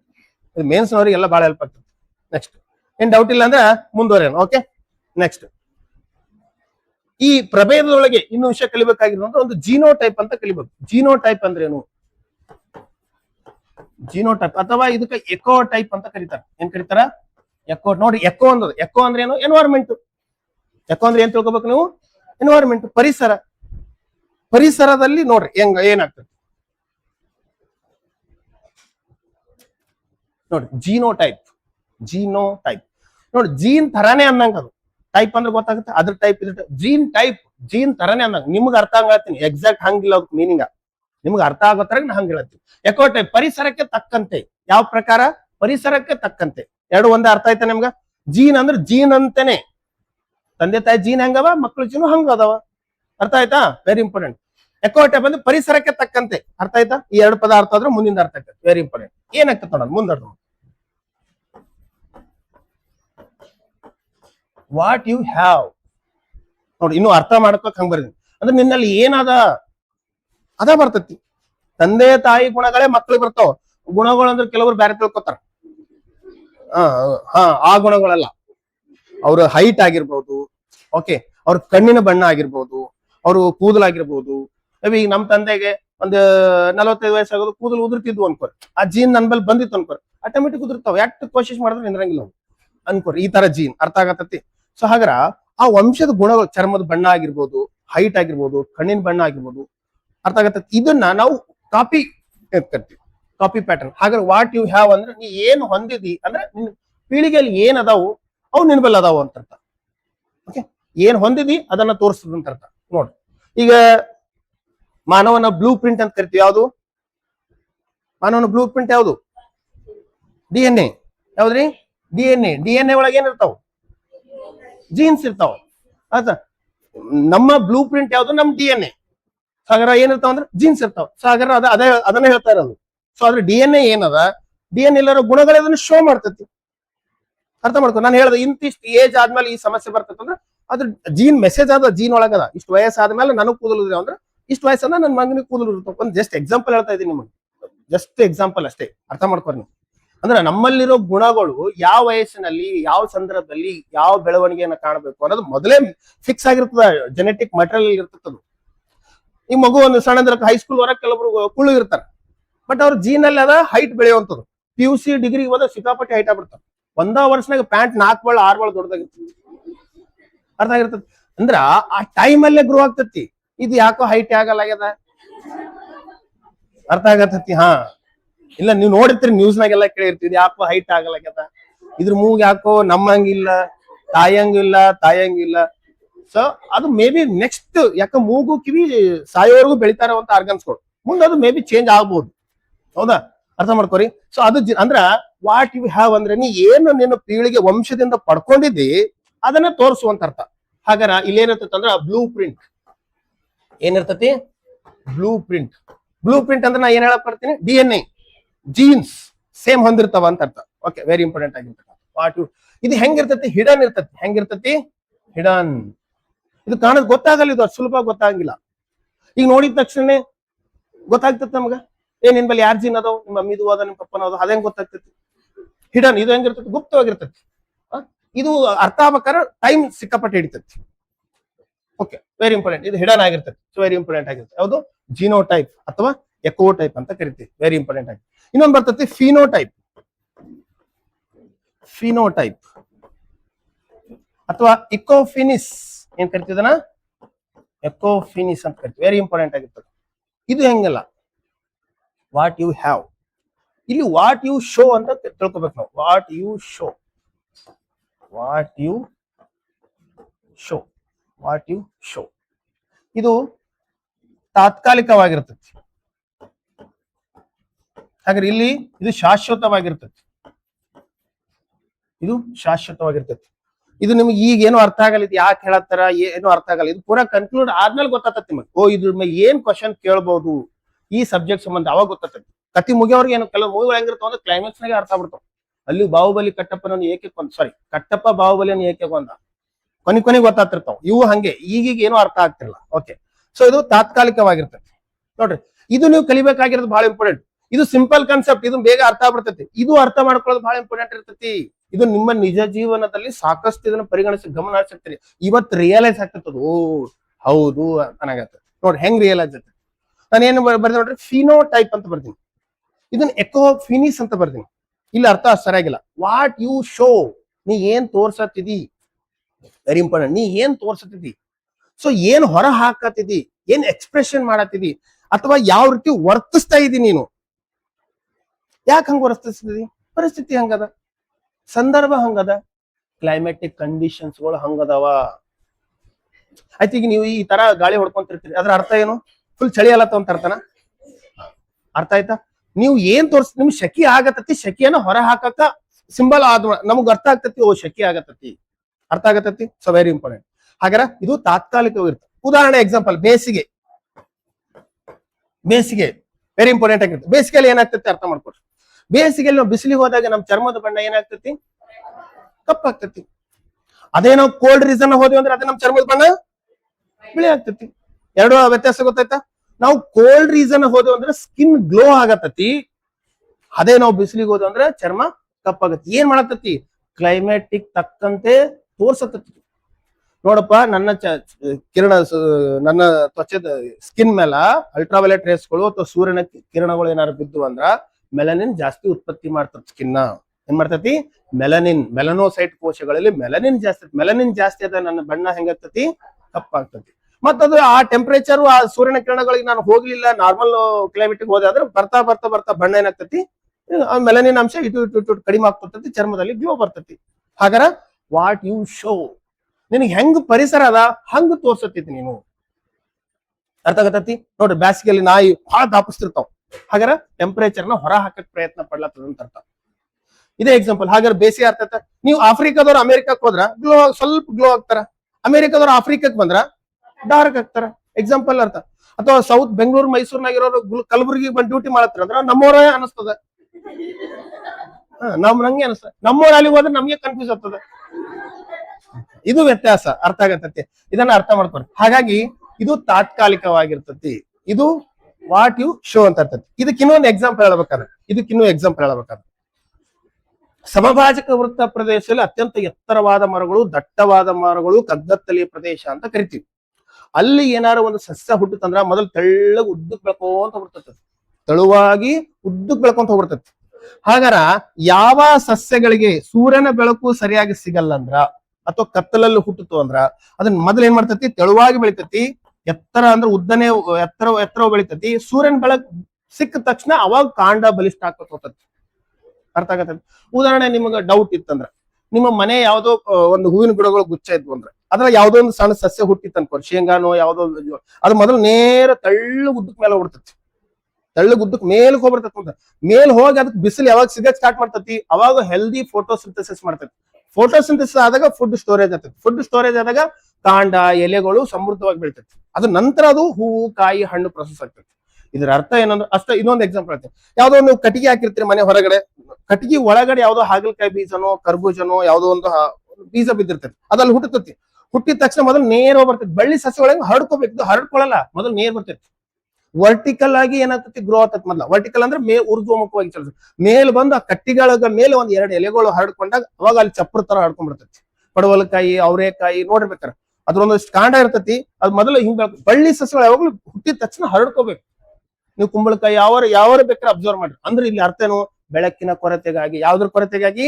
ಬೆಳಕಿನ ಕೊರತೆ ಇದ್ದಾಗ ಸಸ್ಯಗಳು ಹುಟ್ಟಿದ ಭಾಗ ಬೆಳಕಿದ್ದ ಮೊದಲು ನೇರವಾಗಿ ತೆಳುವಾಗಿ ಬೆಳೆದು ಮೇಲೋಗಿ ಚಪ್ರ ತರ ಹಡ್ಕೊಂಡ್ಬಿಡ್ತಾವ. ಸಮಭಾಜಕ ವೃತ್ತದಲ್ಲಿ ಆಗುವಂತ ಪ್ರದೇಶ. ಅದಕ್ಕೆ ಸಮಭಾಜಕ ವೃತ್ತದಲ್ಲಿ ಮೊದಲು ಹುಟ್ಟಿ ತೆಳುವಾಗಿ ಬೆಳೆದು ಮೇಲೋಗಿ ಹಡ್ಕೊಂಡ್ಬಿಡ್ತಾವಲ್ಲ, ಸೂರ್ಯನ ಬೆಳಕು ಕೆಳಗೆ ಹೋಗಕ್ಕೆ ಬಿಡಲ್ಲ. ಅದಕ್ಕೆ ಕಗ್ಗತ್ತಲ ಪ್ರದೇಶ ಅಂತ ಕರೀತಾರೆ. ಏನ್ ಕರೀತಾರ? ಸಮಭಾಜಕ ವೃತ್ತ ಪ್ರದೇಶದಲ್ಲಿರುವ ಅರಣ್ಯವನ್ನ ಕಗ್ಗತ್ತಲ ಪ್ರದೇಶ ಅಂತ ಕರೀತಾರೆ. ಅಲ್ಲಿ ನೀವು ಬೇವಿನ ಮರ ಇದ್ರು ನೇರವಾಗಿ ಬೆಳೀತದದು. ನಮ್ ಬೇವಿನ ಮರ ಪ್ಲೇಂಗ್ ಹುಟ್ಟಿ ಹಿಂಗ್ ಚಪ್ರ ತರ ಹಡ್ಕೊಂಡ್ಬಿಡಲ್ಲ ಇಮಿಡಿಯೇಟ್ ಆಗಿ. ಅದು ಮೊದಲು ಬೇವಿನ ಮರ ನೀಲಗಿರಿ ಮರಕ್ಕೆ ಎತ್ತರ ಇರ್ಬೋದು. ಹಿಂಗ ನೀವು ಆಶ್ಚರ್ಯ ಆಗ್ತೈತಿ, ಇದು ಬೇವಿನ ಮರನೇನ? ಕಾರಣ ಏನದ? ಅಲ್ಲಿ ಫಿನೋಟೈಪ್ ಅದ, ಎಕೋಫೆನಿಸ್ ಅದ. ಸೊ ಹಾಗಾಗಿ ಅದನ್ನ ಅಲ್ಲಿ ಪರಿಸ್ಥಿತಿ ತಕ್ಕಂತೆ ವರ್ತನೆ ಮಾಡ್ತೈತಿ. ಅದಕ್ಕ ವಾಟ್ ಯು ಶೋ, ನಿನಗೆ ಹೆಂಗ್ ಕ್ಲೈಮೆಟಿಕ್ ಕಂಡೀಷನ್ ಅದ, ಹೆಂಗ್ ಸಿಚುವೇಶನ್ ಅದ, ಹಂಗ ವರ್ತನೆ ಮಾಡೋದು ಇರ್ಬೇಕು. ಇನ್ನೊಂದು ಎಕ್ಸಾಂಪಲ್ ಹೇಳ್ತೀನಿ, ಹ್ಯೂಮನ್ ಬೀಯಿಂಗ್ ಬಗ್ಗೆ ಹೇಳ್ತೀನಿ. ನಾವು ಎತ್ತರದ ಪ್ರದೇಶಕ್ಕೆ ಹೋದ್ವಿ ಅನ್ಕೋರಿ, ಸಾಮಾನ್ಯವಾಗಿ ಸೊ ನಮ್ಮಲ್ಲಿ RBCಗಳ ಸಂಖ್ಯೆ ಹೆಚ್ಚು ಕಂಡು ಬರ್ತೈತೆ. ಅಥವಾ ಎತ್ತರ ಪ್ರದೇಶದಲ್ಲಿ ವಾಸ ಮಾಡೋ ಜನರ ತಗೊಂಡ್ರ RBCಗಳ ಸಂಖ್ಯೆ ಹೆಚ್ಚಿರ್ತದೆ. ಸಾಮಾನ್ಯವಾಗಿ ಮನುಷ್ಯನ ದೇಹದ ರಕ್ತ 5 ರಿಂದ 5.5 ಲೀಟರ್ ರಕ್ತ ಇರ್ತದೆ. ಎಷ್ಟಿರ್ತತಿ? ಸಾಮಾನ್ಯವಾಗಿ ಮನುಷ್ಯರ ದೇಹದಲ್ಲಿ 5 ರಿಂದ 5.5 ಲೀಟರ್ ರಕ್ತ ಇರ್ತದೆ. ತೀರಾ ಕಡಿಮೆ ಅಂದ್ರೆ 4.5 ಲೀಟರ್, ನಾರ್ಮಲ್ ಆಗಿ 5 ಲೀಟರ್, ಮ್ಯಾಕ್ಸಿಮಮ್ ಅದ ನಮ್ಮ ಭಾಗದವರೆಗೆ 5 ಲೀಟರ್. ಬಟ್ ಎತ್ತರ ಪ್ರದೇಶಕ್ಕೆ ಹೋಗ್ರಿ ನೀವು 6 ಲೀಟರ್ಕಿನ್ನ ಹೆಚ್ಚಿಗೆ ಇರ್ತೈತಿ. ಎಷ್ಟಿರ್ತೈತಿ? 6 ಲೀಟರ್ ಹೆಚ್ಚಿರ್ತೈತಿ.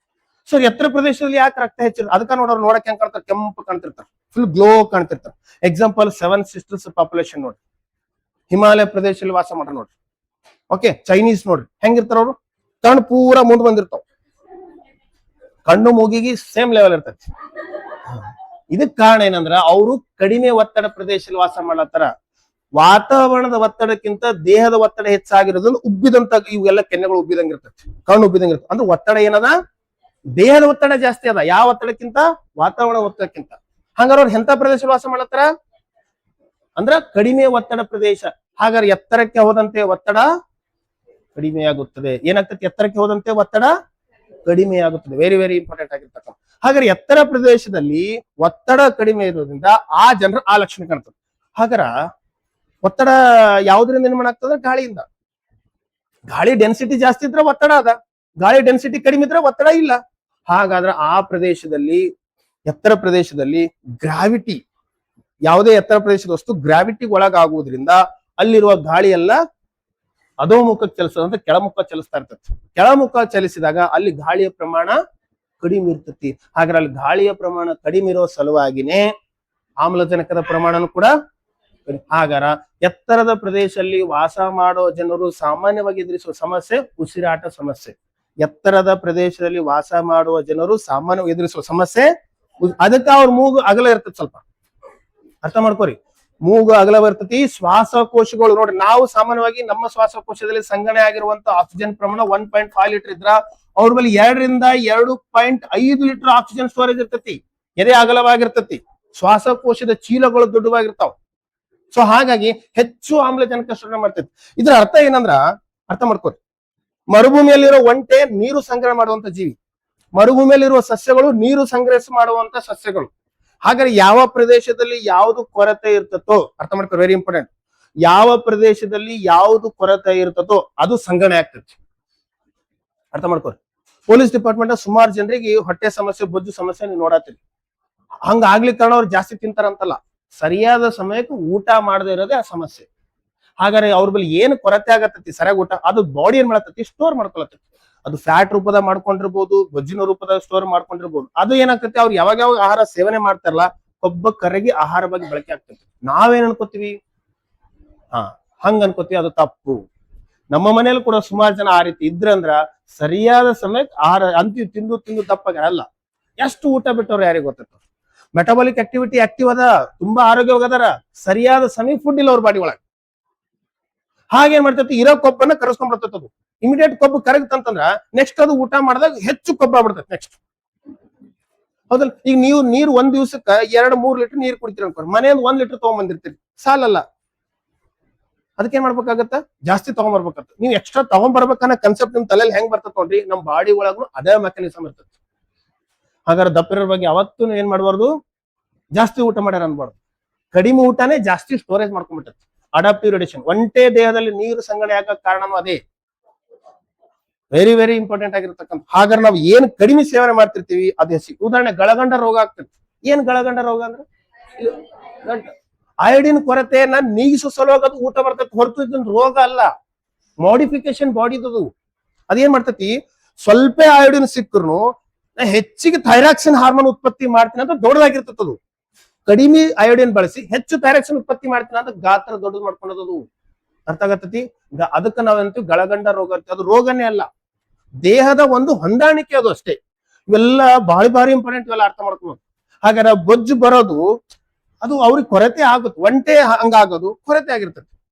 ಹಂಗ ಪರಿಸರದಾಗ ಸಾಕಷ್ಟು ಹಂಗ ಈ ವ್ಯಕ್ತಿಗಳಲ್ಲಿ ಎತ್ತರ ಪ್ರದೇಶದಲ್ಲಿ ಒತ್ತಡ ಕಡಿಮೆ ಇರೋದ್ರಿಂದ, ಅಂದ್ರೆ ಆಮ್ಲಜನಕದ ಪ್ರಮಾಣನೂ ಕಡಿಮೆ ಇರೋದ್ರಿಂದ ಅವರ ಶ್ವಾಸಕೋಶದ ಚೀಲಗಳು ದೊಡ್ಡವಾಗಿರ್ತಾವ, ಎದೆ ಅಗಲವಾಗಿರ್ತತಿ, ಮೂಗಿನ ಹೊಳ್ಳೆಗಳು ಅಗಲವಾಗಿರ್ತಾವ. ಹೆಚ್ಚು ಆಮ್ಲಜನಕ ತಗೊಂಡಿದ್ರು ಎಲ್ಲಾರು ಅಕಸ್ಮಾತ್ ಗಾಳಿ ಬಿಟ್ಟ ಸಿಕ್ಕಿತಂದ್ರ ಸ್ಟೋರಿಂಗ್ ಕೆಪಾಸಿಟಿ ಜಾಸ್ತಿ ಇರ್ತತಿ.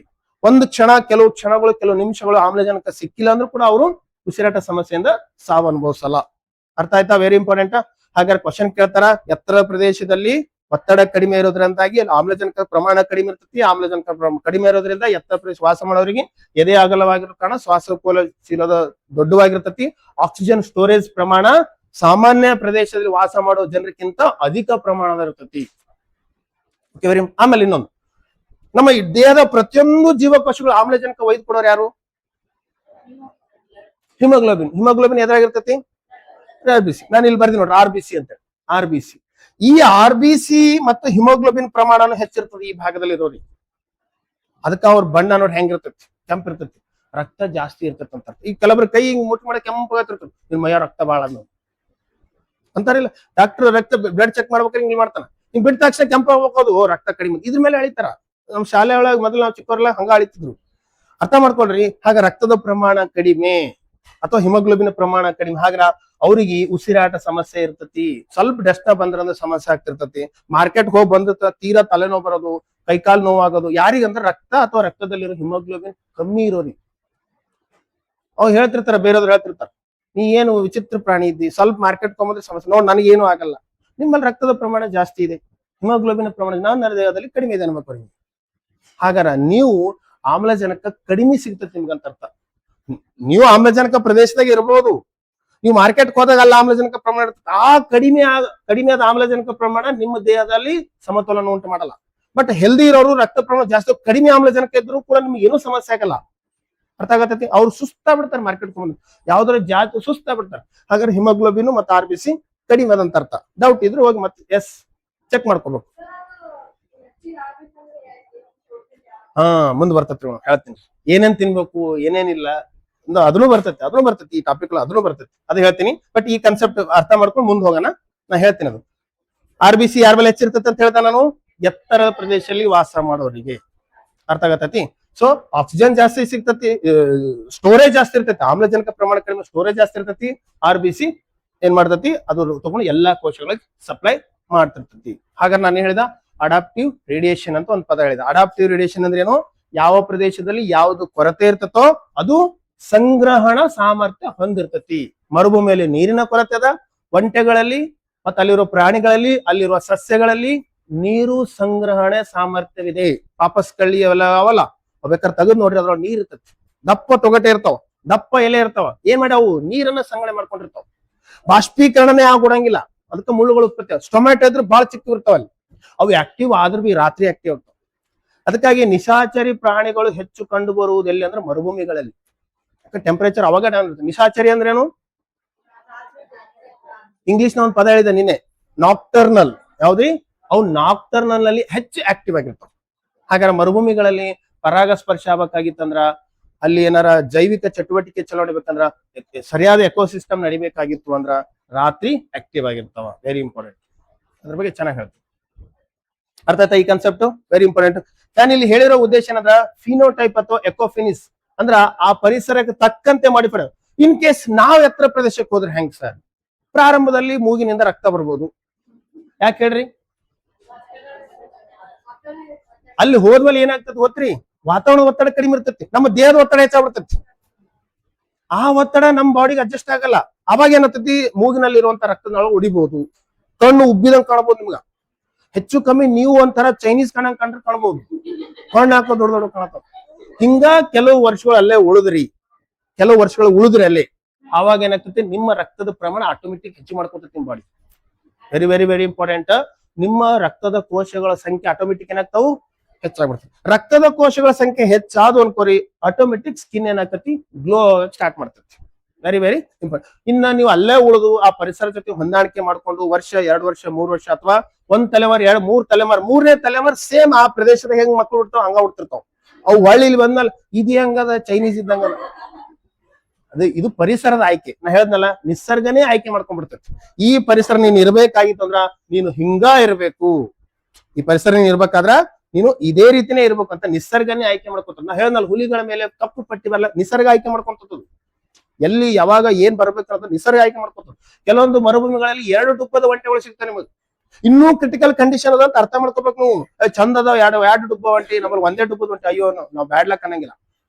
ನಮ್ ಕಂಡೀಷನ್ ಹೆಂಗ್ ಇರ್ತೈತಿ ಅದ್ರ ತಕ್ಕಂತೆ ಅದು ಹೊಂದಾಣಿಕೆ ಇರ್ತೈತಿ. ಅಲ್ಲಿನ ಕಂಡೀಷನ್ ಹೆಂಗಿರ್ತಾವ ಅದೇ ರೀತಿ ಹೊಂದಾಣಿಕೆ ಮಾಡ್ಕೊಳ್ತಾವ. ಓಕೆ, ಚೆನ್ನಾಗಿ ಇನ್ನೂ ಹೇಳ್ತೇವೆ. ಆನೆಗಳಲ್ಲಿ ನೋಡ್ರಿ, ನಮ್ಮ ಕರ್ನಾಟಕದಲ್ಲಿ ಕಂಡು ಬರೋ ಆನೆನೇ ಬೇರೆ ಇರ್ತೈತಿ, ಆಫ್ರಿಕಾದ ಆನೆನೇ ಬೇರೆ ಇರ್ತೈತಿ. ಡುಬ್ಬ ಇರ್ತೈತಿ, ಒಂದಕ್ಕೂ ಡುಬ್ಬ ಇರಂಗಿಲ್ಲ. ಓಕೆ, ಇದಕ್ಕೆಲ್ಲ ಕಾರಣ ಏನಂದ್ರೆ ನಿಸರ್ಗನೇ ಆ ಅವಶ್ಯಕತೆಗಳನ್ನ ಪೂರೈಕೆ ಮಾಡಿರ್ತೈತಿ. ಇದು ಅರ್ಥ ಮಾಡ್ಕೋಬೇಕು. ಎತ್ತರ ಪ್ರದೇಶಕ್ಕೆ ಹೋದಾಗ ಗೊತ್ತಾಯ್ತು, ಯಾವುದೇ ಒಂದು ಮರಗಳು ಇದು ನೀವು ಮನೆಯಲ್ಲೇ ನೋಡಿರ್ತೀರಿ. ಇದ್ದದ ಯಾವುದು ತೆಳುವಾಗಿ ಬೆಳೆಯುವಂತ ಸಸ್ಯಗಳನ್ನ ಮನೆಯಲ್ಲೇ ನೋಡಿರ್ತೀರಿ. ಮೊದಲು ನೇರವಾಗಿ ಬೆಳಿತೈತಿ, ಆಮೇಲೆ ಹರಡ್ಕೊಂಡಿರ್ತೈತಿ. ಓಕೆ, ವೆರಿ ಇಂಪಾರ್ಟೆಂಟ್ ಆಗಿರ್ತಕ್ಕಂಥ. ಓಕೆ, ತೆಗಿಲ್ಲ, ಇದ್ರಾಗ ಏನ್ ಡೌಟ್ ಅದ, ಯಾರಿಗಾರ ಕೇಳೋದ ಏನಿಲ್ಲ. ನೆಕ್ಸ್ಟ್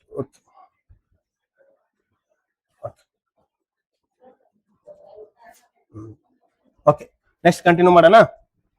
ನೆಕ್ಸ್ಟ್ ನಾನು ಪಾಪ್ಯುಲೇಷನ್ ಬಗ್ಗೆ ಹೇಳ್ತೀನಿ, ವೆರಿ ಇಂಪಾರ್ಟೆಂಟ್ ಕವರ್ ಮಾಡೋಣ. Okay, thank you.